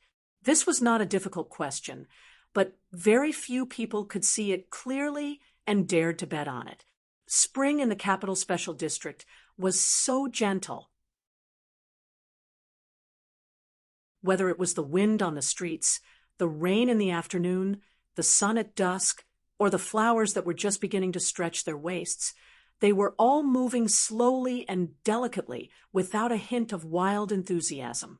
A black car with an ordinary license plate, without a logo, slowly moved along the streets. In the driver's seat, Su Lu, who was wearing a military uniform, squinted his eyes and observed the capital's streets outside the car window. He saw many buildings that he had only seen in postcards. These buildings were of different styles, but they all exuded a faint sense of solemnity. This was the core political district of the Human Federation for tens of thousands of years. It seemed that every brick and every metal wall reflected the light of history and glory and breathed in the aura of authority and solemnity. When he was mixing in with the orphans in the Donglin district, Su Lu never thought that his life's dream would come true one day. he could actually drive a car and slowly drive in the most central district of the Human Federation. And he was also one of these people. However, after his dream became reality, his original dream had already changed. The goal he was looking for was no longer the same as it was in the beginning. A faint sense of oppression enveloped his heart, making his breathing a little uncomfortable. Subconsciously, he tugged at the button on his collar. It had been a few days, but he still hadn't gotten used to the military uniform he was wearing.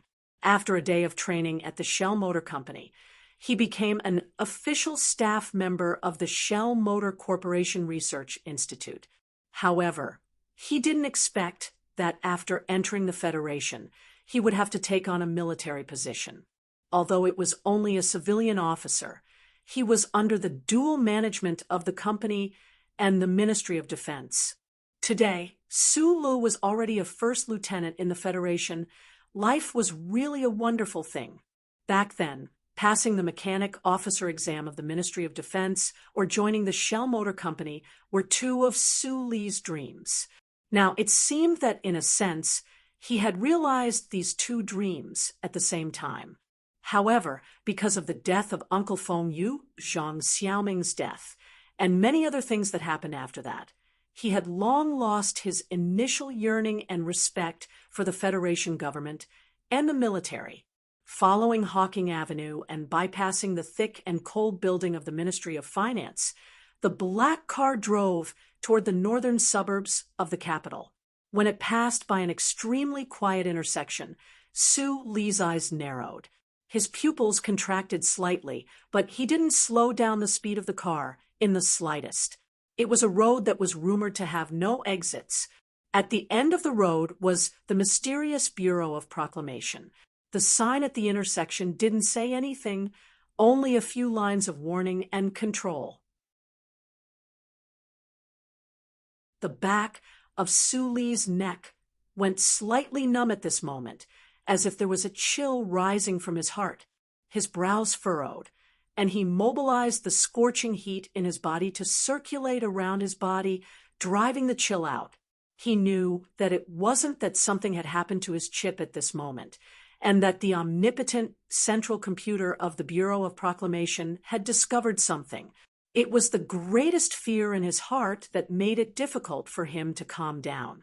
The mysterious Bureau of Proclamation was the existence that Sulu feared the most in the Federation. However, he also felt that one day he would drive a car along that road that had no exits and have some sort of relationship with the Bureau of Proclamation.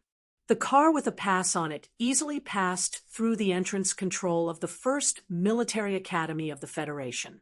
It went around the quiet passageway beside the Lotus Pond and passed through 2 checks before arriving at the 3rd department of the Shell Motor Company Research Institute. When Sulu first came to the Research Institute, he also felt that it was a bit strange. He didn't expect the 3rd department of the Shell Motor Company Research Institute to be located on the campus of the 1st Military Academy. Later, he gradually understood that the Husk Institute was a very liberal department. The main research topics were all research and development with well-known professors from various universities. Therefore, the Shell Motor Company simply set up a few research institute branches in various universities to facilitate the work of the old professors. It was also because of this reason that the Federation government required the staff in the Research Institute to be transferred to military positions in order to strengthen their control of this area. Of course, the old professors were excluded. Walking from the parking lot to the quiet building, the contact between the insulating material floor and the soles of the military boots made monotonous sounds.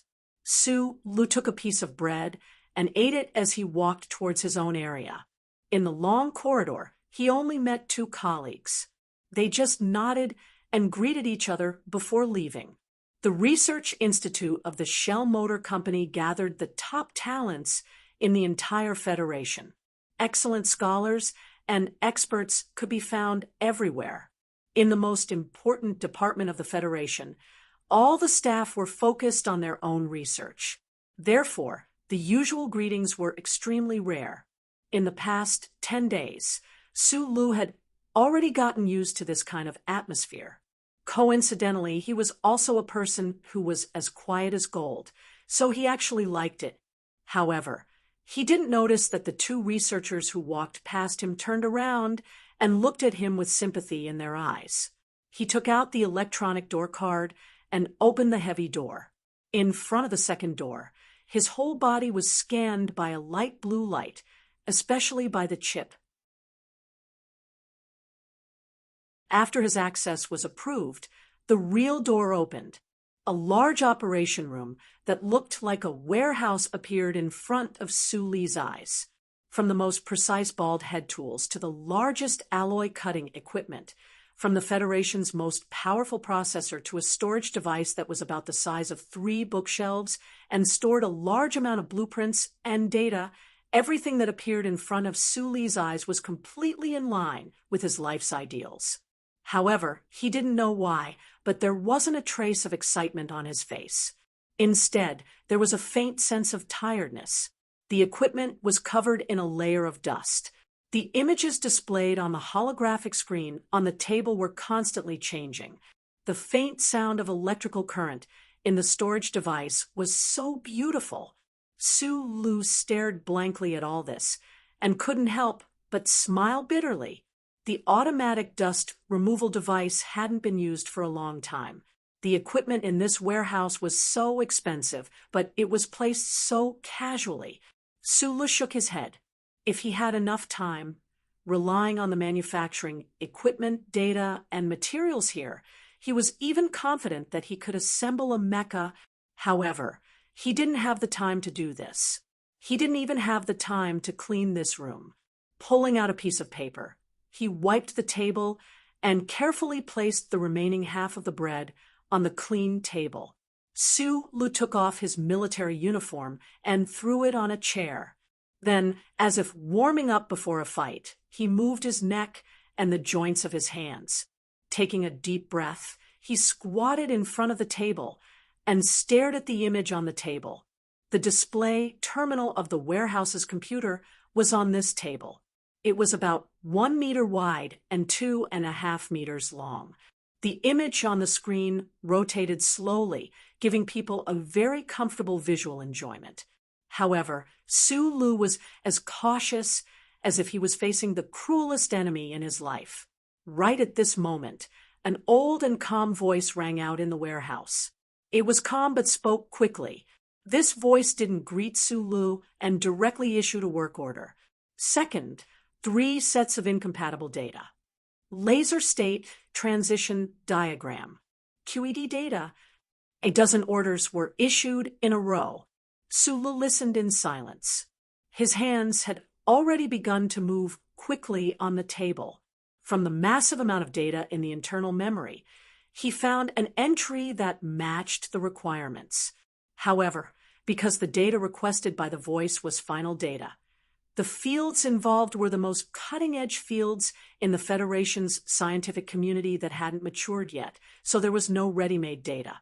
He looked for suitable mathematical tools, borrowed the computer's powerful computing power, and summarized the data. According to the other party's request, he carried out the final image process.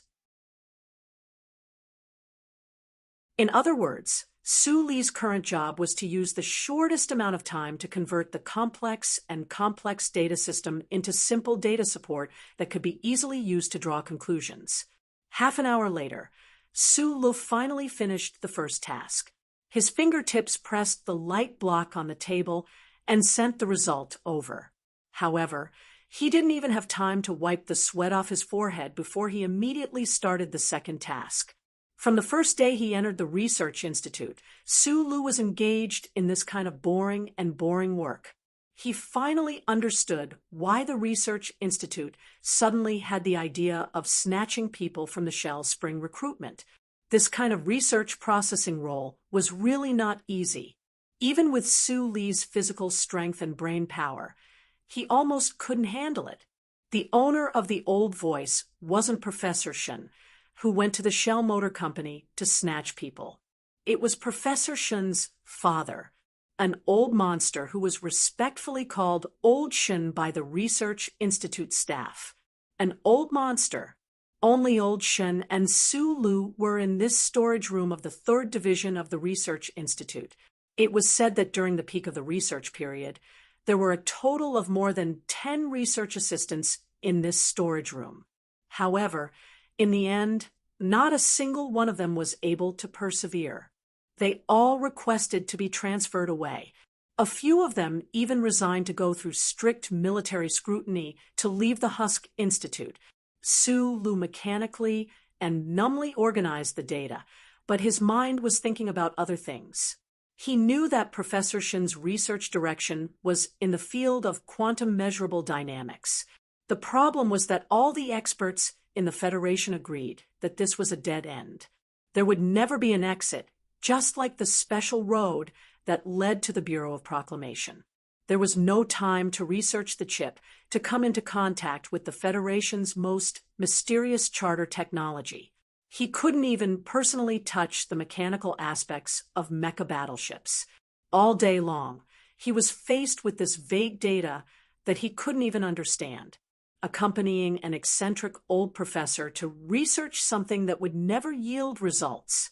Sulu suddenly had doubts about his own choice.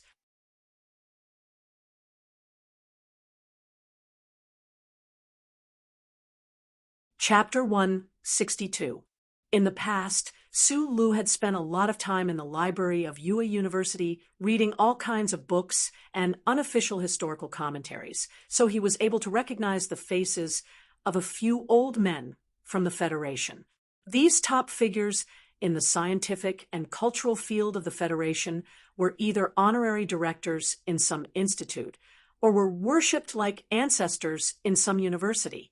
Electronic gossip magazines loved to write about people, especially celebrities such as Jian Shuier, certain politicians, and that mature female anchor on the news channel of the Federation. The academic gossip magazines that were subsidized by the education fund of the Federation actually had the same hobby.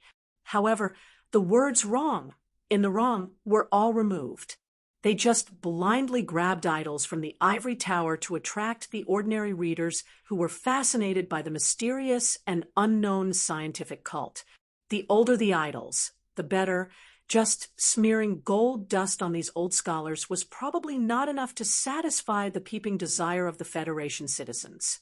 Therefore, the biographical articles in the academic journals always described these old men as strange people. No matter whether these old men were historians or astrophysicists, in these articles, they were all old fools who were cooked in a pot and walked around like ghosts. The old professor that Su Lu was following now had the surname Professor Shin and the name Yufei.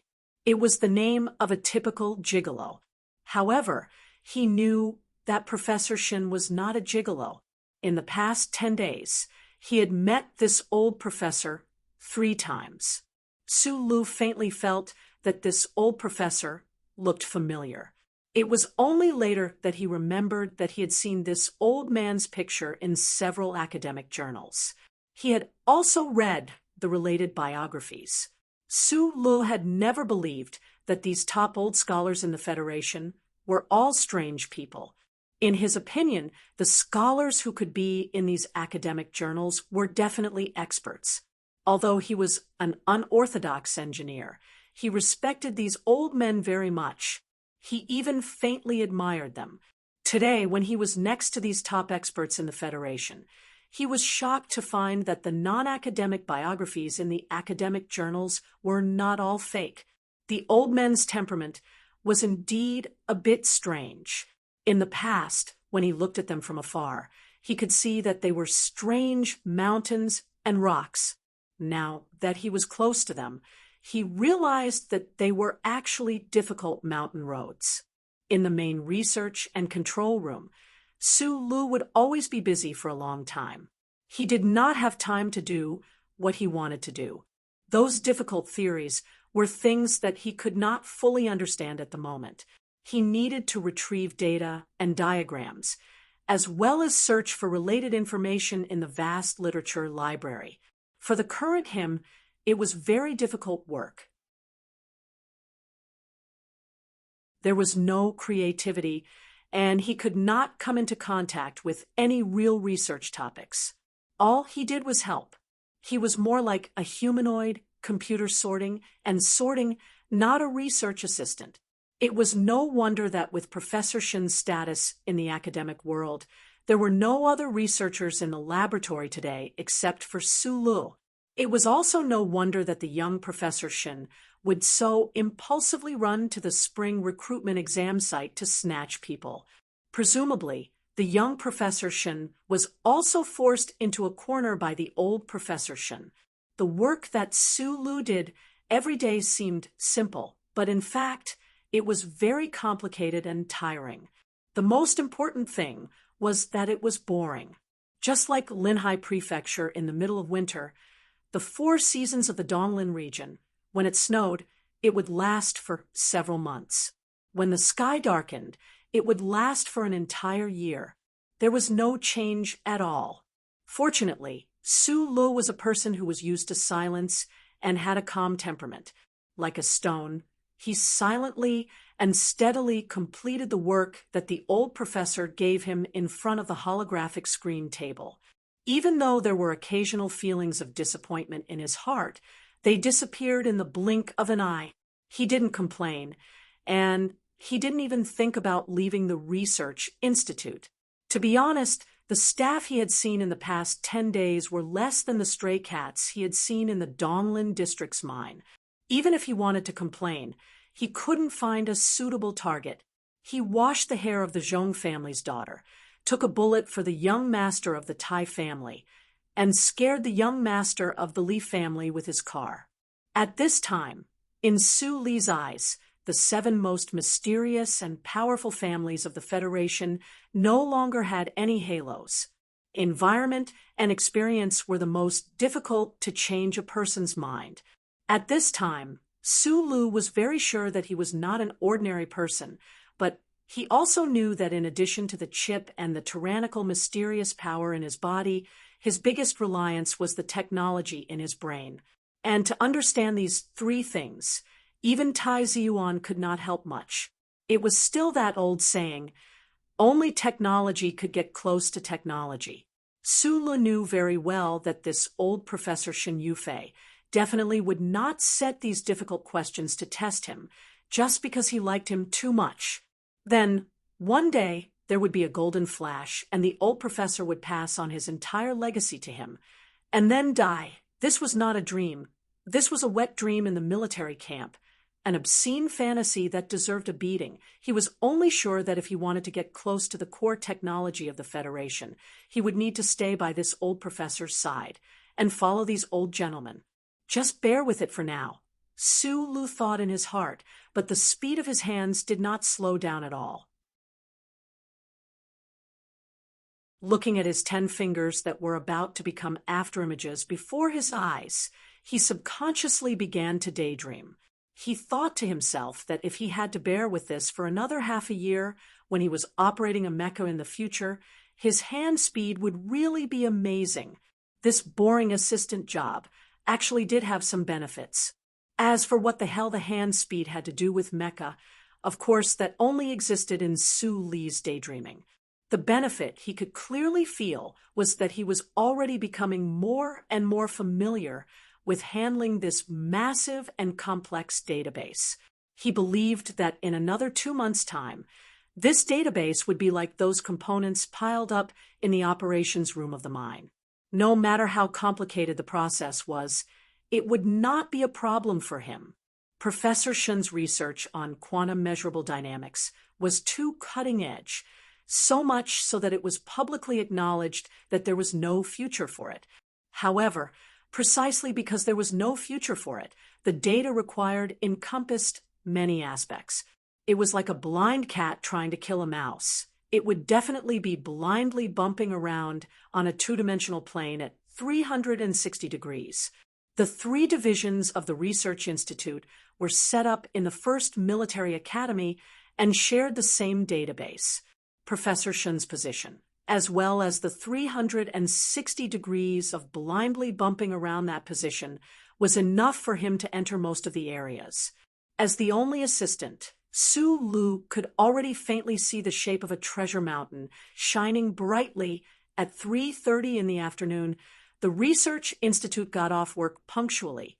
There were still many researchers who had not completed their research projects, so they would still remain in their own labs. However, Su Lu had already packed up his belongings neatly, put on his military cap, typed his farewells on the desktop, and left the storage room immediately. Before he left, he glanced at the row of Federation cutting-edge equipment covered in fine dust and could not help but sigh. He thought to himself that he would definitely find some time tomorrow to come out and fix the dust removal equipment. It was fine as long as he completed his own work. There was no need to spend all his time with that old man. Su Lu would leave punctually every day.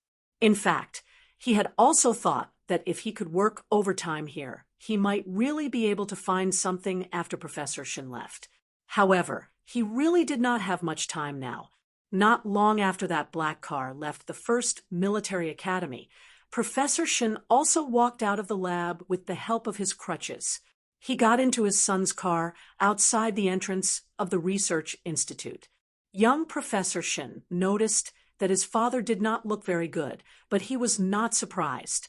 Ever since his father devoted himself to the research of quantum measurable dynamics 10 years ago, this had already become a fact that was destined to happen. Young Professor Shin could not help but sigh in his heart. With his father's status in the scientific community of the Federation and his identity as a Nebula Award winner, in the last few years of his life, he had entered a dead end. As a son and student, he was really disappointed.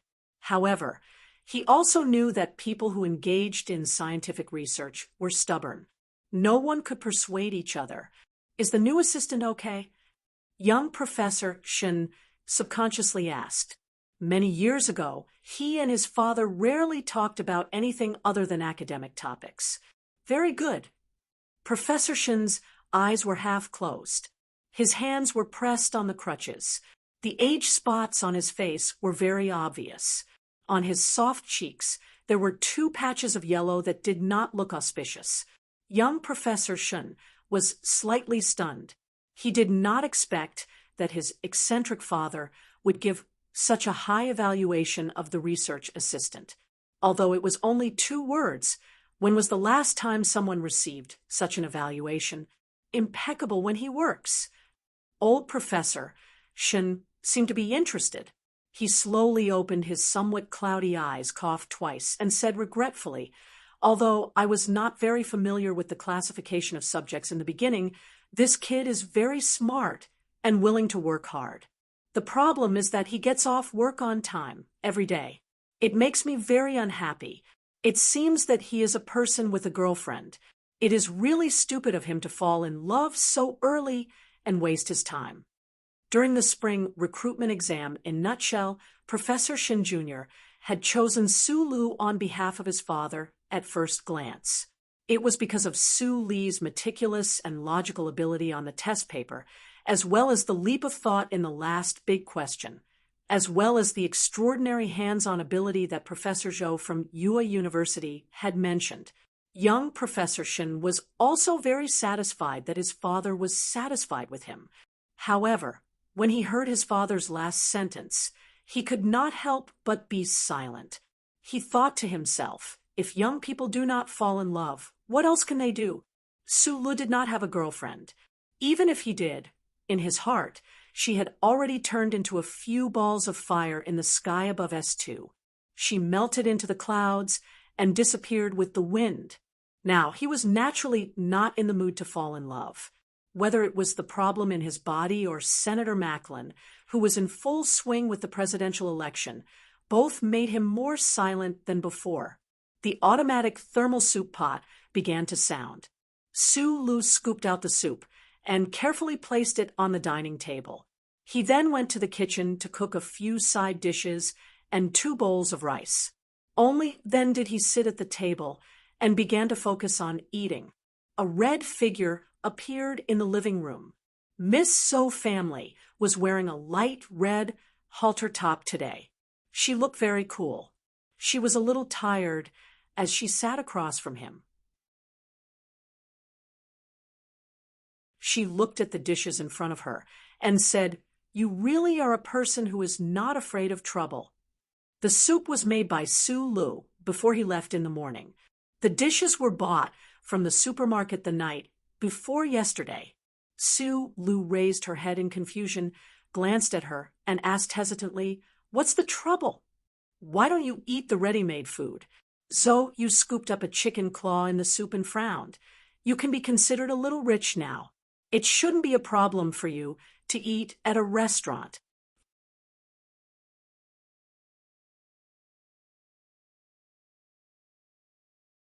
Chapter 163. Speaking of synthetic meat, I've always had a question. You're now a member of the Husk Institute, so I can ask you about it. Zhou Yu looked at him and asked, "The Federation's synthetic meat fibers have been in use for many years now. Why haven't we seen any applications for them in other areas? For example, in the area of mecha linkage devices." Zhou Yu, who was wearing a red halter top, sat quietly across from Su Lu and asked seriously, in her opinion, since this ordinary-looking but eccentric young man was able to enter the most advanced research institute in the Federation, he naturally had some areas worth learning from. Su Li's fingers froze in the middle of picking up food. Only then did he remember that the girl's father was the Deputy Minister of National Defense. Although not all families of generals could produce tiger girls, they rarely produced trash. At least this question seemed ridiculous, but in reality, it was a very important matter. I've never been able to get through the ethics committee, and the most important thing is that protein cannot withstand high temperatures, and whether it's mecha or other mechanical equipment, being able to withstand high temperatures is a basic requirement. A few days ago, when he was helping Professor Shen organize some information, Su Lu had seen a few famous biochemical hybrid experiments in the 23rd constitutional calendar. In that grand experiment that lasted 40 years, countless failures proved that this idea could never become a reality. He raised his head and looked at the girl in red, or perhaps it should be called the girl in red now. Who knew how many thoughts flashed through his mind at the same time? Zhou Yu was not wearing any makeup today. Her features were more delicate, and her shoulders were exposed beyond the too thin straps. Her entire person was languid, but there was only calmness, a calmness that seeped out from her bones. She picked up the food on her plate with her chopsticks. Her movements were silent and natural. Whether she raised her hand or not, she always appeared so elegant and quiet. Su Lu looked at her, and his two knife-like eyebrows gradually rose. There was a strange look in his eyes. After these few days of interaction, he confirmed that this girl, who was not yet 20, was not as difficult to get along with as he had thought. It could even be said that she had a good upbringing. Speaking of which, how could a daughter-in-law that could be chosen by Lady Tybia Bitch with heavy makeup? Su Lu just did not understand why the Zhou Yu he saw in Linhai was a completely different person. She was a disgusting woman who was cold and arrogant to the extreme. He could not figure it out no matter how he thought about it. He could only sigh and admit that women were indeed the most elusive creatures in this world. It had been more than 10 days. In these 10 days, Zhou Yu had been staying in Su Li's rented apartment, watching TV, and surfed the internet to kill time. Perhaps it was because of her pregnancy, but she always looked so tired. Su Lu is also a quiet person. In addition, they were not very happy to see each other, so these days the two of them did not talk much. After being stared at by Su Lu for so long, of course Zhou Yu knew, but she did not react at all. She just obediently finished the rice in her bowl, drank the high-energy protein powder that Su Lu had prepared for her beforehand, and ate a folic acid tablet. Then she smiled at Sulu and said, "Do I look good?" So you did not mind being stared at. She was born beautiful, and since she was young, she had always been the center of attention. However, in the past, the unscrupulous people who dared to stare at her around the 3rd Military Region either had their legs broken or were thrown into the cold winter river. These past few years of life experience had turned this girl into a person who used coldness and indifference to hide her frustration. However, ever since that night, sitting in that black car and following this small-eyed boy in front of her back to this ordinary apartment, Zoe suddenly realized that such a peaceful home life was not all that bad. It was just that this whole thing was really ridiculous. Zoe often wondered what kind of person Sulu was. She had seen bored men who were willing to stab themselves a few times out of loyalty to their brothers, but a man who took over everything so calmly and was not afraid of any troubles or misunderstandings was really rare. Although Su Lee's eyes were small, they were often squinted, just like when he was staring at her blankly right now. Strangely, there was no coldness or harshness in those eyes, nor was there any discomforting emotion. There was only a faint smile. Not sincere, but also amiable and trustworthy. Anyone who spent some time with Sulu would fall in love with this quiet young man, and it was not the romantic type. Zoe was no exception. So the words, "Do I look good?" made people feel uneasy and had a deeper meaning. "You look good." Sulu nodded and said sincerely. The eldest daughter of the Zhou family, who was not wearing any makeup, was more than enough to be called beautiful. Her facial features were not suitable for heavy makeup to begin with. It was only suitable for light application. Coupled with the serenity between her eyebrows at this moment, she was even more beautiful. This answer did not surprise Zoe. Even a person who was not direct would know when to say something direct to cover up. But the problem now was that she did not understand what this seemingly ordinary young man in front of her was hiding. Or, to put it more deeply, she did not even know if he was hiding anything. At the entrance of Qingshan Park, Sulu called out and knocked over a car. She followed him. Outside the Linyuan of Wangdu Hospital, Sulu smoked a cigarette outside the car. She thought about it for a while in the car and did not get out. She followed him directly to this inconspicuous apartment. Zoe believed that she was a clear-headed person. She was willing to follow Sulu aside from some thoughts that could not be exposed in front of others, mostly because of the little life in her belly. No matter what kind of woman she was, at the moment of her first pregnancy, she would succumb to her instincts, or rather, succumb to her secreted hormones. A greater woman would have such a thing as maternal love, so they would be sentimental, sensitive, and give birth to a tigress who would not care about anything. Zoe became ruthless, so she ran away from home, washed away her lead, and hid in this apartment to prepare for the birth of her child. She had been sentimental before, so when she saw Su Lee's black car on Highway 2, she would cry like a black cloud destroying a city. But now that everything had settled down temporarily, it was difficult to calm down her increasingly sensitive mind. She had her own reasons for the situation in front of her, but what about him? Was it really because the child in her belly was the descendant of his brother? Zoe sipped the sticky protein powder and frowned slightly. She did not deliberately hide the cautious gaze she shot at Sulu. It was still the same saying. It was common to be limited by the so-called loyalty. Because of a moment of hot-bloodedness, it was rare to be able to protect someone gently for a long time, not tired of trouble, and not be disloyal. Zoe tilted her head slightly and looked at Sulu with interest. These days, Sulu had looked up a lot of things on the internet and took very good care of her. Whether it was cooking or washing, he did not show any reluctance or boredom looking at his behavior. It seemed as if he was prepared to protect her for as long as he could not find Shi Qinghai. However, at this time, Both the man and woman at the table knew that it was not easy for Shi Qinghai to come back openly.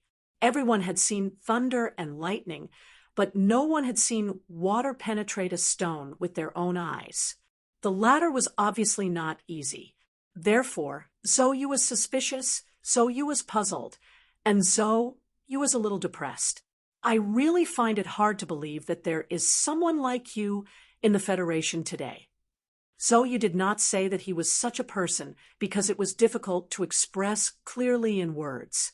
It was probably a positive evaluation related to morality. You women don't know much about men's affairs. Sulu said an old saying that was not liked by feminists. He explained with a smile, "In my eyes, the women of my brothers are not women. Trouble related to my brothers is not trouble." These words were not crude, and neither was the reason. However, no matter which era, there were many people who believed in these simple principles, but there were only a few men who could truly put their brothers first and not seduce their wives. Sulu did not know what he was doing now. In a certain time and space, there was a second master who did the same thing on a journey of thousands of miles. With his personality, he would just do what he did. He wasn't even willing to explain himself. However, when he looked at Zhou Yu's eyes, he knew that pregnant women were sensitive. He had no choice but to explain with a smile. Even if she was a very beautiful pregnant woman who had a grudge with him, before, she was still a pregnant woman after all. The human rights of pregnant women were above everything else. This was a simple arithmetic problem, 2 to 1. Zhou Yu was not a stupid woman. Although she had done some stupid things in the past few years, that was because she wanted to do it. When she heard Su Li's words and looked into Su Li's eyes, she suddenly smiled and said softly, "I really don't know if that hooligan surnamed Shi is lucky or if I am lucky." Although she said this lightly, Zhou Yu's eyes were filled with a faint sense of awe. She respected Su Li's actions, but she also feared Su Li's actions. There were very few people like him in the Federation. She wondered what kind of people he would become in the future.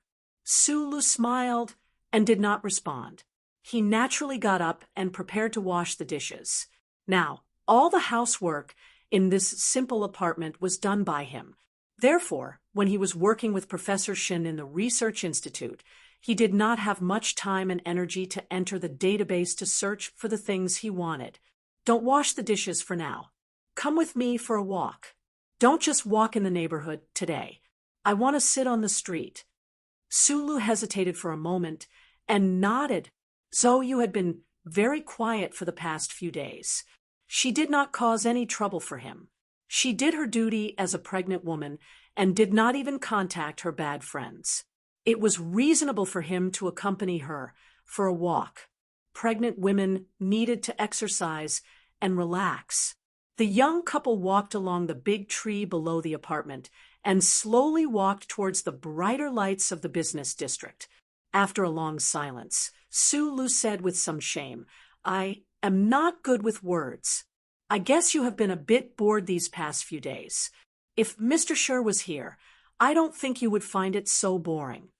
When she heard Shi Qinghai's name, Zhou Yu's expression changed slightly. She immediately returned to her usual cold and indifferent appearance in front of others. From the corner of her eyes, she caught a glimpse of a few figures in the dark at the entrance of the neighborhood. She could not help but frown. Those people were tall and sturdy. It seemed that they had no intention of hiding their whereabouts, but they also had no intention of coming forward. Sulu looked over there and said, "Trouble is coming. This is a very natural thing. You can't take me to the triangle." Zhou Yu tightened the pony around her shoulders and said with a slight ridicule, "If you can really hide it from my family and let me give birth to the child, it will be a miracle." Sulu was surprised that the Zhou family found out about Zhou Yu's whereabouts so quickly. After all, It was not difficult for the Minister of Defense to investigate a person in the Capital Special District. You said you were not afraid of trouble. Zoyu's hand slowly stroked her slightly bulging belly. Thinking about the tragedy of the child in her belly, if she was caught by her family, her voice could not help but become cold. The key is your attitude. Su Lu looked at the guys, who were obviously soldiers. He carefully held her arm and stepped over the metal railing at the entrance of the neighborhood.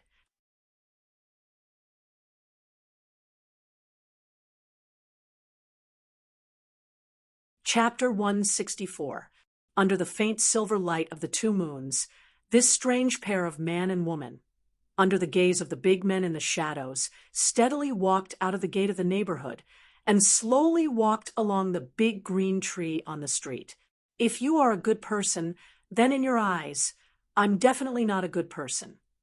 Zoyu's tone became harsh again, just like the unruly girl from before. Maybe it was because she was being watched by her family again, which made her a little unhappy. Fortunately, there was a hint of self-mockery in her harsh tone. So Su Lu just frowned. Do you want to go back? Zoyu was not a girl who was used to thinking about other people, but maybe it was the chicken soup from the past 10 days that worked. She looked at Su Lu, who was silent, and took the initiative to ask. Su Lu glanced at the shadows behind the tree from the corner of his eyes.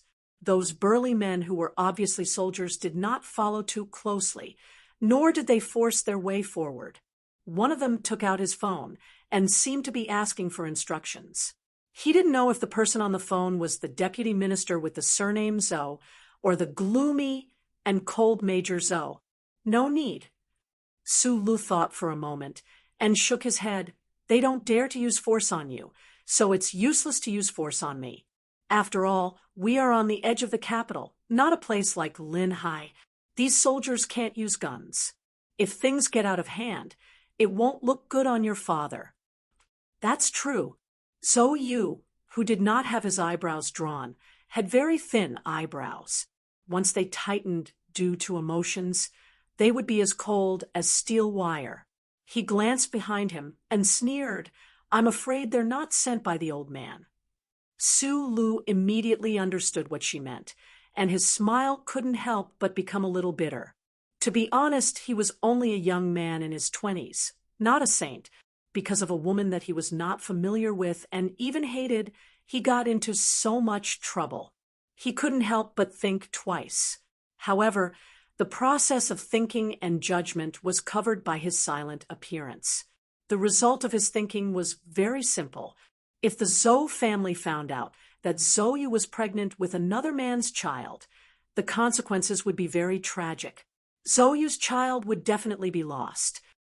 It is indeed a little troublesome. You can't just hide in the apartment. Every month, you have to go to the hospital for a checkup. You have to go out. The two of them slowly walked to the outside of a tea house. The stalkers behind them still didn't make any movements. Su Lu and Zoyu sat by the window. They ordered a pot of chrysanthemum tea that pregnant women could drink and fell into silence. Other than how to take care of the baby in their arms, the two of them did not have much in common. After saying goodbye to Zoyu, Su Lu walked out of the tea house. Leaning against the glass window, he took out a cigarette case, lit a cigarette, and took a deep puff. The taste between the tip of his tongue and the gap between his front teeth suddenly became a little sour. He subconsciously glanced at the 3 sevens on the cigarette case and couldn't help but smile.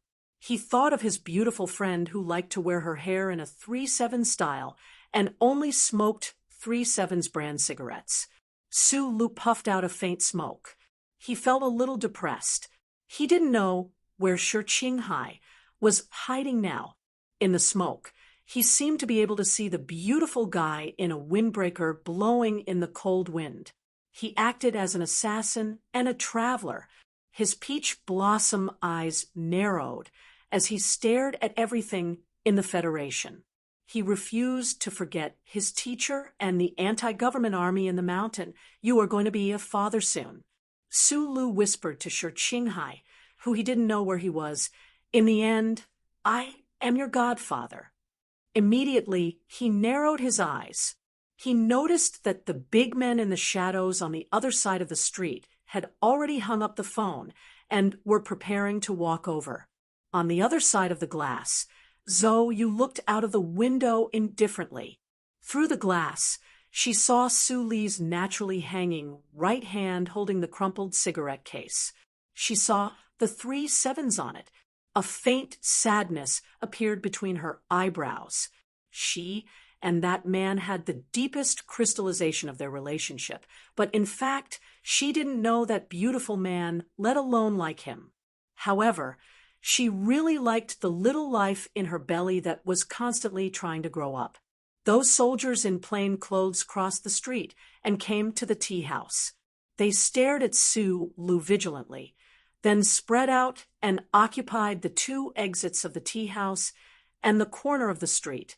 Seeing the situation, Su Lu knew that they were afraid that he and Zhou Yu would run away.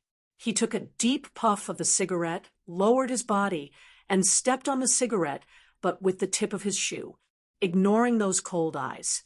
He threw the cigarette but into the trash can and turned around to walk into the tea house.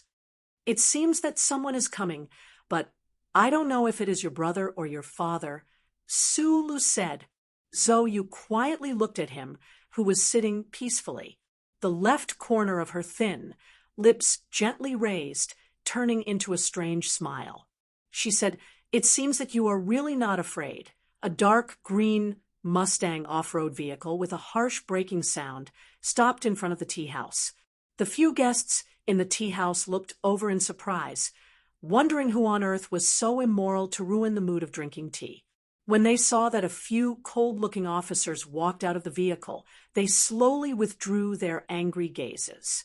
Since the war with Empire, the status and image of the Federal Army in the eyes of the public had increased a lot. Other than fear, the citizens of the Federation also had some respect for these soldiers who shed their blood on the front line. The door of the tea house was suddenly pushed open.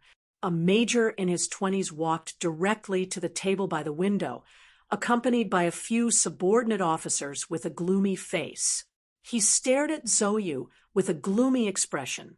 He lowered his voice, but couldn't suppress his anger and disgust. "Come home with me."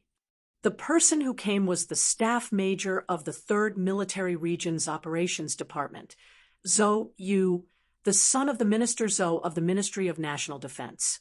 Ever since Tai Ziyuan's phone call, he had been obediently guarding the 3rd Military Region for the past 6 months and hadn't left until a few days ago, when he received the news that Zhou Yu had run away from home. He thought that he understood this sister of his. She was humiliated at the Double Moon Festival dance party, or she was in a bad mood. So she vented her anger on his family. Anyway, in the past few years, Zhou Yu had run away from home more than once, so he didn't pay much attention to it at first. He thought that she would come back in a few days, or, at that time, he would be able to catch her from her bad friends. But he didn't expect that Zhou Yu would run away from home, for real this time. She disappeared for more than 10 days, and none of Zhou Yu's original friends knew where she went. The situation seemed to be not good. Deputy Minister Zhou and his wife probably had a big fight at home, but Zhou Yu used the fastest time possible to come back from the 3rd Military Region. If the daughter of the Minister of Defense went missing, or if there was some kind of scandal or accident, it would be unacceptable. Although Deputy Minister Zhou Yingxing was also worried about his daughter, he couldn't ask the civil servants of the Federation government to help him find her. So the people that Zhou Yu asked for were mostly people from the 3rd Military Region. Today, he finally found out about his sister's whereabouts, so Zhou Yu didn't dare to delay and rushed to the tea house immediately. When he saw Zhou Yu's slightly haggard face without any makeup, on one hand, he was relieved, but on the other hand, he was filled with endless anger. As for the young man beside Zhou Yu, who had been silently drinking tea with his head down. He didn't pay attention to him at all. "Find out who you are." So you lowered his voice and roared fiercely, "Go back." So you repeated it a second time. So you seemed to have just noticed her brother's arrival. Her face was slightly pale, and there was a hint of coldness in her half-smile. She looked up at him proudly and said coldly, "Why would I go back with you? Continue to be a bargaining chip for your promotion?" As soon as these words came out of her mouth, Zhou Yu's eyes flashed with a strange color, which immediately turned into anger. Su Lu, who had been drinking tea with his head down, also slightly stiffened his fingers. He didn't think that Zhou Yu, who was now an unmarried mother, would give such an evaluation when she thought about her past with the Tai family. Zhou Yu slowly stood up from the tea house and looked at her brother calmly. Her slightly raised chin looked so proud, and there was a faint smile on her lips. Zhou Yu's eyes fell on the girl's slightly bulging stomach, and his body stiffened. The light red cotton dress was very soft on her stomach, as if it was afraid of affecting the little life inside. The anger in Zhou Yu's eyes instantly disappeared, and it turned into endless shock and some other emotions. The pale color quickly covered his cheeks. He couldn't believe his eyes. His finger trembled as he pointed at Zhou Yu's nose. He wanted to say something, but for a long time, he didn't say anything. "The family's face has been completely lost because of you." Major Zhou forced these extremely cold words out from between his teeth. Zhou Yu wasn't married, and she hadn't even been in a relationship before, but she was pregnant. No matter whose child this was, the Zhou family definitely couldn't accept it. He took a deep breath and forcefully suppressed the urge to slap his sister. He lowered his eyes and said coldly, "Take her back." The two officers who followed him into the tea house, as well as the few plainclothes soldiers who entered later, looked at each other. They could see the hesitation in each other's hearts, but in the end, they didn't dare to disobey the order and walked over. Su Lu sat outside of Zhou Yu. If these soldiers wanted to take Zhou Yu away, they would have to go through him. These soldiers didn't know his identity, so they turned around and looked at Zhou Yu for instructions. Zhou Yu's calmness at this time was completely forced out. His heart was already filled with endless rage. He stared at his sister, and when he noticed the gazes of his subordinates, his expression turned cold. "Tie him up first." The intelligence clearly stated that Zhou Yu had been living in this young man's apartment for the past few days. Although they didn't know the young man's name, he presumably had something to do with the child in Zhou Yu's stomach. In Zhou Yu's eyes, if there were no accidents, this young man was equivalent to a dead man. But before he died, he had to at least explain some things clearly.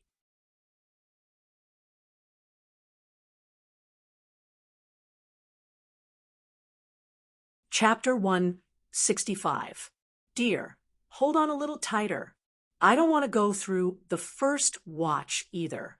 I thought I would be back to normal after returning to the Qin Kingdom, but the leader's family, which is my family, is unwell and has been busy since yesterday. Today, I was running back and forth under the sun.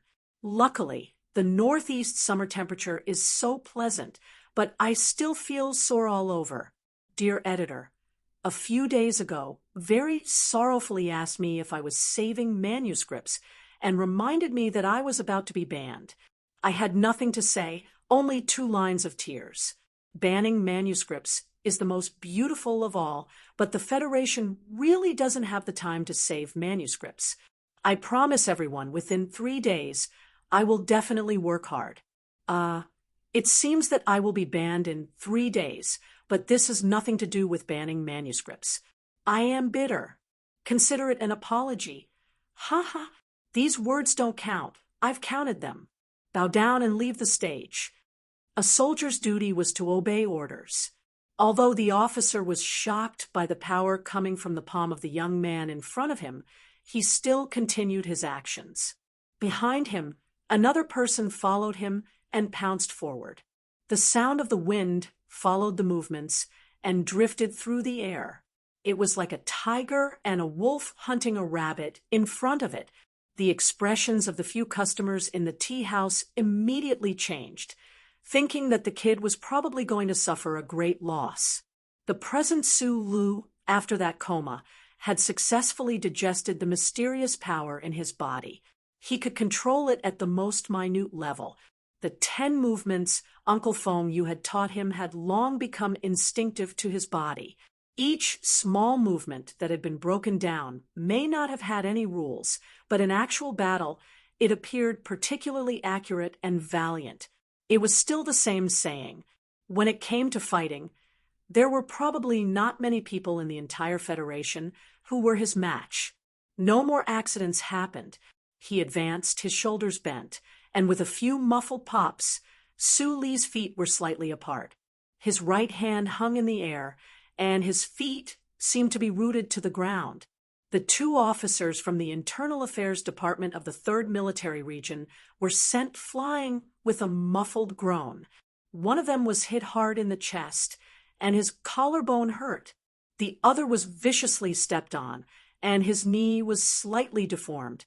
That kind of pain, with a trace of soreness, invaded their well-trained and resilient bodies.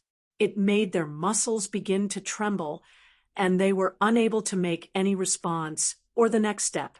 The officer who made the first move didn't even see clearly how Su Lu attacked. He only knew that in that instant, it was as if there were dozens of iron hammers smashing towards him from an unbelievable direction. It was so overwhelming and so irresistible. Although he blocked a few punches with his arms, he was still smashed until his body ached and his tongue tasted sweet. The officer wiped the blood at the corner of his lips and stared with a shocked gaze at Su Lu in front of him. He knew that the other party had held back earlier. If he had chosen a more vital area, he would probably be on the ground earlier. Su Lu was someone who liked to fight, and get jealous. Moreover, this involved Zhou Yu and the child in her womb. There was no wind or jealousy, and this was not a problem that could be solved by fighting. His attacks were extremely measured. He pulled back his fists and protected Zhou Yu. Looking at Zhou Yu, he said, "This is Wangdu, not the 3rd Military Region, and not Linhai. You have to think about your father." It was only at this moment that Zhou Yu saw Su Li's face clearly for the first time. He easily recognized who this ordinary face belonged to. Although he had only met Su Lu once, the humiliation the Zhou family siblings suffered that night, as well as Hook's crippling afterward, and that phone call from Tai Ziyuan made him remember Su Lu very deeply. At this moment, Zhou Yu felt that the subordinates he had sent to find his sister were all trash. They only knew that the person living in the apartment was a young man, but they didn't know this young man's true identity. It's actually him.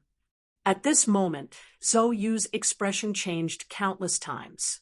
Who knew how many thoughts turned in his mind and how many strange guesses he came up with? But more than that, he was shocked and confused.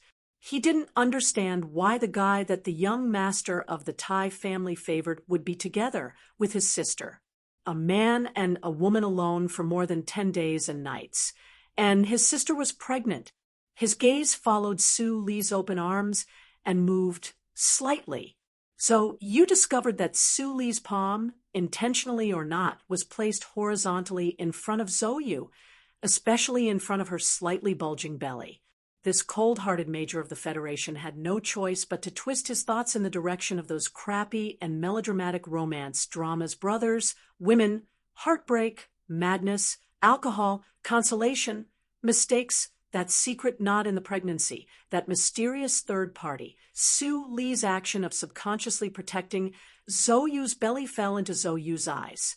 It made him weave a rather complicated and rather vulgar story in his mind. And the more he thought about it, the more he felt that this was probably the truth. The problem was that this so-called truth was too shocking and unacceptable. It made him and the family he represented feel humiliated. So his face became darker and darker, so dark that it seemed like ink was about to drip out. He looked at Sue Lu with eyes that grew colder and colder, so cold that it seemed like ice was about to form. His lips trembled slightly in anger, and the veins on his neck appeared and disappeared.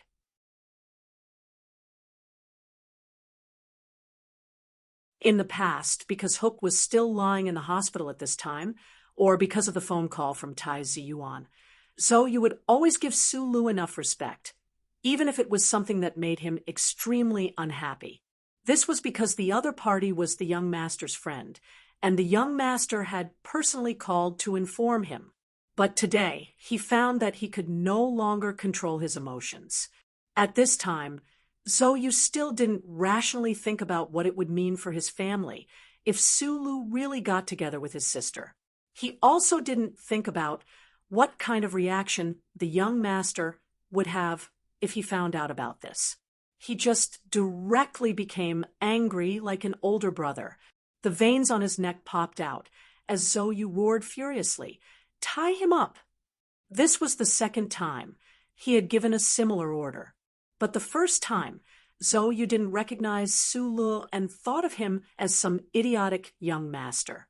Now that he recognized Su Lu, he naturally thought of those punches at the entrance of the Linhai nightclub. He knew that Su Lu was a person with astonishing close combat abilities and was able to fight Hook to a standstill. Thus, when he gave the order, his feet naturally retreated backwards, and he waved his hand heavily. Military orders were like mountains. The two injured officers gritted their teeth and rushed forward again. Meanwhile, the several plainclothes soldiers who had been silently standing behind Zhou also rushed over at the same time. Su Lu lowered his head, slightly raised his fists, and stood on tiptoe. He tilted his head back at a 12-degree angle toward the fist coming straight at his face. The tip of his foot moved, and he slid over like a fish, smashing his elbow viciously into one of the people's abdomen. The wind from the fist was great, but it wasn't like the fancy moves at the Federation Heritage Performance Conference. These soldiers' attacks were extremely fierce and fatal. There was no fancy move at all. They directly attacked the target's vital points. A stomp of foot, a knee strike, and a reverse elbow strike all appeared full of killing intent, amidst the slapping sounds. Who knew how many old tea tables fell along the way, turning the tea house into a forest after a battle?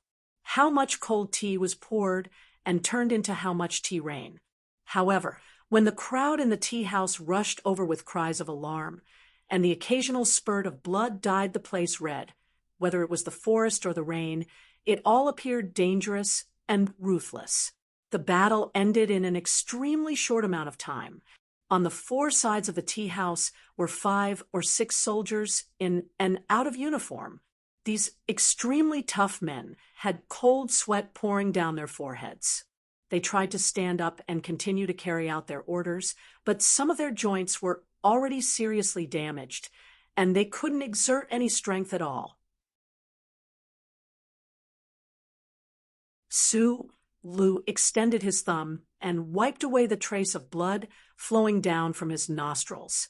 However, he didn't wipe it clean and left it on the skin above his lips. Coupled with the painful expressions of the heroes of the army, he looked particularly valiant and terrifying at this moment. Behind him, the cold-faced Zhou gently held her lower abdomen, watching this scene with a smile that wasn't a smile. In front of him, Zhou looked at this scene with an indifferent expression, as if he was not worried at all. As a soldier, their ability was not in fighting, but in using weapons to declare the strength of the Federation. Even if Su Lu could beat down these people, could he beat the entire federal military to the ground? Su Lu also understood this point in his heart. He also understood why the major in front of him was so angry. As an elder brother, if he suddenly found that his sister who had run away from home and been missing for more than 10 days, was suddenly pregnant, anyone would fall into a state of madness. If Xian Yi was suddenly pregnant, how angry would he be? He suddenly thought of his sister who had been away for a long time, and his mood became abnormally cold and uncomfortable. When he fought with those soldiers earlier, it was precisely because of these reasons that he didn't use too much force at the beginning. He took a few punches on his body, and in the end, he had no other choice but to use a fierce hand and beat those soldiers to the ground. He looked at Zhou Yu in front of him and said, "Enough! I waited for you today to solve the problem, not to fight." After all, the other party was Zhou Yu's family. Su Lu and Zhou Yu were not relatives. If he wanted to protect the child, he couldn't keep fighting with the other party. Zhou Yu was so angry that he laughed and said coldly, "Solve what problem?" "The child's problem." Su Lu narrowed his eyes slightly and said, "Zhou Yu needs you as her family, but I hope you can accept this child." "Who is the child's father?" Zhou Yu's gaze at this time could definitely be cold to death. He looked at Su Lu and said word by word, "If it wasn't you, what right do you have to stand here and talk about the problem? If it was you, you should be very clear about what you will face." When Zhou Yu asked who the child's father was, Su Lu was slightly stunned. He was about to say something when he heard the second half of Zhou Yu's sentence. He pursed his lips tightly and wiped the blood on his lips again, without replying. It was indeed very naive and childish to hope that the Zhou family would accept this child of unknown origin. If the other party found out that the child's father was a fugitive from the Federation, this unborn child would not have much hope of surviving. "You're very good at fighting. You know the Crown Prince." Zhou Yu looked at him coldly. "If you can beat up 5 people today, I'll send a platoon tomorrow." "If you can beat up a platoon, I'll send a company. You know that I won't dare to use guns in the capital, but if you really push me too hard, I can even get a cannon and blow up your little unit. You can't stay by her side forever.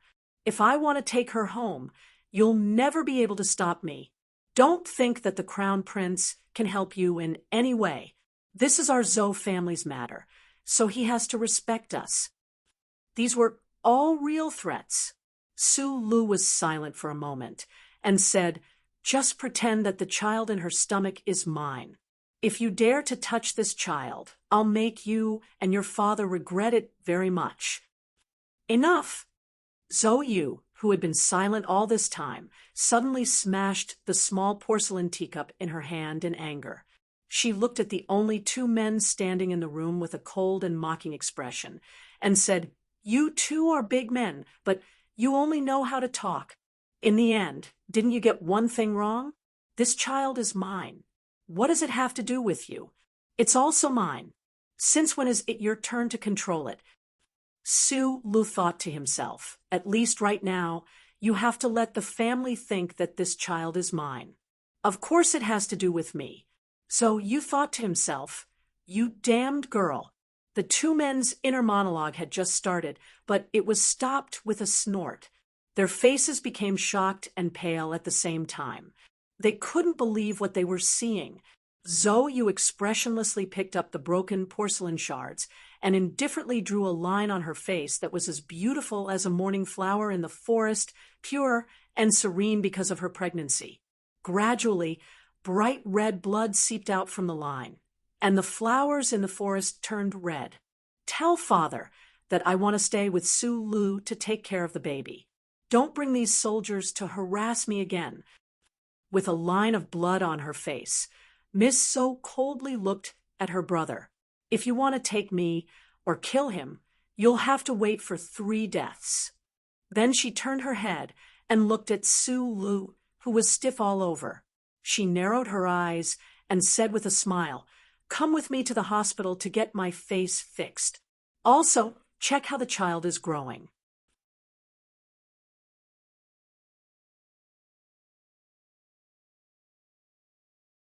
Chapter 166. The tiny piece of porcelain slid across her porcelain-like face.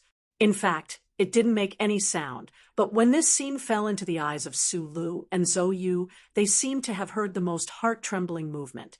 The young girl's face was like jade, cold as ice, and a trace of blood suddenly appeared. There was no woman who didn't care about her appearance. Although the wound under her ear couldn't be considered disfigurement, the meaning behind it successfully shocked everyone present. Zhou Yu used such an extremely cold action to tell everyone present that she was now a madwoman and that she wasn't afraid of death. How could a person who wasn't even afraid of death be influenced by others? Su Lu and Zhou Yu felt cold all over. They stared blankly at her face and listened to her faint smile as she spoke. Their hearts tightened a bit, and they felt the temperature in the tea house drop a bit. Zhou Yu's face was pale, and his two fists hanging by the side of his military uniform were tightly clenched. He couldn't speak of his heartache, anger, and fear. Only today did he realize that the sister in front of him, who was doted on by her family, could actually be so valiant. Brother and sister were connected by heart. Looking at the wound and blood on her face, he unconsciously took a step forward. However, in the end, he stopped under Zhou Yu's cold gaze. "Hurry and take her to the hospital." Zhou Yu roared at Su Lu in a hurry and anger. Su Lu helped Zhou Yu walk out of the tea house. Zhou Yu's hand, which was stained with blood, gently stroked her slightly bulging belly. She smiled and raised her chin slightly with indescribable pride and disdain.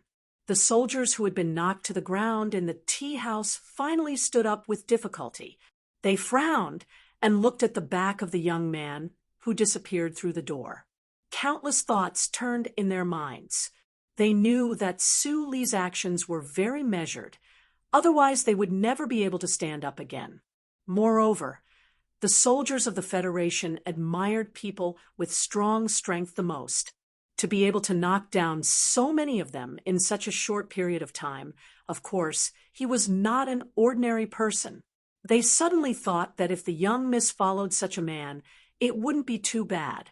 On the ultra-thin LED screen in the living room of the apartment, the 24-hour news was being broadcasted.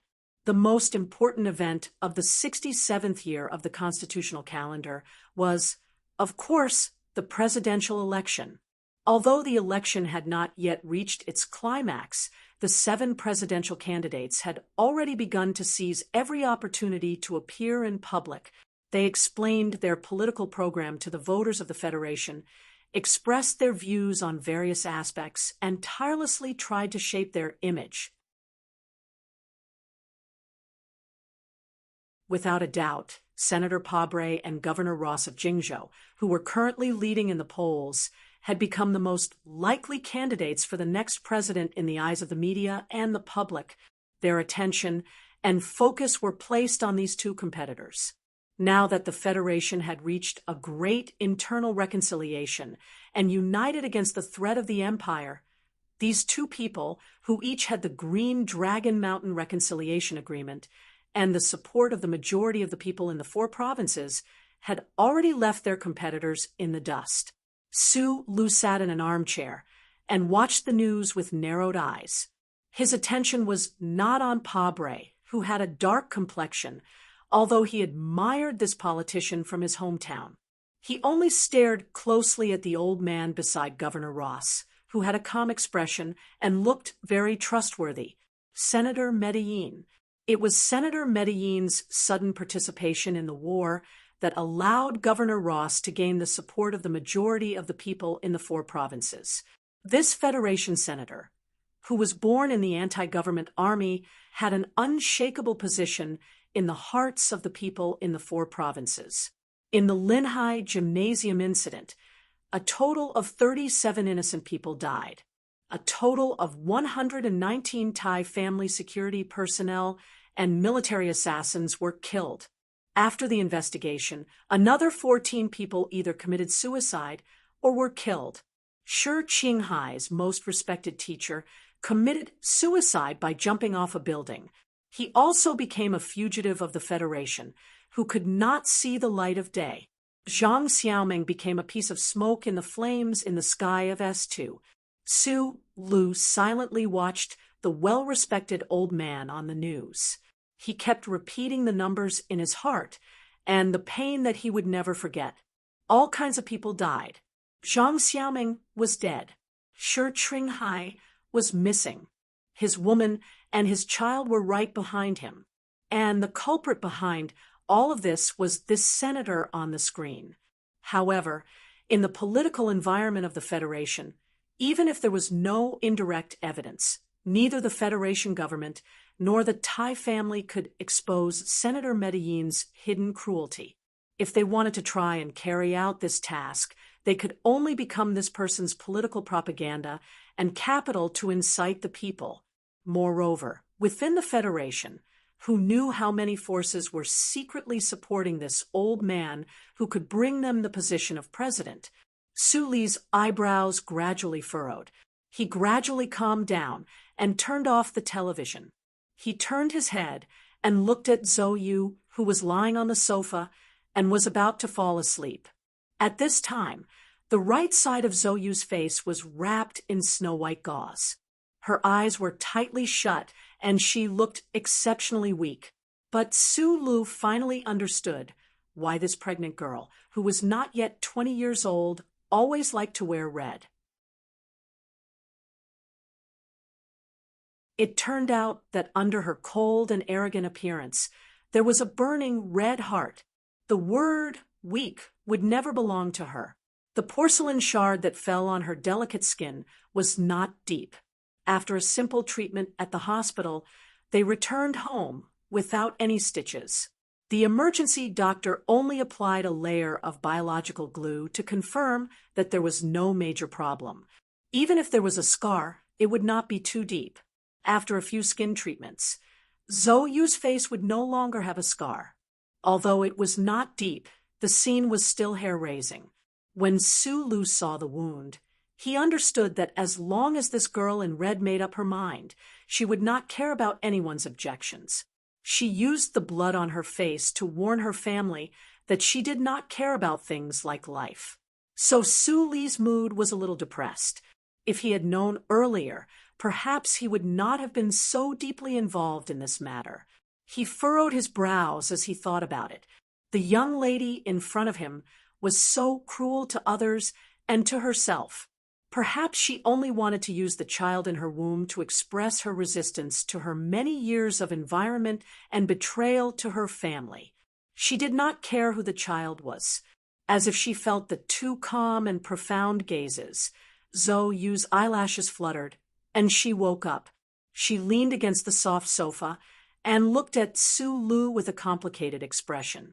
She opened her mouth and said, "You don't seem to be in a good mood. Right now, your body does not only belong to you. What's mine is mine. I'm not your friend's rogue official's birth machine." Zhou Yu's gaze was a little angry. She was now very sensitive to hearing such words. Su Li's always silent and calm attitude made her feel like she was a hen, and Su Lu, who had lived with her for the past few days, was like a farmer raising chickens. All he cared about was the eggs he laid. Hearing Zhou Yu's sharp and angry criticism, for some reason, Su Li's heart also began to accumulate a ball of violent emotions. After a moment of silence, he slowly said, "At least this body is not a means for you to express your attitude of betrayal."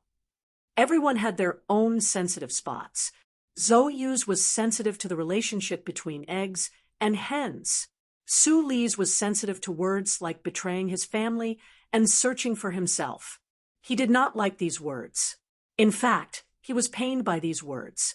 In his short 20 years of life, the girl he had the deepest relationship with had sacrificed herself for her ideals and died because of betrayal.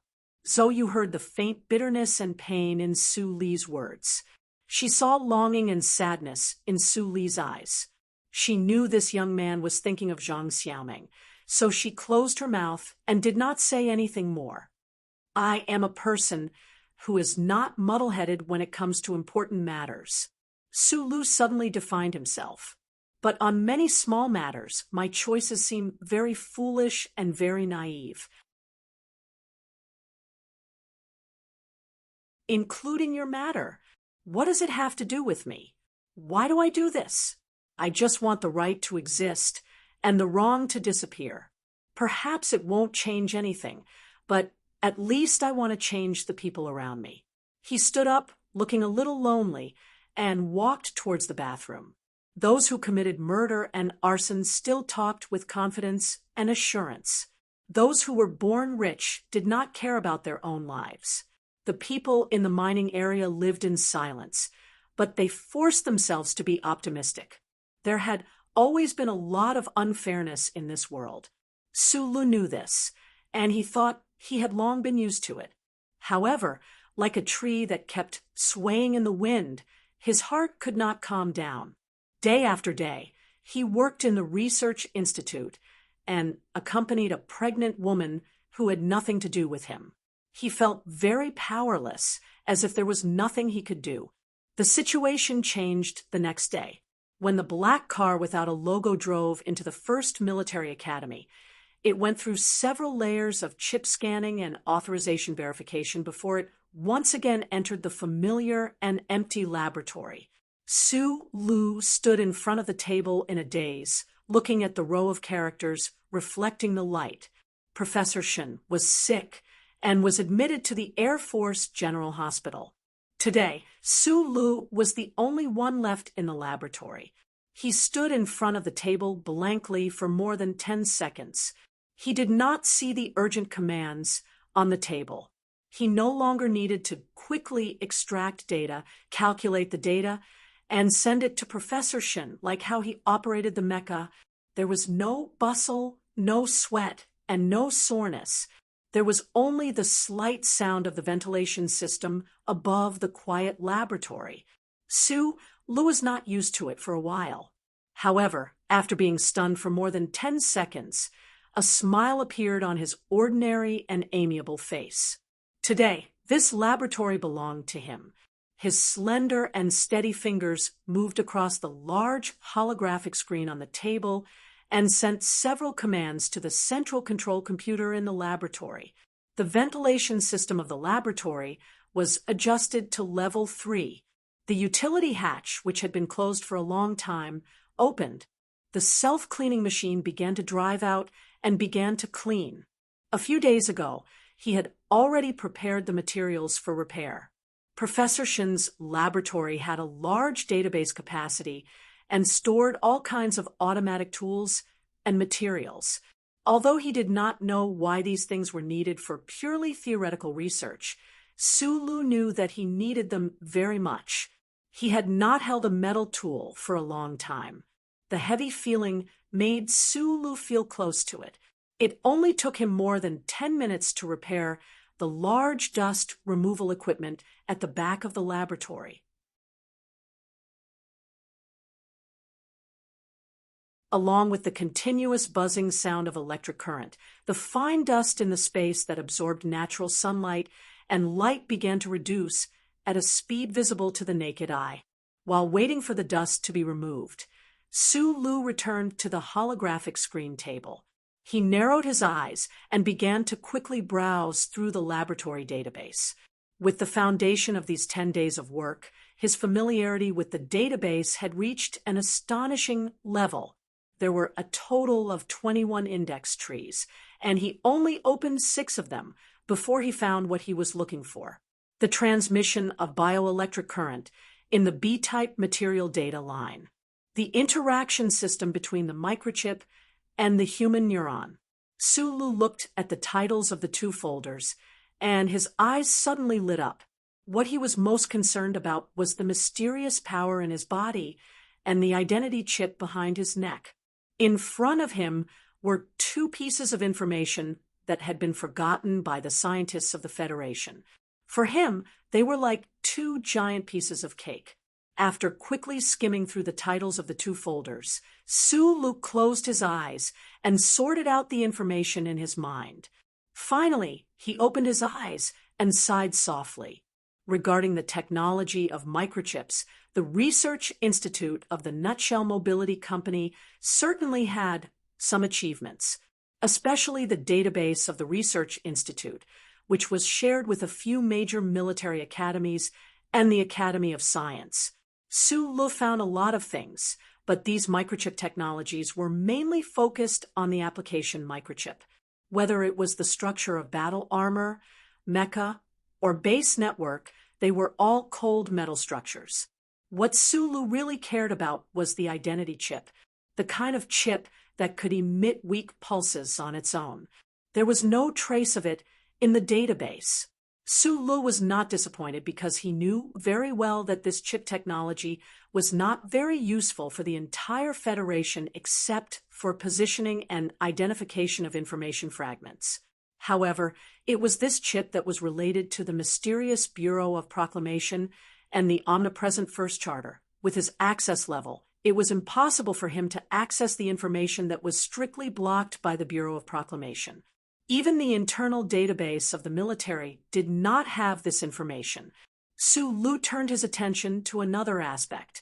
At this time, the dusting in the laboratory had finished, but the level of dust in the transparent operation room on the left was still decreasing. Su Lu seized this time, and with the help of the computer, he took out the Type B transmission material he needed and waited silently outside the operation room. With a beep, the dust removal was finished. After putting on the gray operation suit, Su Lu narrowed his eyes through the electronic mirror and automatic mechanical equipment. He carefully and calmly turned on the microcurrent simulation generator and silently watched the data feedback on the light screen. Pass rate. Where rate?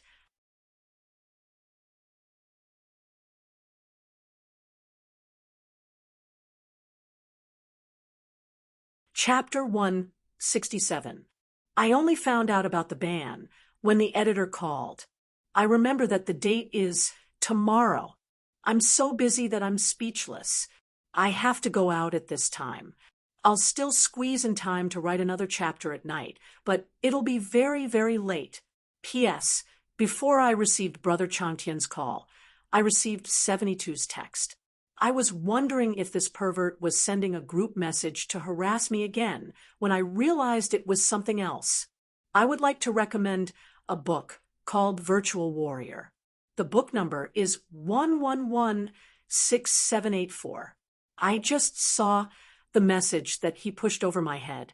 This recommendation is related to 72, but not only because of the message, because I have been reading this book, and I am sure this book is very good. Speaking of which, when I saw the Virtual Warrior, was it Lin Hai or 72 who pushed it? Ha! It's back to square one. I'm tired. I almost missed my big day of being banned, just like that. Thank you everyone for your understanding. From tomorrow onwards, I'll be back to normal. I'm almost done with my work. It's a pity that I missed my ban. Why does my heart hurt so much? According to Feng Yu's theory, the human body was the first machine. Whether it was a mecha or a battleship, they were all just extensions of the human body.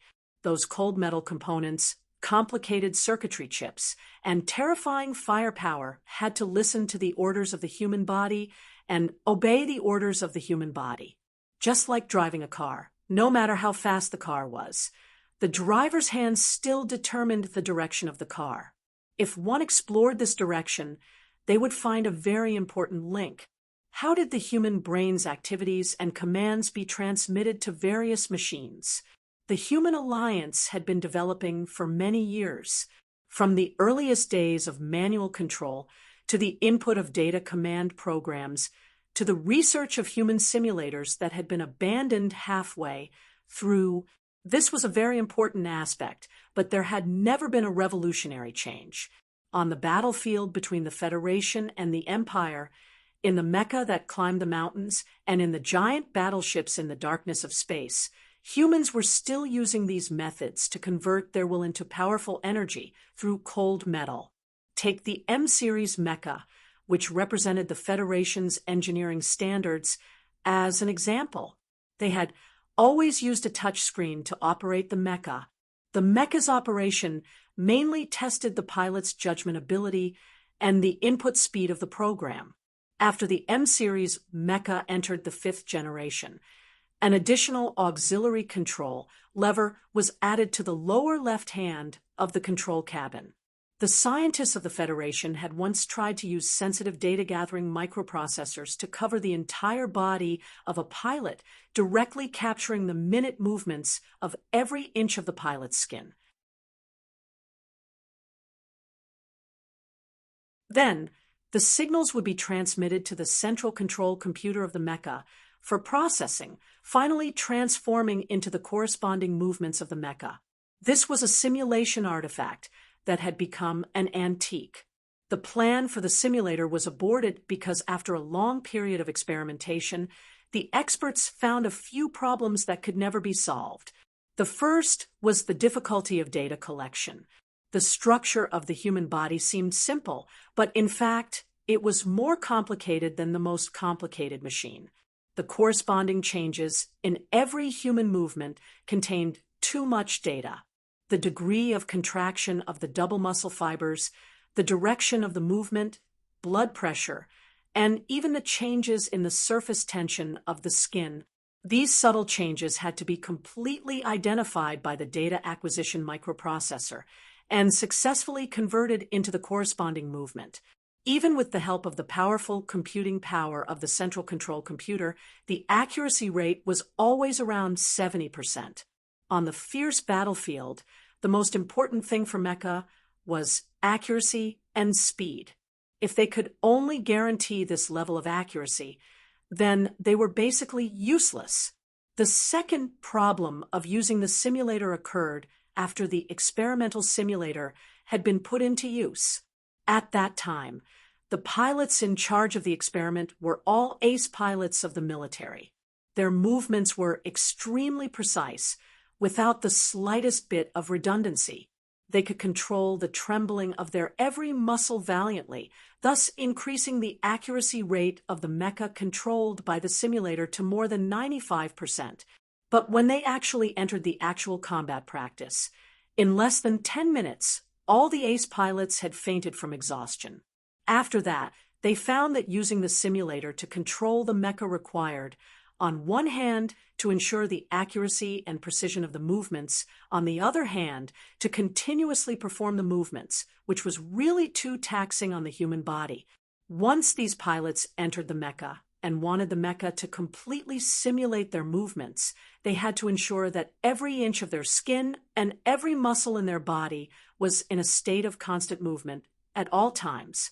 Before the experiment, the researchers had never paid attention to this problem because everyone had fallen into a misconception. They thought that the ace pilots of the military could endure extremely terrifying training. So naturally, this kind of taxing was nothing to them. However, the results of the experiment proved that if a pilot was asked to run 10 kilometers without a problem, but if he was asked to sit in a chair and constantly tighten his leg muscles, relax them, and tighten them again without actually running, after repeating this dozens of times, the accumulation of lactic acid in the muscle fibers would reach a very frightening level. This kind of load was not something that a normal person could bear. Before the simulator project was aborted, in fact, the military had secretly tried a more advanced control method, which was to capture the pilot's brainwaves and then analyze them through a computer to directly control the mecha. Unfortunately, this seemingly feasible plan failed miserably in the end. This was because the scholars discovered that they had once again underestimated the complexity of the human body, especially the complexity of the brain. The brainwave signals released by the human brain were too chaotic, and the effective information fragments could only account for 1% of the signal at most. If they wanted to successfully capture the effective information in the brainwaves, they would need a more powerful brainwave filter. However, after paying the price of more than 10 pilots' deaths or idiocy, there was no possibility of continuing this plan.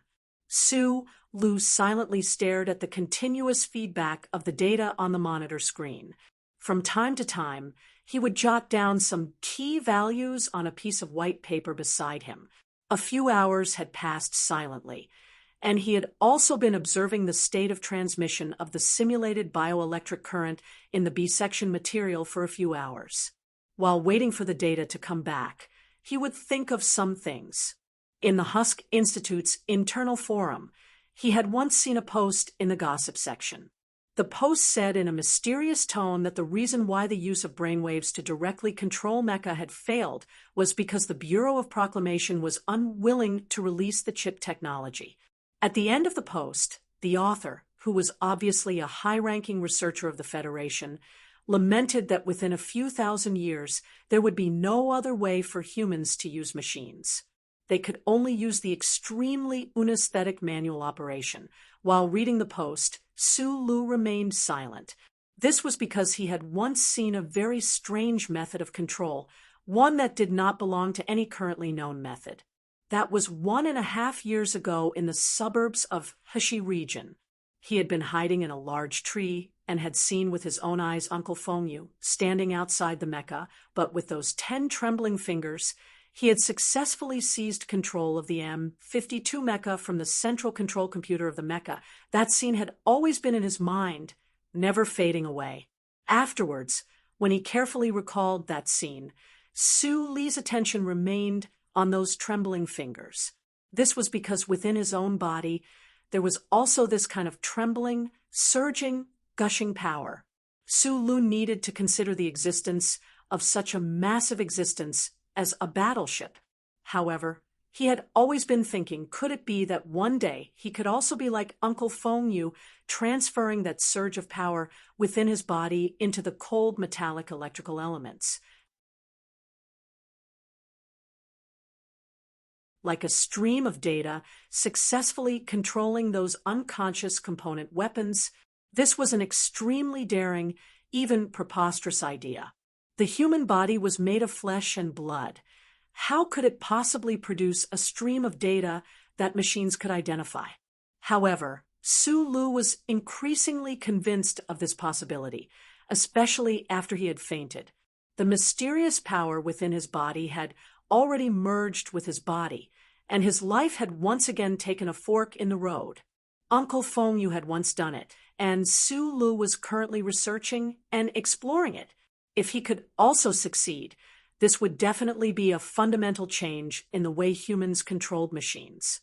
The temperature in the laboratory was extremely suitable, and the temperature and humidity in the dustless operation room were maintained at an extremely strict level.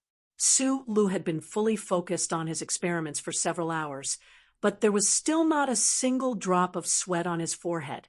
The results of the experiments were not out of Su Li's expectations. The transmission of the simulated biological current within the wires was not too different from normal current. However, because the current itself was too weak, the loss rate appeared to be too high. Meanwhile, the B-type material wire was already the material with the lowest loss rate that could be found in the database. The problem before him was that the situation Su Lu had envisioned, using the microcurrent of the human body to control a mecha, or rather to control the chipset of a mecha, did not seem to have the slightest chance of success from these experiments. The weak current generated by the simulated current generator was already extremely similar to the spontaneous biological current of the human body. There should not be a problem with these materials, but the data collector at the end of the wire was unusually cold and firm in its summary. The electron stream did not produce any strange changes. In other words, it could not carry any data. Su Lu had never hoped that he would be able to solve his biggest question in just 1 day's time and allow the mysterious power within his body to obtain the greatest benefits. He had even mentally prepared himself that perhaps he would never be able to come into contact with that magical world in this lifetime. Using the human body to directly control a mecha seemed to be a very simple proposition, but it was an extremely crazy idea. Su Lu would not be discouraged by this temporary setback at all. In fact, he did not even see these experiment results as a setback at all. Su Lu took off his goggles. His eyes that were exposed outside the mask, were slightly tired. He opened the transparent door of the operation room, walked in front of the holographic screen table, and began to quickly browse through the data in the database again. Then he fell into deep thought as he looked at a piece of historical data. Those previous experiments were just an attempt to confirm the doubts in his heart. Although he had failed, it made him even more determined to temporarily give up that crazy idea and switch to the idea of researching the antique simulation system, especially after seeing the research report on the flaws of the simulation system. He could not use the trembling in his body. For now, he would temporarily treat it as bioelectricity to control a mecha. However, with his powerful, mysterious power, he seemed to be able to use the simulation system that the Federation's scientists and military experts had already sentenced to death to directly control a mecha in those mecha tests in Area H1 when he had fought against Zhou Yu's silver mecha. Although Su Lu had only used the antique simulation system in that final instant and had only been able to make a move for less than half a second, he had still succeeded. Unlike those ace mecha pilots who had conducted the experiments back then, when Su Lu used the simulation system, the commands transmitted were transmitted through the trembling power within his body. The fine control of that power was far beyond the precision of human control over their own muscles. Furthermore, Su Lu would not be like those predecessors who had collapsed from exhaustion due to exhaustion. This was because he used his mind to mobilize that mysterious power, not his nerves. Other than the fact that his stomach would become extremely hungry after using this power, there were no other problems. The fewer links there were to transmit commands between the human body and the mecha, the less exhaustion there would be, and the faster the mecha would be able to carry out the human's intentions. Su Lu, who could use the simulation system, undoubtedly had the potential to surpass the current level of machine control in the Federation and the Empire.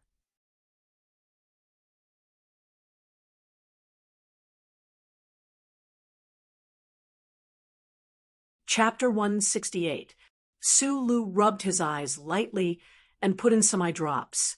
Ever since he was young, his goal was to become a top mech mechanic in the Federation, so he was especially protective of his eyes and hands. This had already become an instinct of his. When he stepped out of the laboratory door, the sun was already high up in the sky. It shone through the transparent heat shield of the dome of the Research Institute and fell on the people inside. Only then did he remember that it was time for lunch. In the long metallic corridor, people wearing all kinds of work clothes walked silently. There was very little communication between the staff of the Research Institute and very little chatting. They seemed to be used to dividing themselves into groups according to their research groups and staying in their own laboratories to conduct research like a nest of guinea pigs that were unwilling to come out of their holes. Even the coordination and technical support between the various departments was often done through email. This was exactly how Su Lu imagined a research institute to be, but he also knew that there was no such thing as a pure land in human society. A research institute with a strong academic atmosphere was still a microcosm of this society. There were still political struggles and conflicts in this place, but these ugly things basically only happened in the upper echelons of the Research Institute and did not affect basic researchers like him. Su Lu ate silently in the cafeteria, chewing carefully.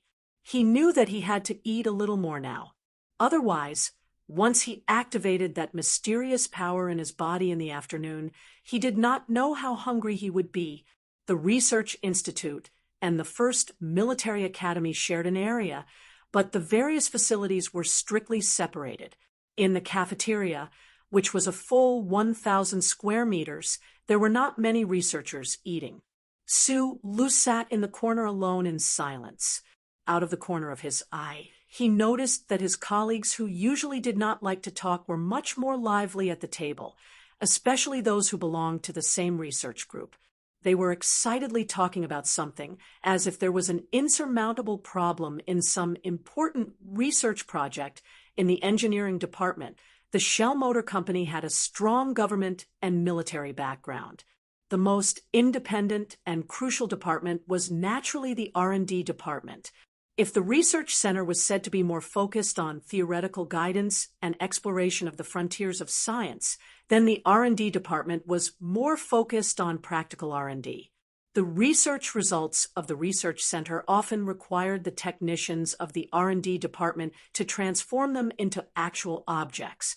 The battleships, mechas, even cars, yachts, and home appliances produced by the various subsidiaries of the Shell Motor Company were all designed by the R&D department.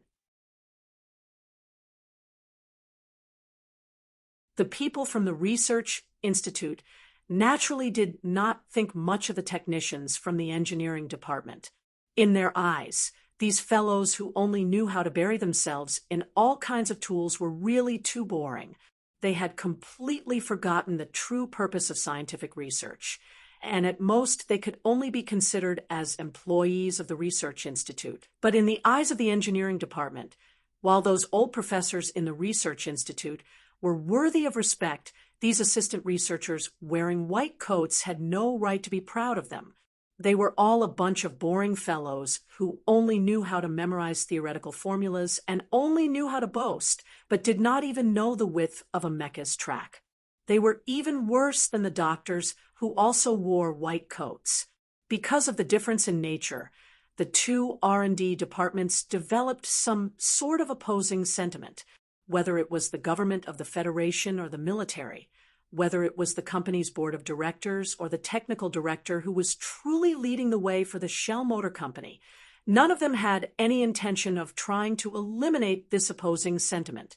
In their eyes, this opposing sentiment was an extremely beneficial form of competition. It could promote the R&D standards of the Shell Motor Company and even the entire Federation to improve faster. The R&D department had a problem, so of course the people in the Research Institute were happy. Sue Lu smiled and did not continue to listen to this gossip. He lowered his head and continued eating. In the cafeteria, other than Sue Lu, the other researchers were all gathered together according to their research topics. This made his silhouette seem somewhat lonely and desolate. Sue Lu himself also noticed this point. He sighed softly in his heart. Whether it was at Donglin or at Yue University, his personality seemed to be unable to blend in with the crowd. It was rare for him to have a few true friends, but they were all shut down, left, and died. Could it be that he was destined to be alone forever? No one was willing to be Professor Shen's assistant. Although this old professor had a highly respected position in the academic world and was one of the rarest living Nebula Award winners in the Federation, the subject of quantum measurable dynamics was definitely not a promising one. It was enough to dampen the enthusiasm of all the researchers.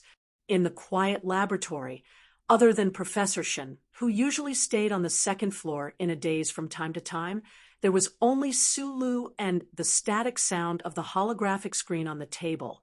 This was also the source of Sue Li's loneliness in the Research Institute. Today, Professor Shen was sick, so this laboratory was equivalent to Sue Li's alone. He sat on the metal stairs leading to the office upstairs. He squinted his eyes and sized up the spacious laboratory. He subconsciously took out a cigarette from his pocket and lit it. At the same time, he turned on the dust removal system beside him. It was not unprecedented for a speck of dust to destroy a chip, and then a battleship. Although this was a laboratory and not a manufacturing factory with extremely strict requirements, Sue Lu did not want all of his future experiments to come up with ridiculous results. The light green smoke filled his eyes, and then quickly turned into a whirlpool in the air. It was absorbed by an invisible force, and the laboratory was clear again. Sue Lu held the cigarette between his lips. He squinted his eyes and enjoyed a rare moment of leisure. His eyes slowly and attentively scanned everything in the laboratory. With Professor Shun's qualifications, it was not surprising that he could have such a large and complex database. What Su Lu was curious about was why his little assistant had access to such a high level of access. It was because of this access that he could find a lot of things he needed. What surprised him even more was that in this two-story laboratory, there were actually so many materials that were rarely seen. Some of these materials were polymer materials that he had only seen in academic journals when he was in Donglin District. In the large warehouse behind the building, there were all kinds of precision instruments and tools that Su Lu was most familiar with and loved. Su Lu frowned and stubbed out the cigarette. He could not understand why an old professor who was engaged in pure theoretical physics research would need these things. Since he could not understand, he stopped thinking about it. Anyway, Su Lu knew that everything in this laboratory could help him accomplish a lot of things he wanted to do. It was like a big piece of pie falling from the sky and accurately hitting his head. The most oily edge of the chopped green onions was delivered right into his mouth. Was there anything more wonderful in the world than this? No. In the past, in this laboratory, Su Lu was busy with the various tasks that Professor Shun gave him. He did not have the time or courage to do his own things. However, at this moment, the laboratory belonged to him alone. Of course, he had to seize this opportunity. After stuffing out the cigarette and confirming the time, Su Lu took a few deep breaths and calmed down. He put his right hand on his left wrist and gently rubbed the metal bracelet that Uncle Shin gave him a few times. With a calm expression, he silently walked to the holographic screen table and began to examine the information he needed. From this information, he obtained the information he needed and found the appropriate materials in the warehouse to form the tools he needed. Mechanic Yu Feng, or Uncle Feng Yu, was the #1 wanted criminal in the Federation. In his eyes, Su Lu was a mechanical genius, so Su Lu was without a doubt a genius. Especially since there was no one watching over the laboratory today, he no longer had to worry about anything. The strange ideas in his mind, the rich practical experience he had over the years, and the systematic review of theoretical knowledge under the pressure of old Professor Shin these days all blended together and began to emit light. Accompanied by the buzzing sound of the micro-controlled machine tool and the electronic etching needle in the warehouse behind the laboratory, it did not take long for Su Lu to successfully assemble 4 simple-looking instruments. Although the appearance was ugly, if these 4 monitoring instruments were to appear in front of the experts of the Nutshell Engineering Department, they would definitely be amazed and shocked. They would use the most effective method to recruit the instrument maker. Because the circuits of these instruments were simple, the working principles were stable, and the ideas were unique. They had completely exceeded the conventional thinking of the average engineer. To put it simply, only a genius or an idiot's design, coupled with the creation of a top-notch engineering expert, could achieve such an effect. Perhaps this was not the most advanced, but in terms of concept, it was definitely the most original.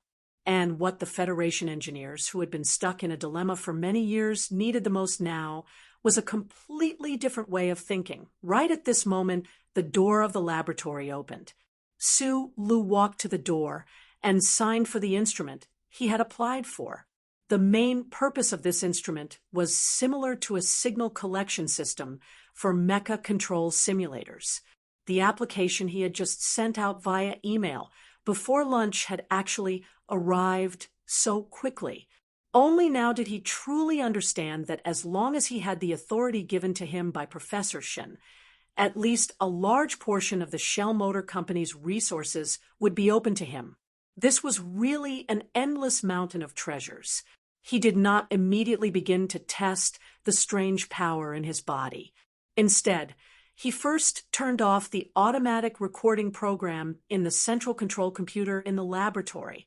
Then he narrowed his eyes and examined every corner of this spacious laboratory. In the end, he still felt uneasy.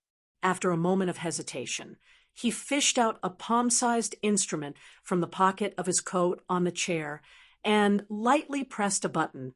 With the movement of Su Li's fingers, a faint blue light was emitted from the small tool. It was like the stars in the distant universe, without a trace of shaking. It calmly and solemnly enveloped his body, and gradually expanded until it enveloped the entire interior space of the laboratory. In the bracelet that Uncle Fengyu had left him, there were no impressive blueprints, but there was an assembly diagram of the chip circuit of this small instrument. Until today, Su Lu still did not know what principle this small instrument, which could temporarily isolate the glory of the Charter and cause the multi-layered electronic surveillance network of the Federation to fail, worked according to. However, this did not stop him from replicating such a tool a long time ago. As early as when he had been undergoing mecha training in Yua University's H1 area, Su Lu had already made preparations for this. The isolation provided by the faint blue glow did not last long. Su Lu did not immerse himself in his memories. Instead, he entered the operation room as quickly as possible and connected the 4 assembled instruments to the surface of his skin through a data cable. Finally, he connected the cable to the signal collector for the simulator he had just applied for. In the spacious and quiet laboratory, only the sound of electronic particles from the ventilation system and the dust removal system could be heard. In the transparent operation room, Su Lu, who was enveloped in a blue glow, closed his eyes. Then his body began to tremble slightly. This trembling grew more and more intense, to the point that the data cable connected to his body was like a willow branch in the wind, swaying incessantly, ready to break at any moment. You're tuning into the Mystic Fist YouTube channel. Don't forget to subscribe and join us on this journey to catch the most captivating stories.